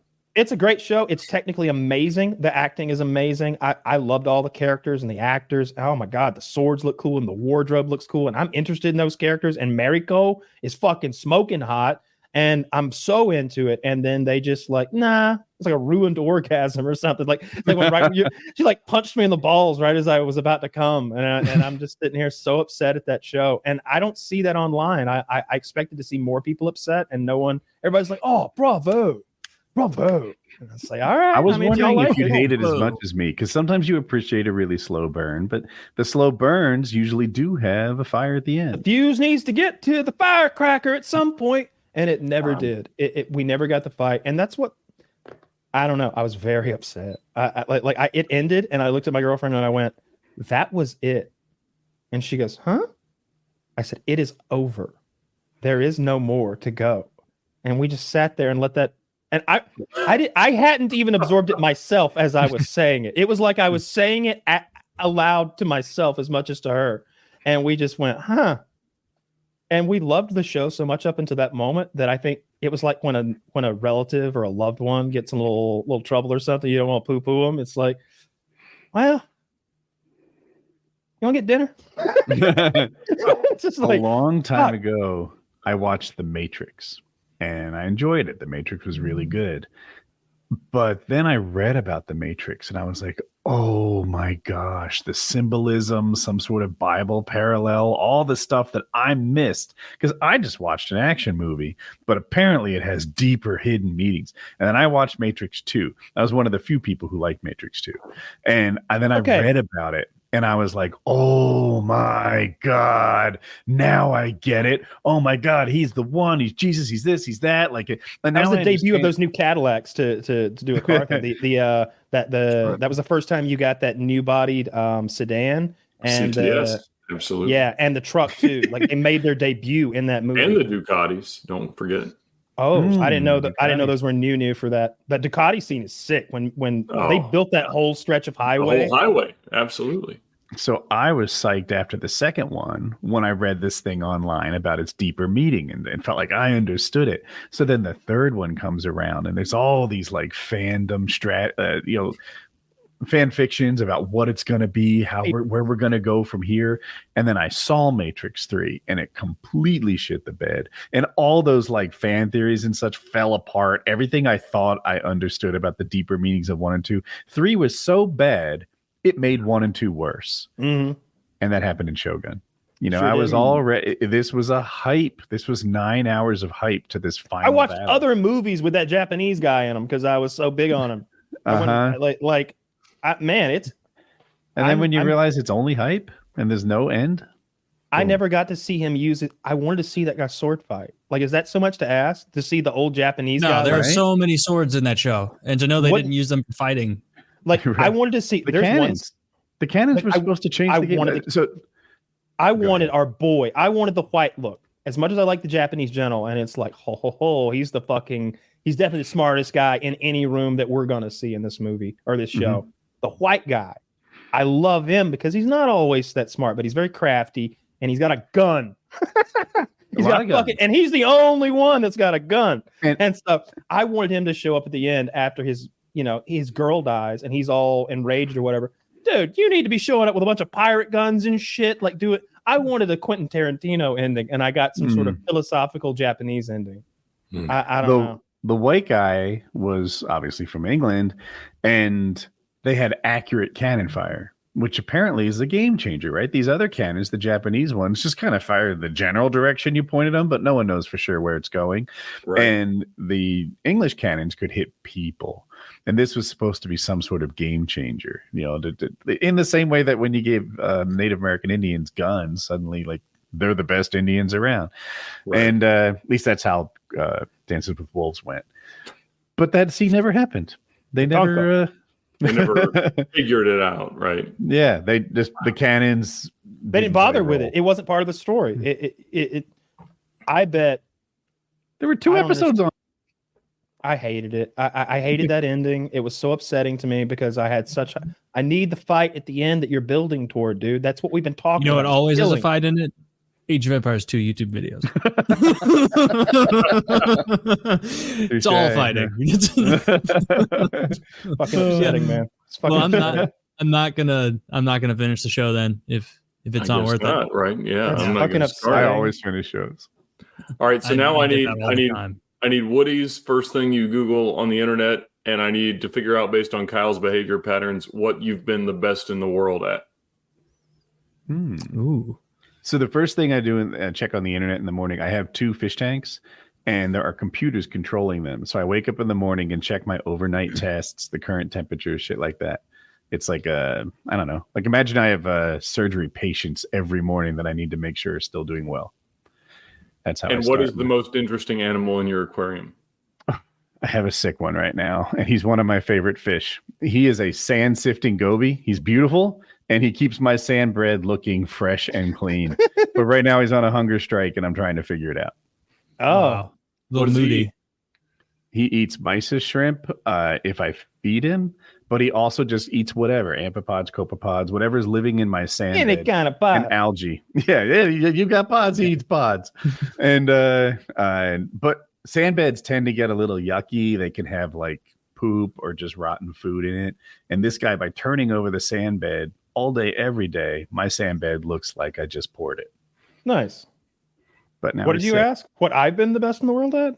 Well, you talked about your attitude towards these games. Is Oh, that the only I way got- that you can enjoy it is to really dive in, I figure wouldn't out the say path. I've ever been the best in the world at any game, but I get to the caliber of the best. Like I get to the point where I could play in a game with some of the best, Hmm. and I wouldn't be like ridiculous. Like Civ 5, I definitely got like that. There weren't many people. again, very small community. His 5,000-6,000 is blowing me out of the water. Like a game that had 500 players who were doing it, and like I was better than most of them. I was playing with the best of the best of the best at that game. Okay. I don't know. But every game I sort of grind until I'm as good as I can be. What, you know, that's all I can do. There's certain there's hand-eye coordination issues and like reaction time issues that you just can't get better at that at a certain point. You've done it. If you're practicing 8 hours a day, which is what I'll do when I'm good at a thing, then I get really slick and smooth with my muscle memory, but still like clicking on things precisely, I'm not as good as the best are, and I never will be. But with a game like RTS, where there's a lot of memorization and muscle memory, I can get very good at that stuff just because I'm really good at memorizing things. They sort of just stick if I care. I have kind of not a photographic memory. I don't even know what that really means, but I get images of like kind of ideas. Like I see the piece of paper I learned it on, or like I see the blurb on my phone where I learned the fact, and it's kind of like easier to memorize things that way. So something like a build order I can pick up fairly quickly. You could like eidetic. All RTSs though is like it's less about like to be really good at an FPS, you have to be really fast and like just click on heads. And sometimes like there are people who can just do that better than you. Like you'll never be as precise and fast as this guy because he just has it in his genes or whatever. Like when you think about a part in a movie or a movie you've watched, do you think back to the moment you watched it? Like, can you remember where you watched those movies? If I've only seen it once, yeah. But if it's like Lord of the Rings and I've seen it a million times, like I don't really think of where I'm watching it. I bet you remember the first time. Oh, I remember the theater. Yeah, I do, but I focus more on the context within the script, within the storyline of what that moment means than its interaction with me. Mm-hmm. But you think about that moment of impact on yourself. Yeah. So like Dragonheart, Sean Connery movie where he does the voice of the dragon. Right. That's Commerce, Georgia, 1996. Good outline all there. 1996 or 1997. I would have been probably 9 or 10, something like that. I specifically remember walking out through the parking lot. Like I remember like my dad, my mom, and my sister, like very specifically. I remember where we sat in the movie theater. We were like 6 rows back from the front and on the left side because Dad wants to get out quick. Like, so like I don't know. When I think of movies, I think of the place I saw them. I can remember it really well. That's a lot of layers of information with respect to an impactful moment. That's pretty awesome. Oh, it's a shitty fucking movie. It's awful. Maybe that's what helped you remember. Yeah. No, I just if it was just a milquetoast who cares movie, maybe wouldn't have registered. No, it was a milquetoast terrible movie. I mean, it's Sean Connery as a CGI dragon. So what is the thing or obsession or idea that you think you've been the best at with respect to the rest of the world that cared about it? I was really good at sporting clays for a while. Shooting sporting clays because I did that every day. We had a sporting clays range at my dad's house, and then we would go to competitions maybe twice a month and then shoot with friends every week. So I was shooting hundreds of shots a day, every day at fast moving tiny targets in the air. And I got really good at that. I could throw gravel up and shoot it with a 22 rifle. Like I see those guys flick aspirin and it's like, it's not that hard. Like to shoot an aspirin with a rifle. You do it with a bow, I'm impressed, but like, it's sort of like this that type of shooting is is interesting because it's a lot like shooting a slingshot or a weapon that you don't sight, that you're not lining a beat up. You sort of have a feel for where that slingshot is going to go. Or when you throw a ball, you see how accurate a pitcher can be when they throw. You just have a feel for the release point. And if you take the sights off of a 22 rifle, so it's just smooth on top, so you can point and your eyes are up high, you're not coming down on it. You can get to the point where it's like you can imagine a laser beam and you can put it where you want. It's really cool when someone can operate a piece of equipment as well as they can operate a body part, right? Like that's how I'm hearing Kyle describe the way he shoots a gun. There's a lot of people in the dirt bike world that just seem to be able to operate that thing like it's an extension of their own body, and I'm not one of them as much as I'd like to be. Can you imagine what it would be like to go against a real swordsman when it mattered? Oh, I'd fuck your ass up. Like someone who had actually spent their life learning to make that fucking well, it wouldn't take blade. long. Yeah. It'd be over quickly. Real quickly. Like, You've been phoning it in sword class, and this guy couldn't get enough of it. There is no. Why are you smiling? Well, I'm not left-handed. Yeah, this guy was going to all the fucking office hours. He was trying to get as many questions. There's a historical account of this swordsman winning. I think it was rapiers winning a 7v1 in a bar with a sword in one hand and a club in the other, like a short staff. And he wrote a manuscript about sword fighting. It's one of the more famous manuscripts. And then I saw this fighter. They try to duplicate it using his like strategies and techniques, obviously with safety gear and the blunted swords and stuff. And it was really fun to watch. I like those videos too, where they take the historical sword fighting manuscripts and they show how people actually fought with broadswords. There's a lot of holding of the blade when you're actually fighting your own blade and sort of doing also using the pommel. There's a lot of that. On your hand? Are you wearing gloves? Gloves. Yeah. Lots of throws, judo like hip throws and disarms. Like really interesting techniques that are not the standard like smash into each other's expensive swords over and over that we see in movies. It's a much more physical. There was a lot of grappling but sword grappling where you'd again be holding the blade and sort of pinching their blade and flicking it away. And there was one where he like hooked the guy's blade and just threw it the fuck away and then killed him. It was really interesting. There was an Ultimate Fighter contestant who started in that kind of like medieval armor combat, but modern, right? And he's like, actually, all these sword fights turn into wrestling matches, and that's where I was strong. So then I transitioned to MMA, and he was good enough to be on the Ultimate Fighter. Yeah.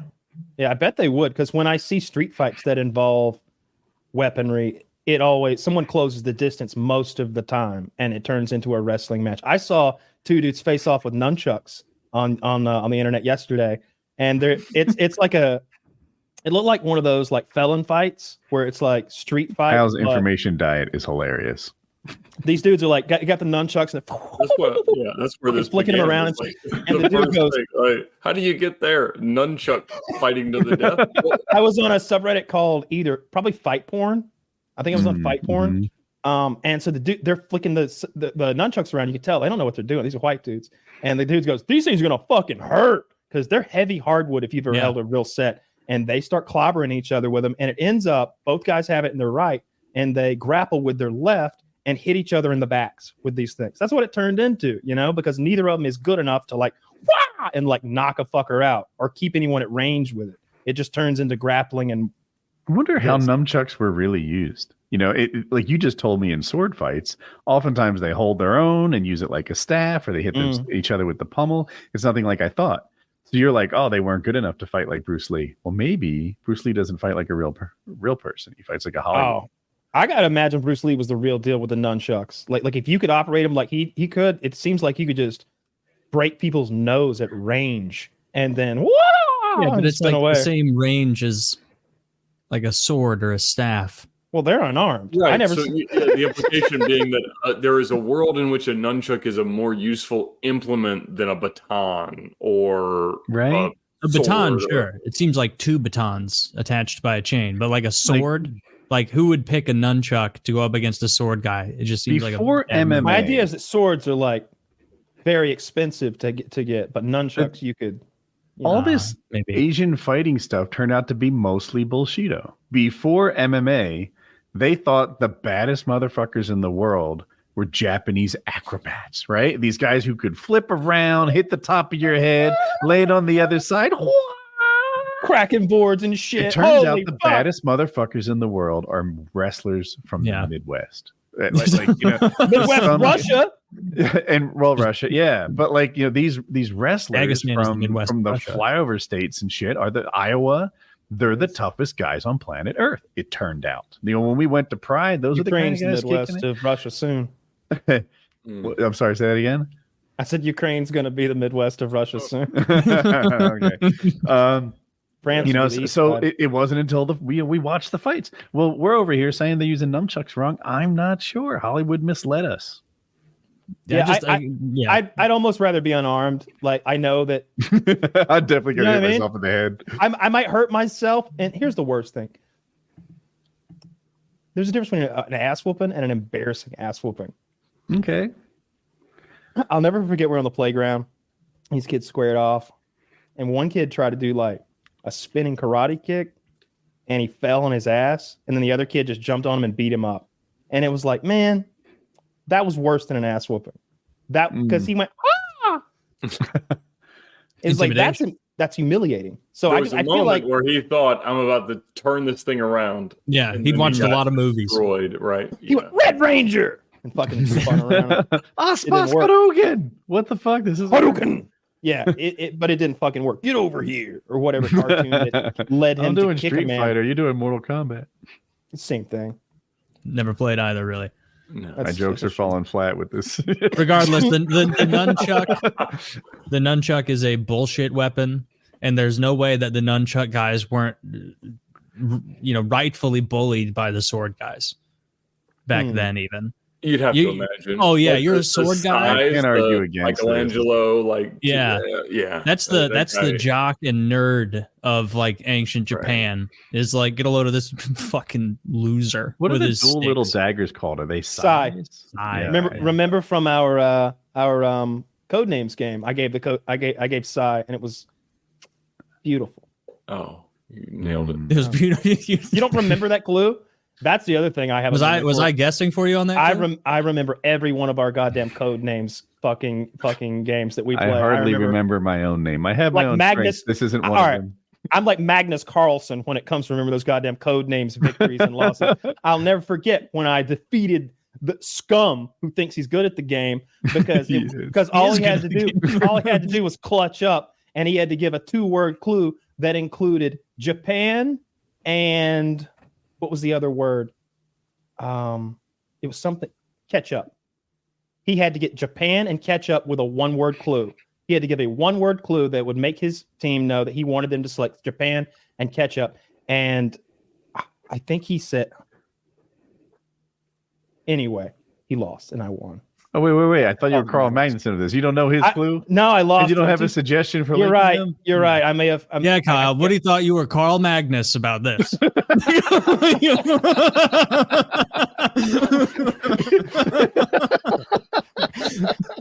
I'm famously bad with names. Well, I'm just trying to do my Scarlett Johansson best. Yes. No, I still don't know where I got that wrong. Is it Johansson? Yeah, Johansson? So. Yeah. Johansson. Yeah. Oh, what is the accurate pronunciation of whose name? Colin Yost's wife. Who's the star of Home Alone? Woody. Macaulay Culkin.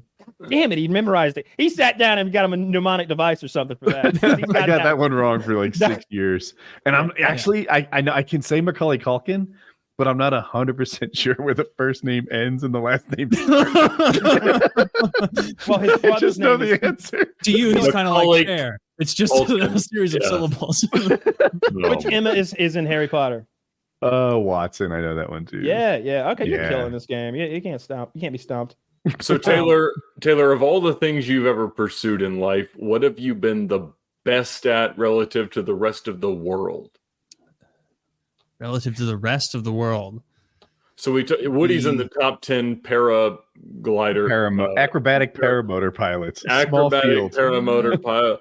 Kyle's shoot and skeet with the best of them. What is your thing? Oh, I've also been very fit before. That's probably it. That's probably the closest I've been to if you're gonna rank fitness, I was probably a top 1.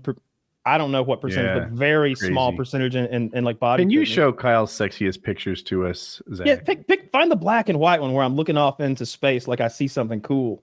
Okay. He sees a bottle of water. And he's That's a solid joke. So thirsty. So that's probably the picture thing I've been that's you at and then strength as well. It's like 2 years ago. I was gonna say Taylor also like your strength level on some lifts is probably in a very small percentage of people. There you go. That's definitely true. What? Mm-hmm. See, if you could Now, scroll down, I got a pretty strong bicep vein there. I'm just gonna say, and I got the whole 8-pack. If you could just scroll down, it's a shame. Oh my goodness! There's Look at Derek this pleased guy. with his project. Yeah, Look that at was the vein like in my fucking hand. It's about to Derek. If you needed to get my blood, you could just take it. Yeah. more plates, more dates. The guy, there's a before picture. That was kind of his coach. Okay, The other okay, and wow, that is a substantial. It was yoked. Yeah, so there's I did that in 9 or 10 months. that thing right above that your was hand. you post prison. Yeah. No. That's This is way post prison. like a couple years after prison. Okay. I did a fitness kick. There you go. What? Golly, man. Yeah, I'm looking pretty stout What's there. the percent body fat on that picture? I think it's 8.5. No. Yeah, I got DEXA scanned regularly. I kept charts. Okay. I got regular blood work and regular DEXA scans every month to chart not just my weight, but my body fat percentage and my muscle growth. And you could see, and my bone density went up to beyond Caucasian levels. To like black people have a different standard for their bone density, and I entered that realm. You became black. Negroid is the technical term. Is it really? Yes. His credit score plummeted.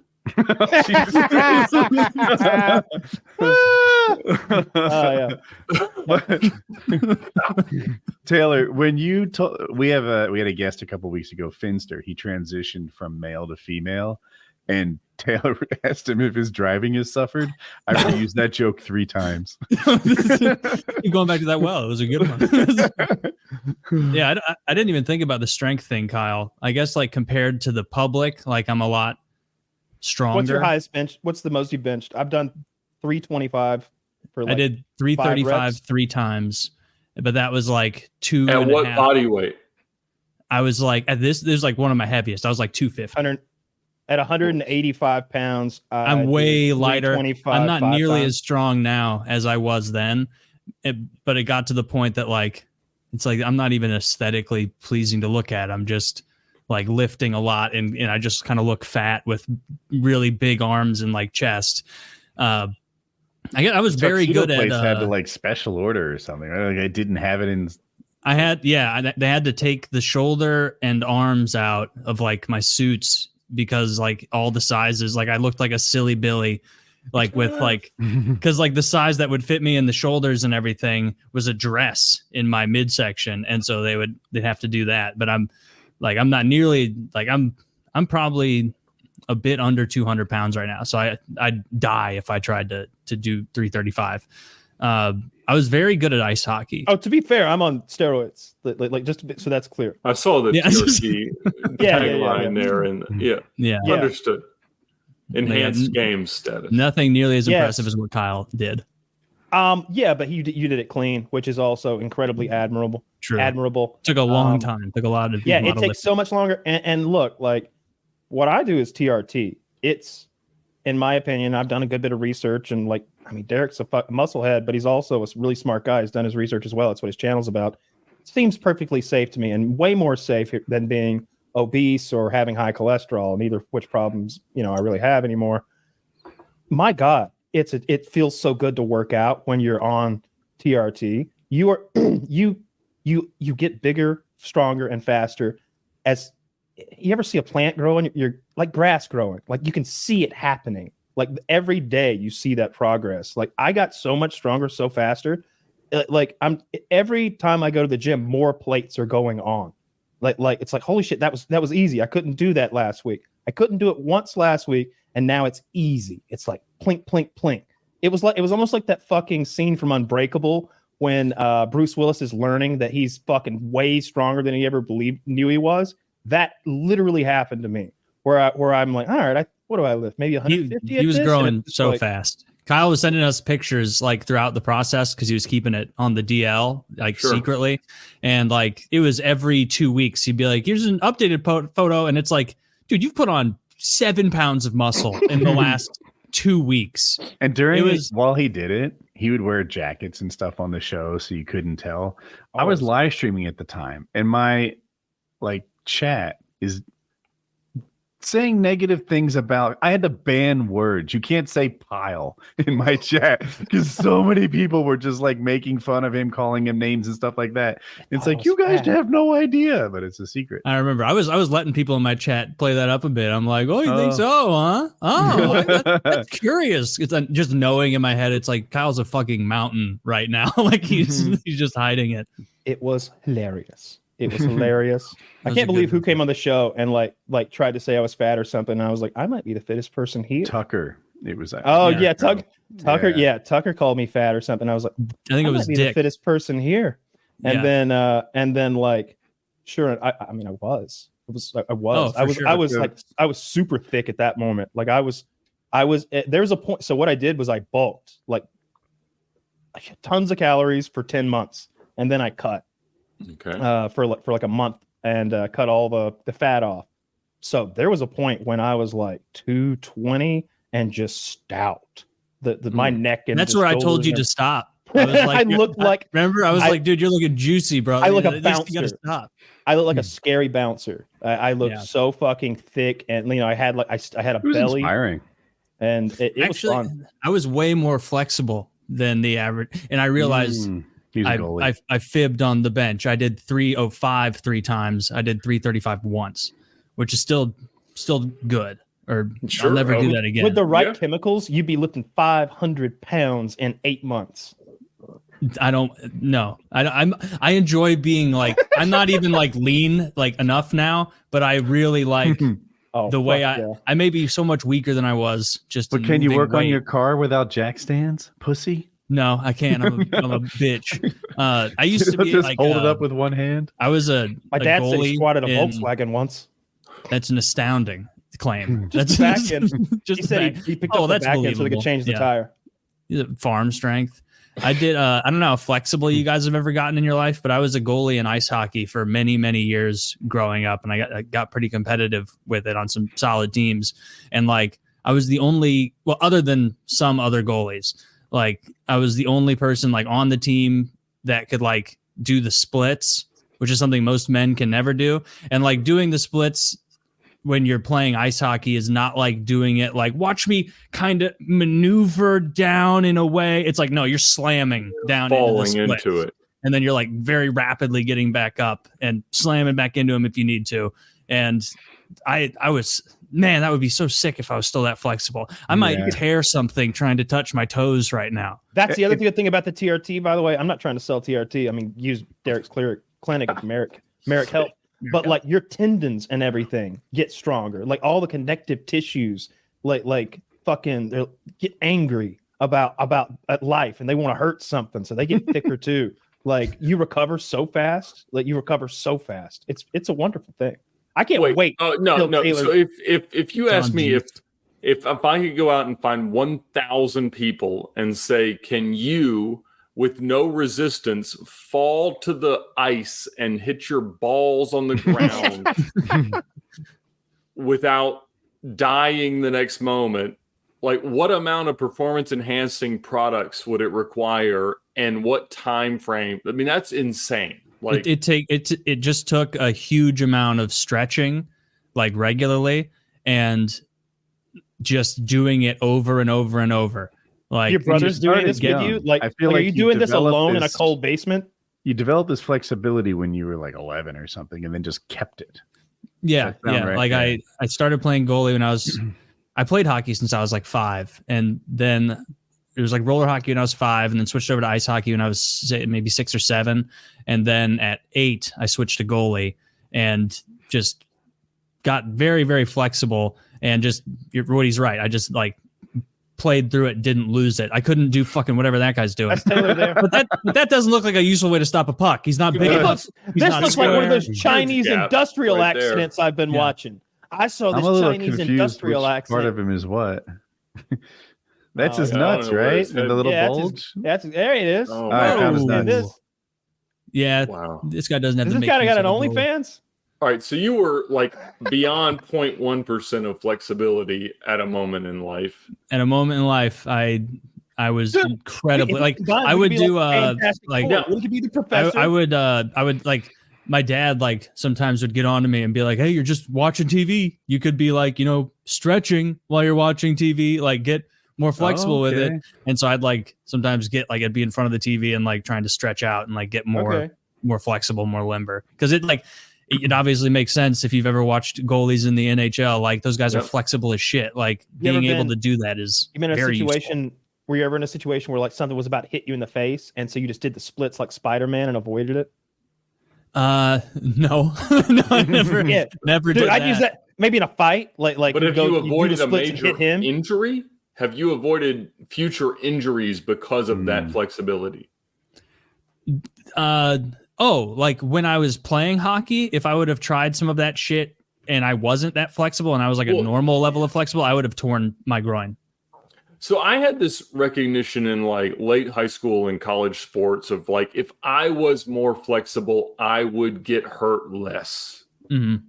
Do you have that recognition that I am hurt less by things because of this period in life where I was the most flexible of any human being alive? Yeah. Yeah. Like I was definitely like, even now, like I'm joking, I couldn't touch my toes. Like, in the world of adult men who do no flexibility training whatsoever, I'm there. You go, like, much more flexible than the average person. Remember, we talked about defining a very small niche and being at the top of that. Yep, here we are. Yep. Being able to do the splits to save a puck, right? And then like it was fun when I'd like because I played on like a real team that was more competitive throughout all those years, and also would play on like a high school team that was like fucking. Who gives a shit camp, like the level of like even the shots are so much slower, like, and like when people would come to the game and see, and I'd like get the chance to like bust out some splits for like a fancy save and hearing like the impressed stands, it was like, yeah, I'm pretty dope. That feels pretty good. I like Woody's that. got another one. Woody's got a blue belt in jiu-jitsu, and he's got 2 years of boxing training. In like a real gym, and I don't know, he went and did like an actual alpha man camp and lived with a UFC fighter for a week or so. So like I wouldn't want to tangle with Woody if I was the average Joe, you know what I mean? Like I think he'd scoop you up. A little bit like being better at guitar compared to people who don't play guitar, but it turns out here in traffic today we're having a guitar playing contest, motherfucker. You're right. You bet you got your pick. If you're ever in a traffic incident and dude puts a mouth guard in, fucking back down. Somebody pulls a mouth guard out and squares up, just apologize. Right. Yeah. I saw a video today. I know it's probably time to wrap. The guy clearly was being followed home from a road rage incident to his own domicile, and his cameras are capturing this. He pulls into his nice little driveway and he gets out with his handgun, and sure enough, and he's in a Corvette, by the way, like not the newest body style, but the one just previous. Nice fucking car. And you don't see who's approaching, but he's looking at somebody over there, and out of nowhere, here comes like a truck or an SUV, slams into the side of the Corvette so hard it throws our shooter over the car. Our shooter is half on the hood and half on the ground on the other side when he opens fire. And he doesn't stop until he gets the guy. It was a wild video. I don't know why in a road rage incident you go home. Like you probably wouldn't want to lead them back to your home. Maybe somebody else. How long was he out of the car? Did he have the option to get in the house instead? He'd have had to sprint it. Oh, okay. It, and I think it. He's got his gun, so he's probably seemed like that was his plan. Okay. Yeah, I mean, clearly some shit had gone down on the road, because like this guy's followed him home and he's getting his gun out right away. I think that's about time to wrap. Check out fun. Ed, VINWiki, links in the description, and that's cool. PKA. Buy our jism pills. Check out our Patreon down below. Get in our fucking Discord where we're going to hang out this week and play code names, and you'll see who's the most dominant code name player this side of the Mississippi. And don't get butt hurt. What? I've been humble, but it's me. I am the most dominant player. Turkey. Turkey. Food for 3. Is it turkey? Oh, shit. Turkeys are food. I have the only 5-piece in Codenames history. Kyle says his side of the Mississippi because he can't compete with my side. It is true. There's one other Yeah, it's 5 piece, because I but he don't did know words from the previous geography. clue. It's not the same thing. I had a clue, 5 words, dominant. I have a huge winning loss record. I'm very, very good, better than Kyle. Join the Patreon. Play PKA with it. 697. Bring it. Judge